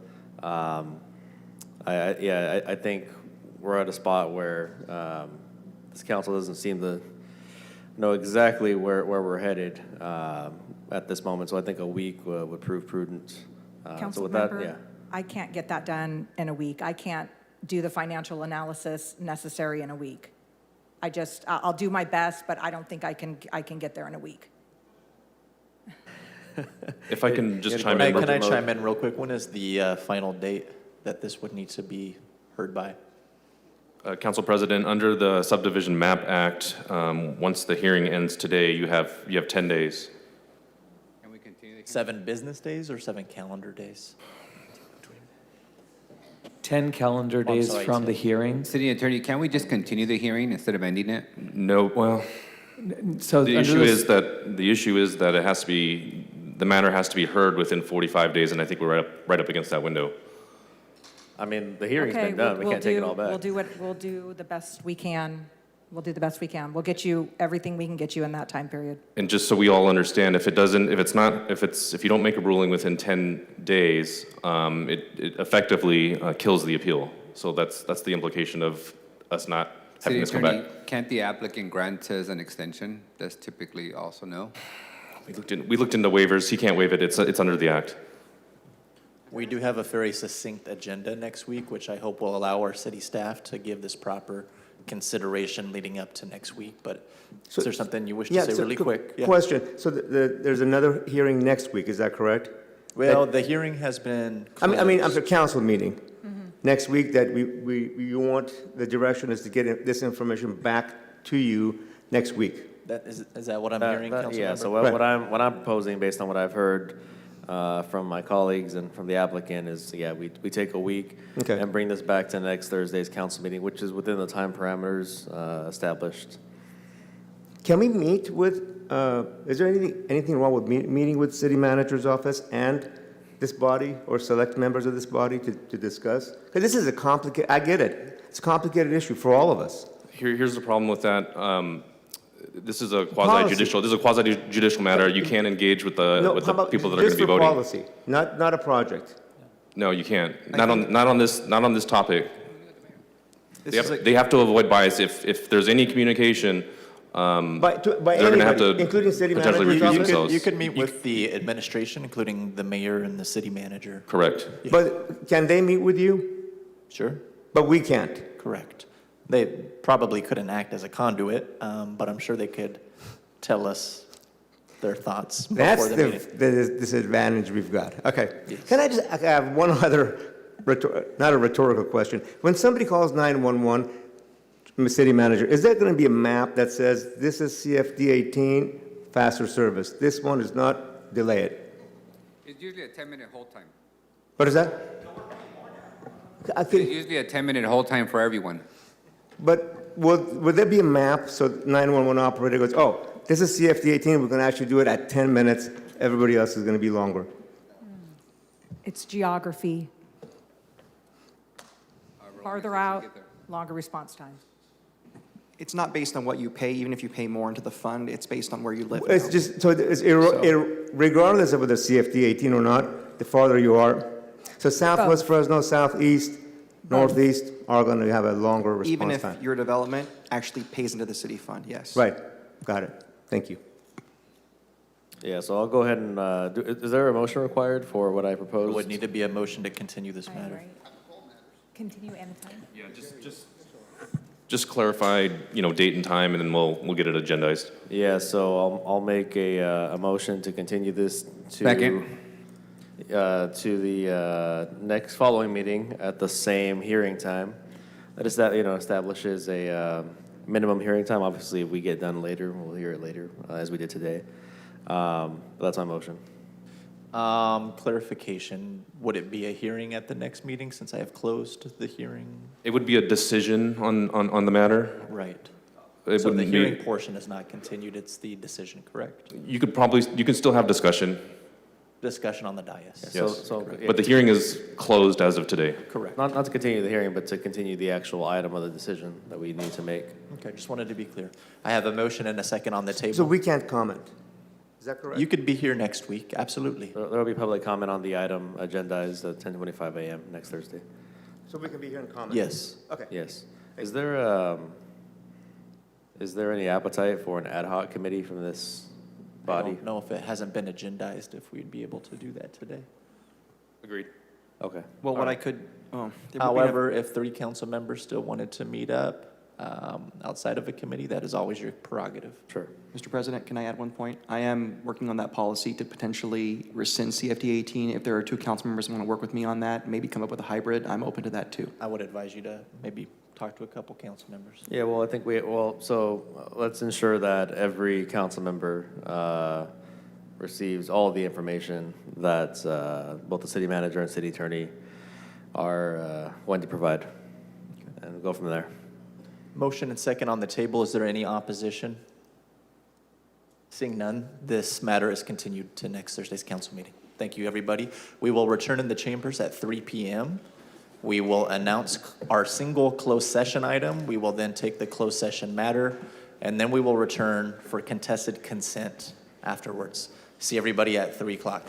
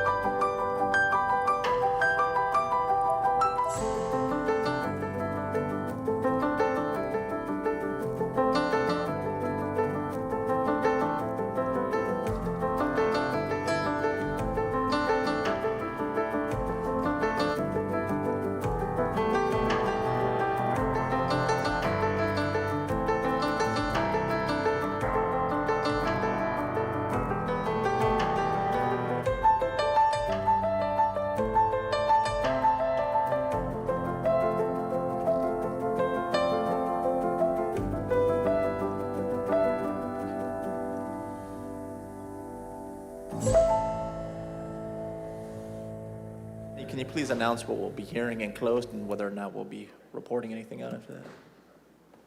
Thank you, Council President. Today we have one item, conference with legal counsel, anticipated litigation, one potential case. We will not have any reportable items.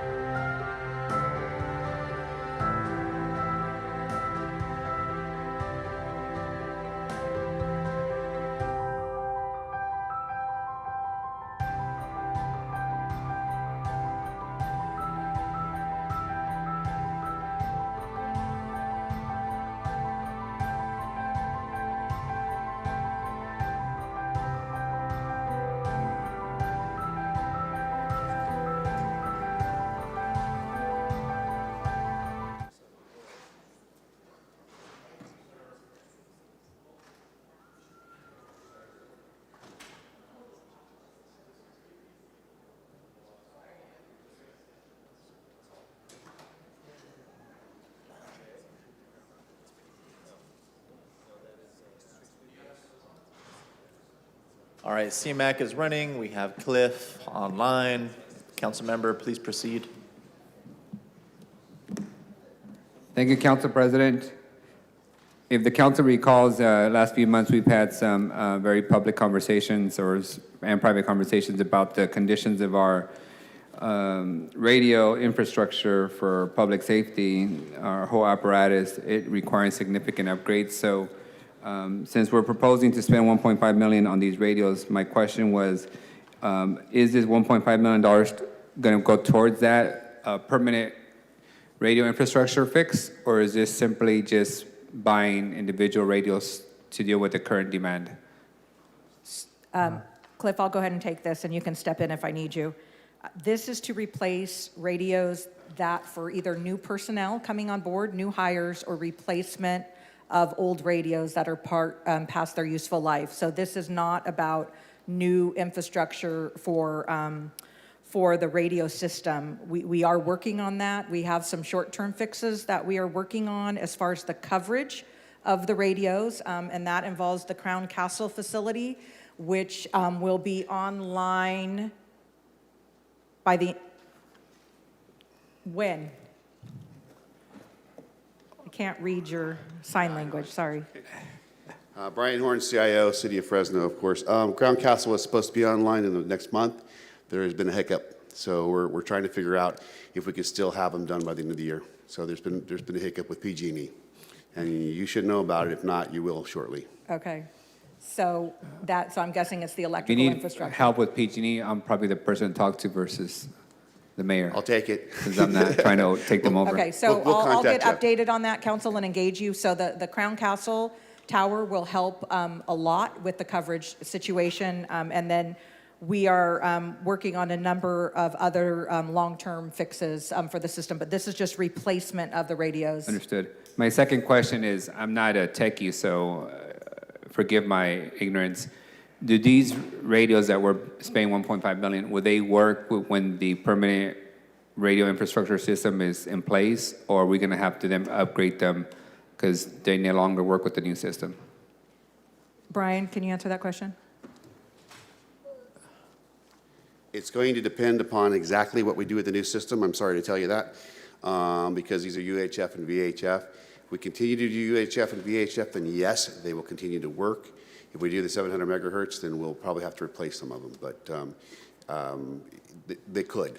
Got it. So there's a potential that this 1.5 will simply go away, and we'll have to replace with new radios when we upgrade to permanent. Yes, but that'll be a number of years. And We'll get a number of years just out of it. remember, this is a requirements contract, so we're not going to, we have authority to spend up to, but we just purchase them as the radios come on board. But I do want to remind you, while I agree, 1.5 million is a lot of money. If we're going to be going into the megahertz region, we're talking between 30 to 60 million dollars. Understood. Those are all my questions. Motion to approve. I got a motion from Arias, a second from Perea. I have Councilmember Carbasi punched up. Yeah, I think Councilmember Arias made the main point. I just want to make sure we're very clear, because I believe we're talking about emerging technology, and that I don't want to spend money purchasing equipment that will be obsolete. So we are accounting for that. And if you need to correct me, that's fine. Brian. So I think we are only buying what we need. So if we hire the 25 new officers that are going to come on for retail Organized retail theft, crime, we're going to have to go buy 25 of these radios because they have none. But eventually, how long until those radios need to be replaced with new technology? I mean, go ahead, Brian, if you want to. So then I don't know how far from the new technology. I would say we're several years away because it's a funding issue, the type of investment that we're talking about making. So we're not in a place where we can make that change now? No. And save money? Okay. That'll be about 3 to 5 years.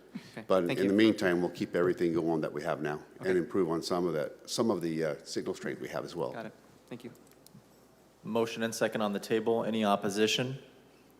Seeing none, the item passes 6-0. That'll take us to item 1J as in John. Approve the award of a cooperative purchase contract to Haker Equipment Company. This was pulled by Councilmember Arias. Thank you, Council President. I recognize you're acquiring a CNG truck, correct? Cliff, are you on? Yes, correct. Sweeper? Correct. And as you know, City Manager, we're installing a bunch of bike lanes have we purchased street sweepers specifically designed to address the cleaning of the bike lanes? I know those are not as wide. Yeah, Brian Russell can answer that. Brian Russell from Public Works. Yes, we do have one street sweeper that we currently own just for the bike lanes. That's adequate for what we have now. The sweepers that you're voting on today are for the citywide neighborhood and Main And Street. assistant director or director, I forget your official title at this point, but is one for the street, for the bike lane sufficient? If that breaks down, what's the plan to maintain those bike lanes? One is sufficient. We have had breakdowns in the past, but all street sweepers are maintenance issues. So I don't know that we would want to make a different business decision on the what if on that. Okay. We do have contingency plans. All right, I just want to be thoughtful because as all these bike lanes get installed, the protected ones, if they're not swept, broken glass, whatnot, they won't be used. So I don't want to. I think in the Not be future, prepared as for we it. get more and more online, we'll definitely have to talk about purchasing additional. Fair enough. With that, make a motion to approve. Motion from Arias, a second from Bredefield. Any opposition? Seeing none, the item passes 6-0. That'll bring us to item 1L as in Lincoln. Approve the Second Amendment to the agreement between City of Fresno and CMAQ to increase the per person hour production rate to $85 per hour. Councilmember Arias, the floor is yours. Thank you, Council President. City Manager, did we incorporate this increase in our recently adopted budget? Or is this going to be a budget amendment at some point? I don't know the answer to that, Brian. We have funds in ISD for it. We actually anticipated some increase for them, and this will cover it. Okay, so no budget amendment in the near future? No, I don't believe so, no. All right, thank you. My secondary question is, where are we at with the conversations of leasing them more space in our existing city building? Cliff or Jordan? Yes, I can speak to that. So we are continuing conversations with CMAQ in regard to them expanding within that building. We actually just spoke to them about an hour ago, and right now the ball is in their court on how they would like to proceed. The contract is coming to an end on June 30th, 2025, and at that point, they will be very serious about expansion, but they are talking about expanding before that contract is ended, which would be an amendment. Thank you. Motion to approve. Motion by Arias, a second by Bredefield. Any opposition? Seeing none, the item passes 6-0. Bring us to 1M as in Mary. Approve the award of 3 requirement contracts for on-call technology support services and hardware for 3 years. Councilmember Arias. Thank you, staff.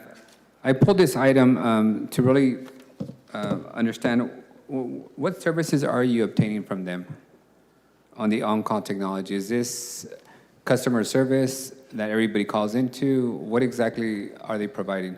So Frank Votter, Assistant Director, ISD.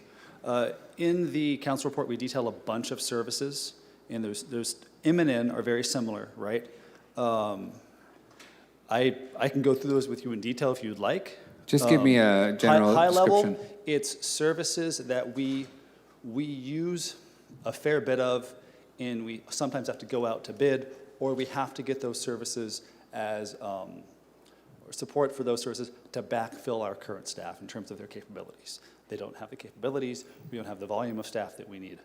And it's just common technology support items. It's not staff reaching out to these people for help. It's our staff, as in the general user population. It's our technology folks, our engineers reaching out for assistance or asking for help. So it's additional support for existing IT staff? That's correct. And have you guys assessed whether or not you're better off just hiring additional IT staff? I think so. There's a volume issue there, definitely, right? I would love to hire more. We work really hard to fill our open positions and retain staff. But there are some areas where we don't have the capabilities because it's not a thing we always do, or we need to ramp up those capabilities or that volume to cover a short-term project. Okay. In general, when I arrived here in 2019, I think it's fair description to say that Fresno had some of the worst, IT infrastructure that I've ever been around in a public agency, primarily because you guys were all underfunded. We've made a significant investment. It's been really good, but I have seen a pretty big dip in quality of service in the last 6 months. So I am hoping that this helps, and if it doesn't, I'd like to have a more in-depth conversation during the budget process, because the Wi-Fi has become unreliable. I'm sure there's some migration and improvements taking place. I have to have IT in my office every day for security, two-factor authentication that you all rolled out. I'm cheering for you guys, and if it's more resources you need, I need that to be said. But IT in my world is basic water and sewer. It has to be seamless. It has to be top quality all the time. So I'm just bringing that to your attention that there's got to be some improvement, because I have seen the decline, and it is impacting the workflow, especially for those of us trying to retrieve emails and work after hours. And I'm sure all these safeguards are for a reason.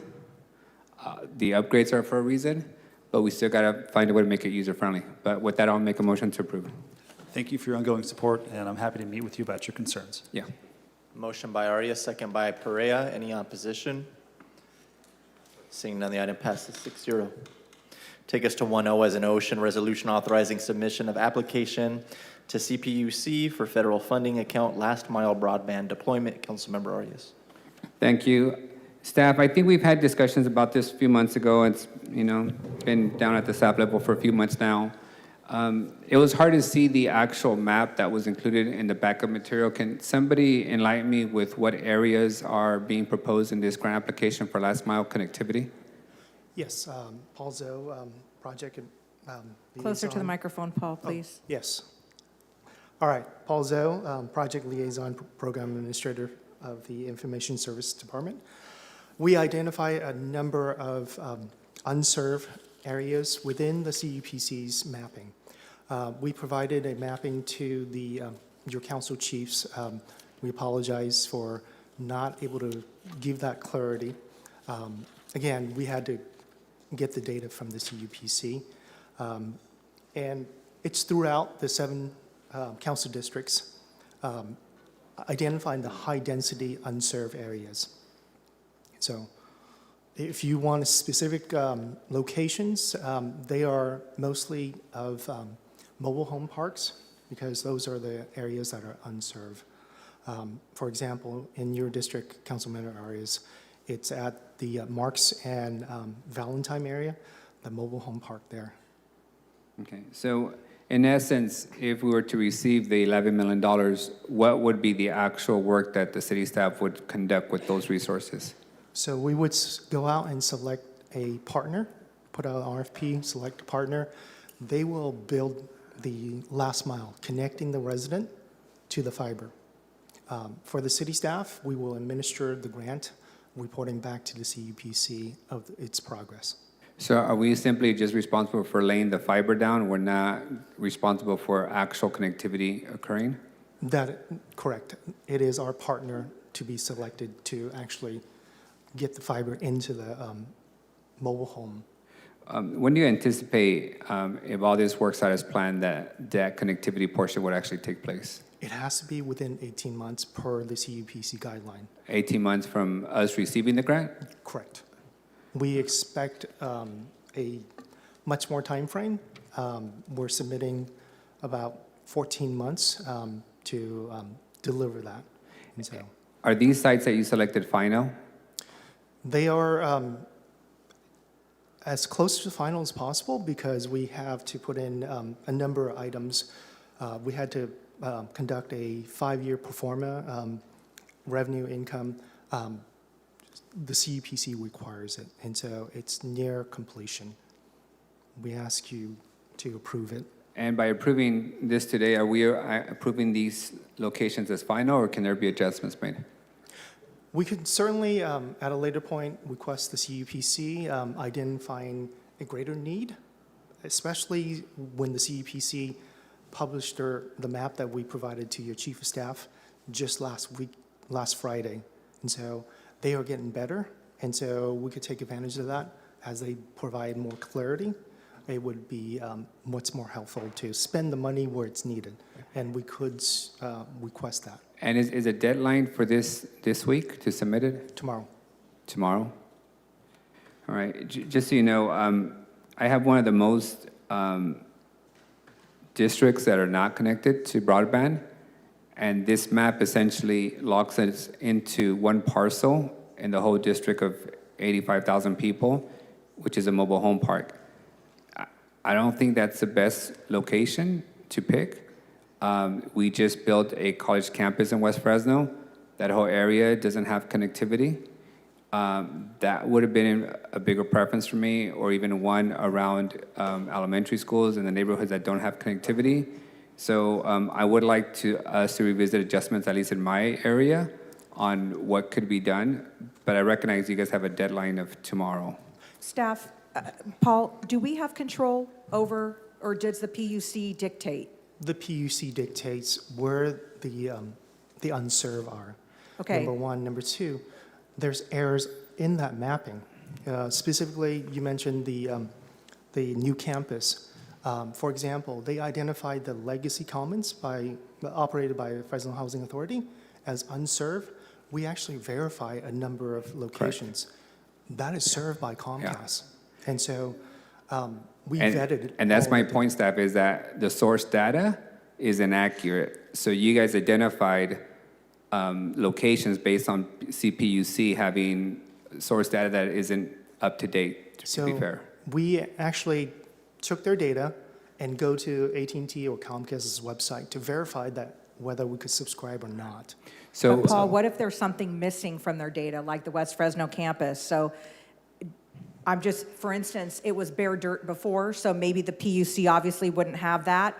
Now there's a college campus there, and if their data predates the construction of that campus, they wouldn't even know that there's a facility there. So how do we fill in the holes for something that isn't even on their map yet, that they may not know exists?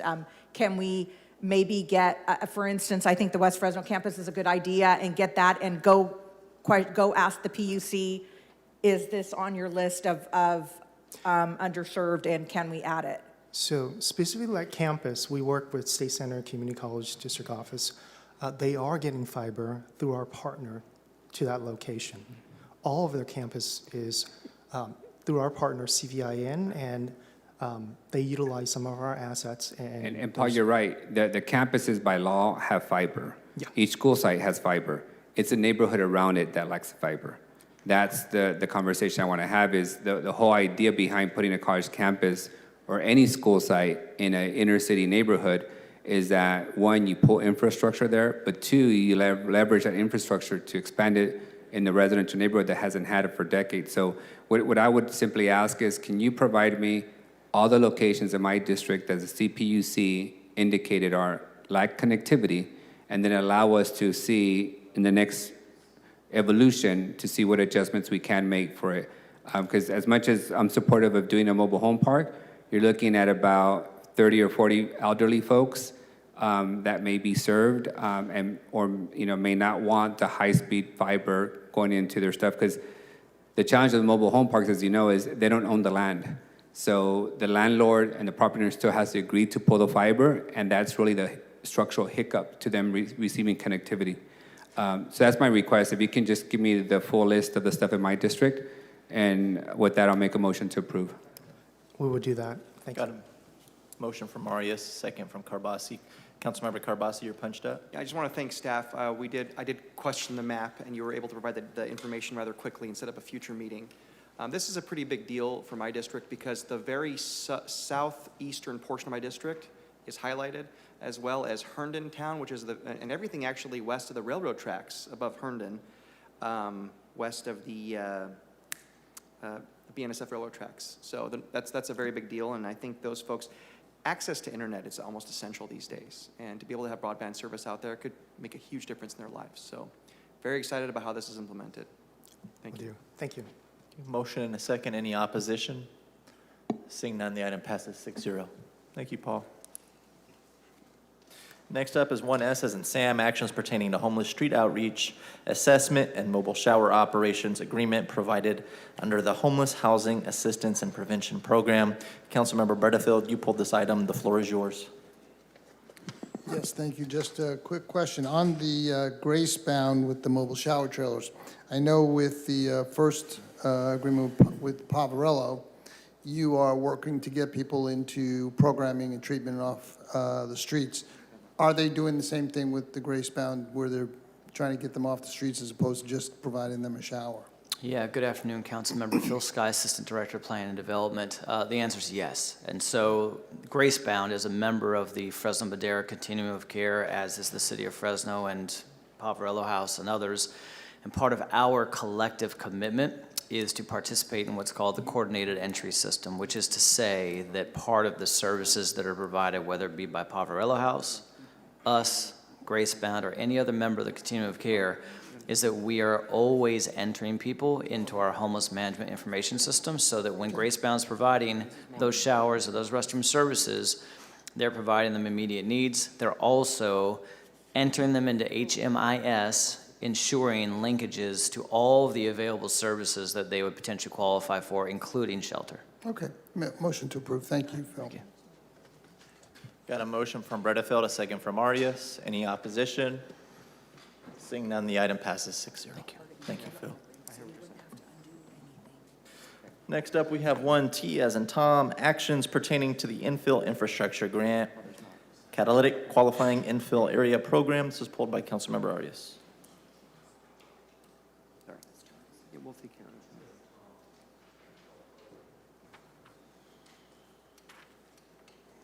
Is Kelly in the room? Oh, forget your name. I forget your name and title, I mean. So, welcome.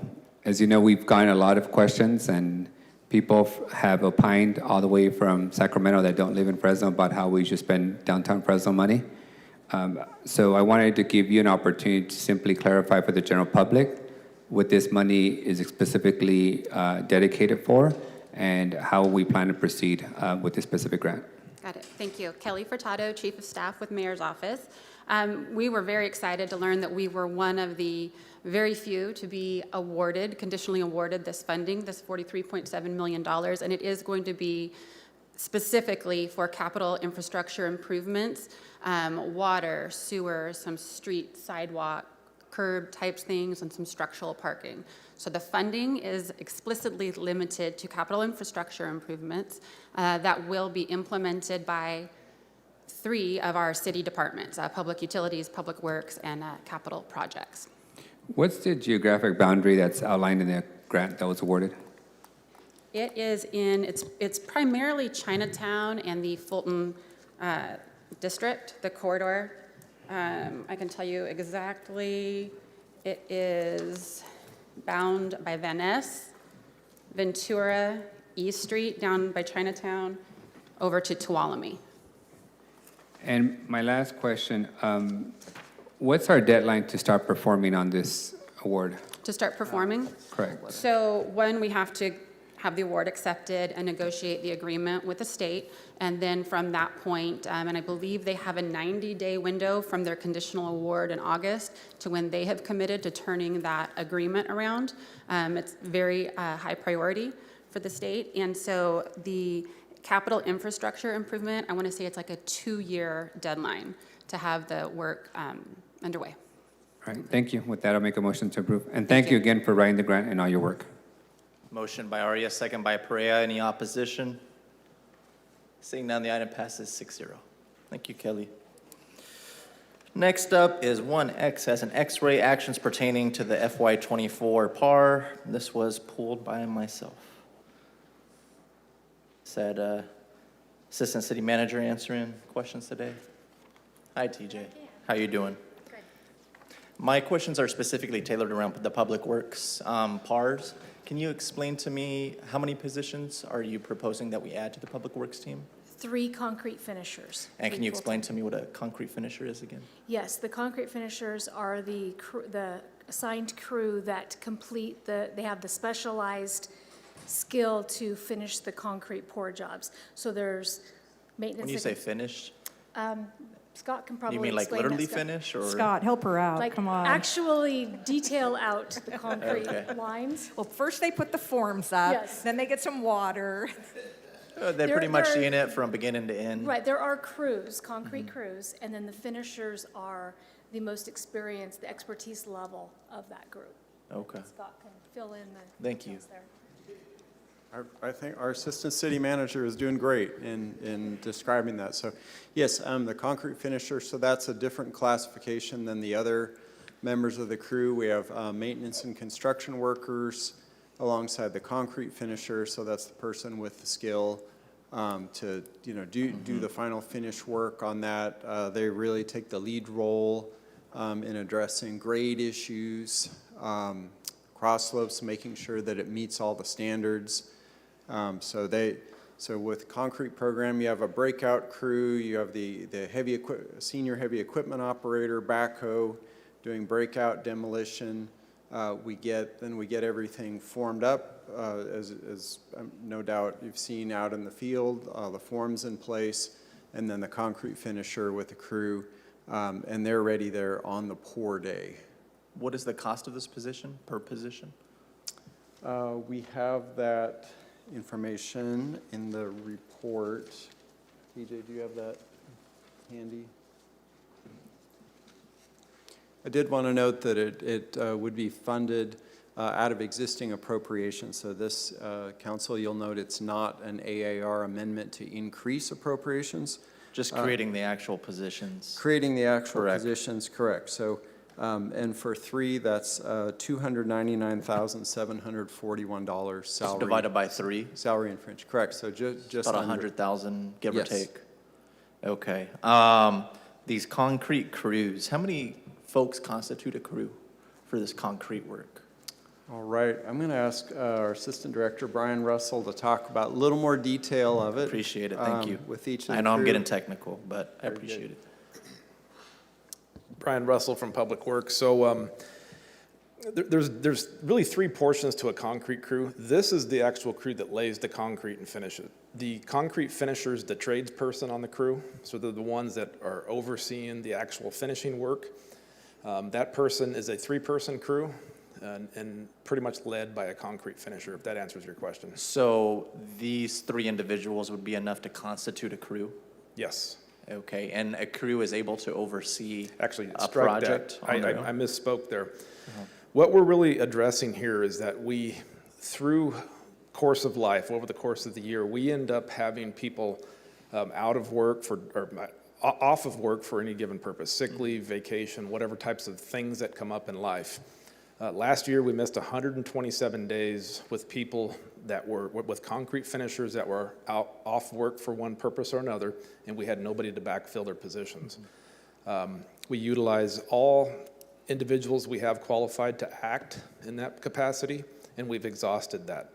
And so we thus missed 127 days. So what we're doing now is we're putting 3 permanent concrete finishers on so that we won't miss any more days. Understood. Just to kind of give you a magnitude, I did some quick math, but if we had these 3 people here on staff, we would have poured 4.5 miles more sidewalk last year. 4.5 miles? Yeah. So it's extremely important that we have these positions on here. Okay, understood. I want to say something. I'm trying to express it as a concern and not a complaint, because number one, I think that your division and your department have done a really good job dealing with these ARPA dollars, which are kind of a blessing and a curse. They're a blessing because we're getting an unprecedented amount of dollars for very in-need infrastructure projects, but I say a curse because they do have a tight deadline and when we have to expend those by. And I think you guys have done a really great job accommodating District 4 with some of our large projects. Sidewalks, we're doing the 7-week concrete repair. Streets, you guys have been on top of pretty much every major request. I think it's come at the expense of our short-term projects. At the end of calendar year 22, my staff and I compiled, I want to say 8 or 9 one-off projects, buckled sidewalks, trees where roots are bringing the sidewalk up. And we were given an estimate of about a 3-year turnaround, which is obviously a concern because I am reading stuff in the media about administration bringing forward SADA to council this year, which is going to be a huge expansion and sprawl for our city if approved. That's concerning to me, being asked to approve probably one of the biggest sprawl areas in our city, and being told our one-off concrete repairs might not even take place till I'm out of office. 2025 would be beyond my first term. I don't know if I'll be around, but obviously that's a huge concern for me. So while I think that we're doing an excellent job, you're doing an excellent job managing these ARPA dollars, I feel like we failed to come up with a short-term plan to address a lot of these little bread and butter issues, which are the currency of council members when we're trying to make our constituents happy. Council Scott Mosier, Public Works. On that note, we're doing a couple different things. One is we're maximizing the amount of just voluntary overtime work. On Fridays, our crews are on a what's called a 4-10 schedule, Monday through Thursday. They already pick up some overtime on those days, but then on Fridays, we're trying to maximize what we can do and to be able to squeeze in some of those small projects. On another note, we have some projects already that we are bidding and doing alternative delivery on the paving side, and we are exploring options for concrete and what could make sense. A third option, of course, we'd considered was looking at, given the smaller projects and an entire additional crew. Biggest challenge there, two biggest challenges with an entire new crew. One is vehicles and equipment, just given supply chain and long lead times. And then two, just the recruiting process for that, given multiple classifications on a crew. Usually there's a domino effect of, say, a brand new crew. We bring on a higher level, create a higher level employee position. If we have an internal candidate who's selected for that, that in turn creates another opening that we go through recruitment for that. So it often takes at least several months, if not a year, to go through that process and add a brand new full crew. The finishers themselves, this will be a much quicker measure to get in place, and we're exploring, as I said, alternative delivery for those additional projects. So if we were to approve a finisher or finishers today, take us about a year to bring them on board, train them, have them ready. Council, note for finishers, just for one classification, that's much faster. That typically will happen in just 3 to 4 months' time. We'd have them on board. What I was referring to is about up to a year-long process if there are multiple job classifications wherein a promotion results in another vacancy that requires a new recruitment, which in turn may result in another promotion, which results in yet another recruitment.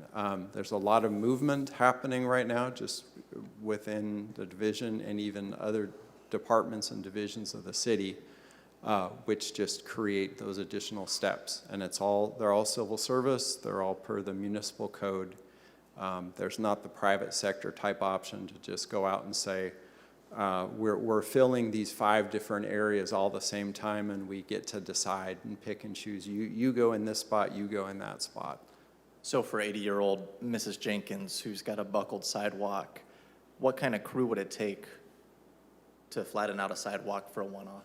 What kind of crew are we looking at for something like that? That is a concrete crew for that work, because we need, as our Assistant Director Brian Russell shared, we need the breakout crew to remove that section. Then we have our tree crew, our tree lead worker look at, and our arborist look at the roots, root pruning, make sure that's a tree that we can save. That's a pretty small item, quick to do. And then we have the finishers supported by the rest of the crew to put in the permanent sidewalk. So we have a lot of folks out there working very quickly, working very efficiently. Today's action is really critical in order to make sure that of our 6 concrete crews that are out working, that each one has a concrete finisher on it every day. I see today's action as necessary but not sufficient. What kind of additional staff would you need to take care of one of these one-off projects in a time span of less than 3 years? I believe that our staff is sufficient, and that the alternative delivery that will be successful. and it'll be the best use of the public dollars to accomplish Council what's President, needed. I'm not convinced of that. I'd like to talk with the staff online. You're not convinced of which portion? I'm City not Manager? convinced that we can meet your expectations with the current staffing. I mean, we've been having discussions about the delays and even some of the paving projects that you guys have been given long lead times, and we've been chatting with the staff about what is it going to take, and really we're maxed out on our internal capacity, and given that we have the money, we just don't have the people and equipment. That's why I'm asking, how many more people do we need? He's saying he thinks he can do it. I'd like to sit down and understand that more myself, because I think we do need more. And I think I have some ideas on how we can resolve the lack of equipment on a temporary basis. It may create some inconvenience for people, but it would result in a much quicker turnaround. Well, I hear you. I have some concerns. I would like to make a motion to approve this item, but to carry the Public Works portion over to next Thursday to allow for this conversation to continue. I would second that. I do have questions too. Yeah, I do have you punched up next, so floor is yours, followed by... Thank you, Just you. Council President. I've been given the same timeline, I think, but mine is like 5 years to get some small one-off projects done. So, Mr. Mosier, you've always been very humble. You're the perfect director that we want, that asks for the bare minimum and gets the maximum done. But I think where we're at is that we recognize that we've given you a lot of work. We have a lot of one-time money. Everybody's working, full capacity. But these one-off projects that are very small in nature, they're just not getting to the, done fast enough. So I'm looking forward to what conversation we have to have around that particular solution, but also around how we expand the time that they're working. How do we go from a 6-week program to an 8-week program? How do we get more done when we're in these residential neighborhoods? Because for me, that's the bread and butter for our offices is, can we, in a reasonable time, once the money is secure, get a project complete? And historically, there wasn't the money. Now we have the money, and now there's not the people. I also recognize that if you depend on HR, they may take a year to hire those individuals and bring them online, which is not reasonable. So we have to find some other bridge to get you all more bodies to complete the work there's plenty of resources to do. So I'll look forward to a conversation with the city manager and council president about how we try and expedite some of these projects. I don't plan on holding you up next week on these positions, but I do want that additional time, Director, to meet with the city manager to see if we can make an amendment to this to perhaps be more beneficial to the council members' short-term projects. Thank you. Okay, thank you for your understanding. I don't see anybody else punched up, so we have a motion and a second for the item as amended to include the passing of the PARs minus the public works positions. Is that clear? City manager or city attorney and city clerk? Okay. Motion and a second. Any opposition? Seeing none, the item passes 6-0. Thank you. Next item is 1BB, as in Baker. Approve the third amendment to the consultant services agreement with Ultra Systems Environmental, Inc. of Irvine, California, extending the consultant's performance. This was pulled by Councilmember Arias. Yes, staff, I recognize you're asking for an amendment. Looks like you need more time for some of the environmental work. Correct. On this project? Sorry. Brandon Chacon, Projects Administrator, Capital Projects Department. Thank you. My only question is, what does that do to the construction timeline? So the construction timeline right now, we're expected to get this out in December of 25. What was the original timeline? The original timeline was, it was 12 months prior to that. And So that this does put the construction behind a whole year? It does, unfortunately, due to the environmental studies we're conducting currently. There's no way to make up time there? We'll do everything we can during right-of-way acquisition, but at this stage, that's what our schedule looks like. Just for the record, I have a photographic memory, so I'm going to remember exactly that you told me 12 months, and then 12 months, I'm going to remind you that you had to guarantee me 12 months. But in all seriousness, this project is one of those other projects that they've been funded for a long time. We finally got the money. Now we're looking at delays. Can you just briefly remind me, what is the environmental delay? So it's a federally funded project. We have to comply with NEPA requirements.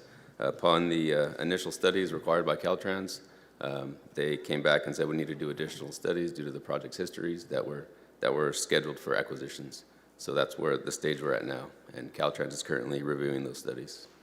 Okay. So 12 months. I'll see you back in 6 months to ask you whether you're on schedule. Yeah.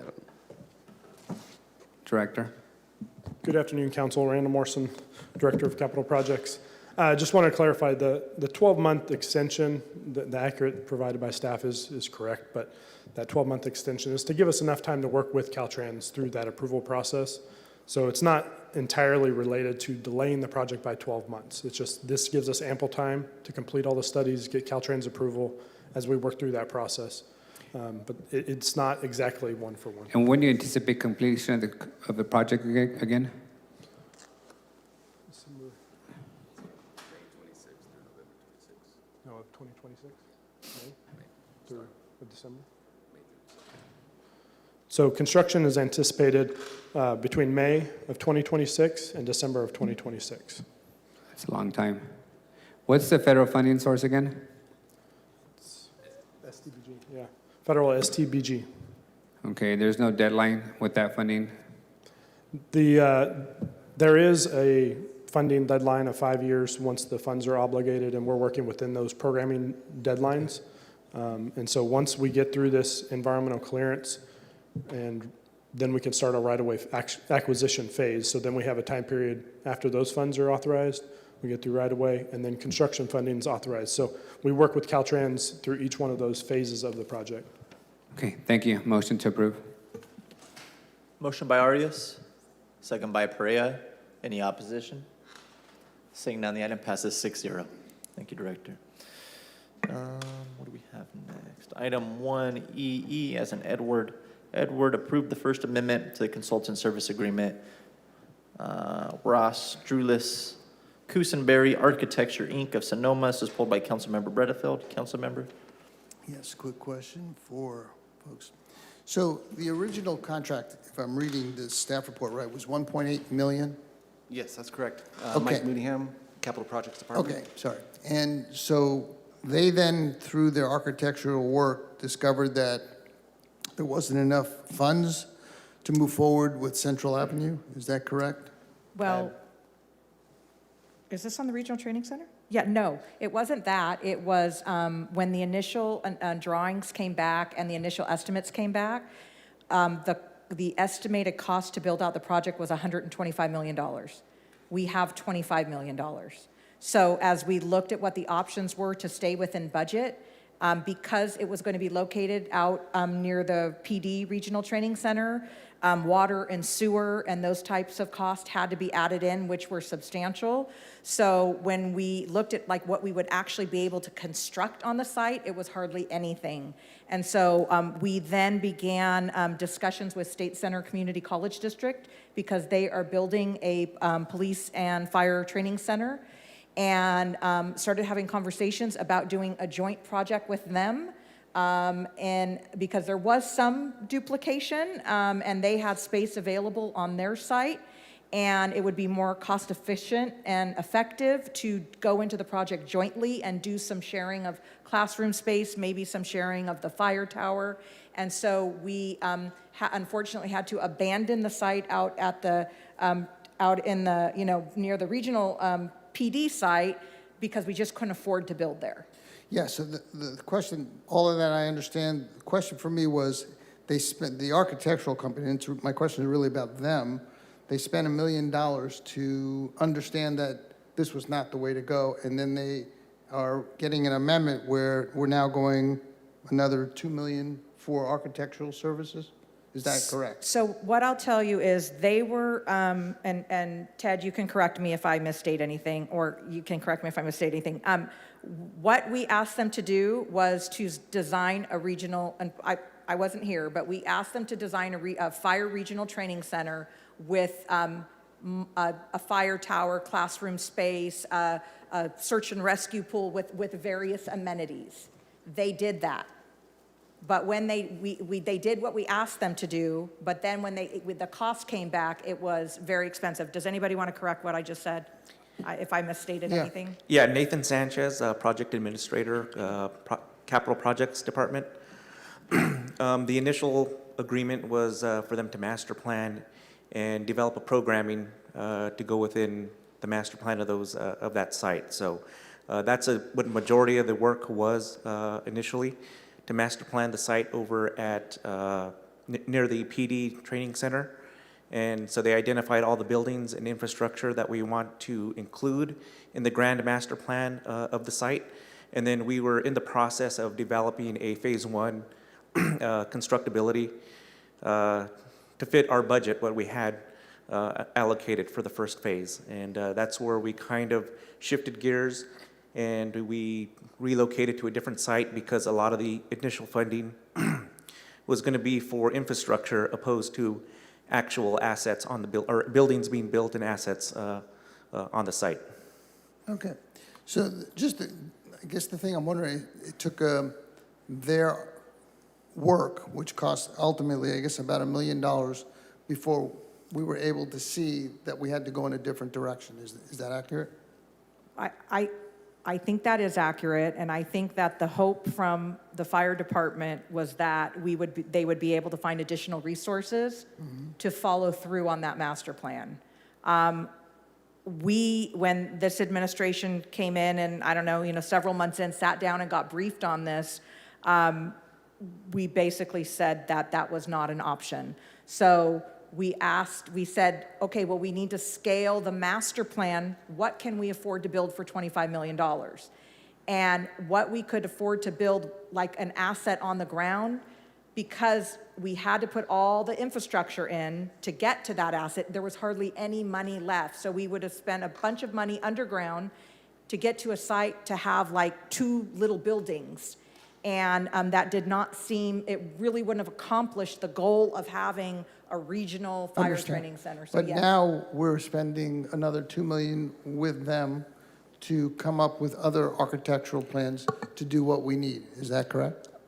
To continue the design, yes. The initial agreement was only for parts 1 and 2. Okay. They completed part 1.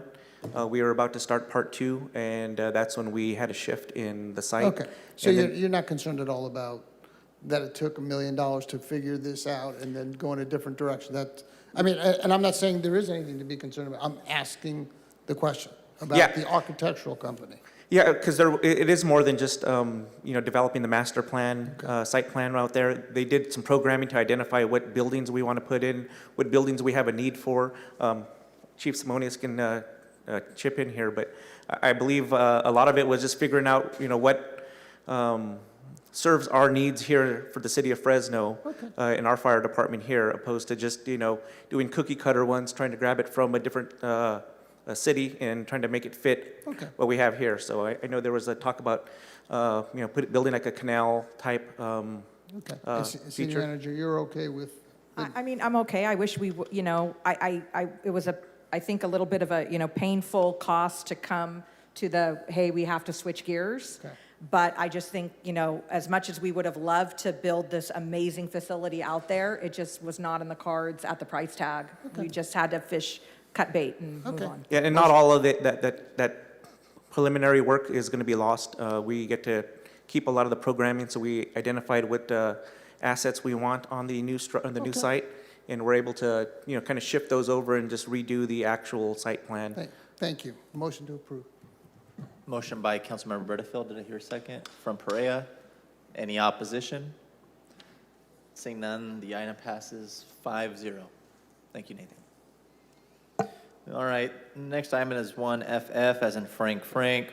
Award a construction contract in the amount of $249.8 to MAG Engineering, Inc., lowest responsible bidder for the demo of the existing building, 4343 Blackstone Avenue. Hey, how you doing? Good, good. Okay, questions about this. I did have conversations with our Public Works Director earlier this year. It might have been budget time or even a month or two before that. and had indicated that for the demolition of that portion would probably be close to $1 million, which is where most of the bids came in. $800,000 range, There was a high few sevens. between 250 and maybe 450. And then there was a couple that were higher in the 800,000 range. So what's the, I don't think Director Mosier is here. I'm just kind of, I don't know who can answer that question. I think City Manager, you probably recall those conversations where we got that estimate of what that demolition would look like, and it took Agreed. us a while to find the I remember appropriate because we funding. compared it to the demo contract for Fire Station. Where the new correct. Fire Station 12 was going, and it was like, why is this one so expensive compared to the others? Yes, and even the conservative price tag was much higher than 249.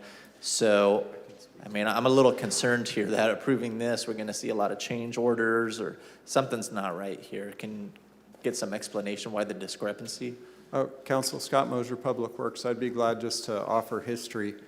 As our construction management division, which is now part of capital projects, and myself, as we looked at it, and given the funding source, CDBG funding going into that, traditionally, that's led to a small number of bidders. And so I think what we saw is there are some bidders up on that high end of the range, and if we had only had, let's say, 2 bidders, CDBG funding, we probably would have seen, something like $900,000 and $1 million, and that may be it. Thankfully, a great bidding environment. We got a large number of bidders here, and you have a staff recommendation from Capital Projects to go forward with a responsive and responsible bidder. Are we required to go to low bid on this? Does any?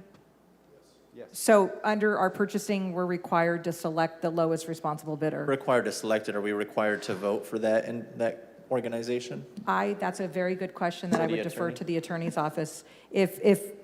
Are we required to select the low bidder, or can the council override that?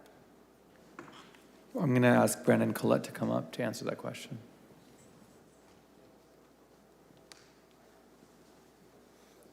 Charter Section 1208 requires the city to award the contract to the lowest responsive and responsible bidder. So as long as staff has made the findings that this bidder is the lowest responsive and responsible, then the contract has to be awarded to them unless separate findings are made. What is the legal definition of responsible? I mean, what happens if they come back with 3 or 4 change orders? That would not qualify. What is required is if they're responsible, basically means they have the financial capability and they have a contractor's license and can perform the work. Okay, thank you. Have we done any work with this organization before for demolition? Or do we know of any work that they've done in other municipalities? Good afternoon again. Randall Morrison, Capital Projects Director. I do not believe that we have worked with this particular company before, but they have done other work in the area, so we're familiar with them, but have we done any research? We have no reason to believe that they're not capable of doing this project. We have purchasing has gone through that evaluation process, as well as my team. We've evaluated the bids, and we think that it's definitely an awardable project. Do you anticipate any change orders? Not at this time. The only reason that we may come across change orders is for unforeseen work. Right now, I mean, especially on a demo contract, it's pretty straightforward as far as the work to be performed. And when do we anticipate the beginning and ending of construction, or the demolition, rather? So we are anticipating construction to happen and be complete by the end of the year. I think we are anticipating this moving forward as quickly as possible, but before the contractor can get started, we have to get approved insurance, bonds, all of those pre-construction requirements, and then we'll work with them on scheduling construction. End of the calendar year. All things going correctly. Is that what you're saying? As long as we're able to schedule and get those pre-construction items taken care of, yes. Is there anything that would prevent you from doing that in a timely manner? No, not to my knowledge. Okay. And remind me, this is just for the actual Vaughn's building and the immediate parking area? That's correct. In front of it, correct? City Manager, do we have an opportunity here for the savings to go towards the demolition of the strip mall and the remaining parking area, given that we have some savings? I better listen to Phil here because he's giving me the eyes. I don't like those. those. I better listen to what he has to say. Council President, you are on the right track. However, before we proceed with any consideration of the demolition of that strip mall, we're going to need those dollars to help support the relocation benefits of the existing tenants. But I believe those were already factored in when we set aside CDBG dollars for the most liberal cost estimate, which was near $1 million. We had also anticipated relocating those folks, in addition to paying a much heftier sum for the demolition. Now we're awarding a contract for about a quarter of the anticipated original price. With the additional $750,000, I would imagine there's some money in there that we could probably set aside for the demolition and still be able to provide adequate relocation services that we had already accounted for. Yeah, Council President, I would say whatever savings we have, we'll sit down and get in the room. I know you've been, obviously in the room in all these meetings and figure out where those project savings, where the best place, whether it's relocation, whether it's the demo. But did we not factor in relocation when Director Mosier during budget gave us a price tag of nearly $1 million for demolition? We knew that we were going to have to relocate those folks. No, okay, I believe the $1 million was for the demolition of the Vaughn's building. Okay, we're talking about relocation of the strip mall. No, we didn't. No, I understand that, but I assume we had set aside sufficient CDBG dollars to do a demolition at the high price tag. And I assume that we had also factored in additional dollars to relocate the strip mall businesses. And now we have a price tag of a quarter of that amount, so there's some savings there. Council President, you're correct in that we were estimating that we would need approximately $1 million to provide So the if the most responsive and lowest bid had come in at $1 million, we would just have no idea how to move those folks in the strip mall right now. There wasn't a plan for that. The plan was to use CDBG, but we hadn't the dollar identified yet at the time. We're working with a very finite amount of CDBG, and so How much CDBG do we have at this time? Total at this point, we are going to have to bring a substantial amendment forward to begin with because we need to make these dollars available for relocation, which we haven't done yet. So we haven't brought a substantial amendment to council yet for that. With this bid coming in as it is, it's going to make those dollars that were originally programmed for the demolition, we're now going to bring a substantial amendment forward to reprogram them for relocation. The numbers have been correct, but we haven't always had this, as you know, we haven't always had the sources fully identified for every phase of this entire project. And how much do you anticipate the relocation process? Currently, the consultant, our relocation consultant, is still kind of sharpening her pencil on that, but we're working with $1 million kind of number at the moment. $1 million to relocate, $250,000 to demo a 30,000 square foot building. Correct. And a parking lot. Yes, so the relocation benefits are determined by federal law. And so every tenant, based upon their own unique circumstances, and I don't want to get into those, but based upon their own existing lease agreements, based upon the amount of time that's left, based upon their particular operation, their needs, all of that, as dictated by federal law, determines the benefit that they're potentially eligible for. Have about 4 million CDBG. How much do we receive roughly on an annual basis from the federal government CDBG funding? Well, those dollars, we do receive about that amount annually, okay? And we are using those dollars in various ways as we bring forward to you our annual action plan and ultimately as dictated by our consolidated plan, which is on the 5-year cycle. And so those are plans that this body approves annually. And then and as part of the last plan that we brought before this body, $1 million was programmed for the demolition. Now we have some potential cost savings, it appears. And we're now you will be voting ultimately to approve a substantial amendment to reprogram the balance toward another need that we've identified that's eligible for this project. Do you have any sort of timeline from the consultants of how long that relocation process is going to take and when it would begin? Sure. So I guess, I think what we understand is that the process has, let me say this, the process has already begun. Okay, so the general information notices, the meetings, the interviews with the various tenants has already begun. It is not entirely certain yet how long it will take for every tenant to be relocated. No ballpark estimate? Well, it could take a couple of years. Okay. I mean, ultimately, Council President, what I want you and this council to understand is that every tenant there has rights. And those rights are not necessarily what we're And we'll giving make them. the funds available needed to properly relocate them, Correct. as we will. We need to the compensate them demolition of the according to the strip law. mall. That's correct. Okay, motion to approve. Okay, thanks. Thank you. Got a second from Vice President Perea. Any opposition? Seeing none, item passes 6-0. All righty, that leaves us our last contested consent item, 1JJ, as in John.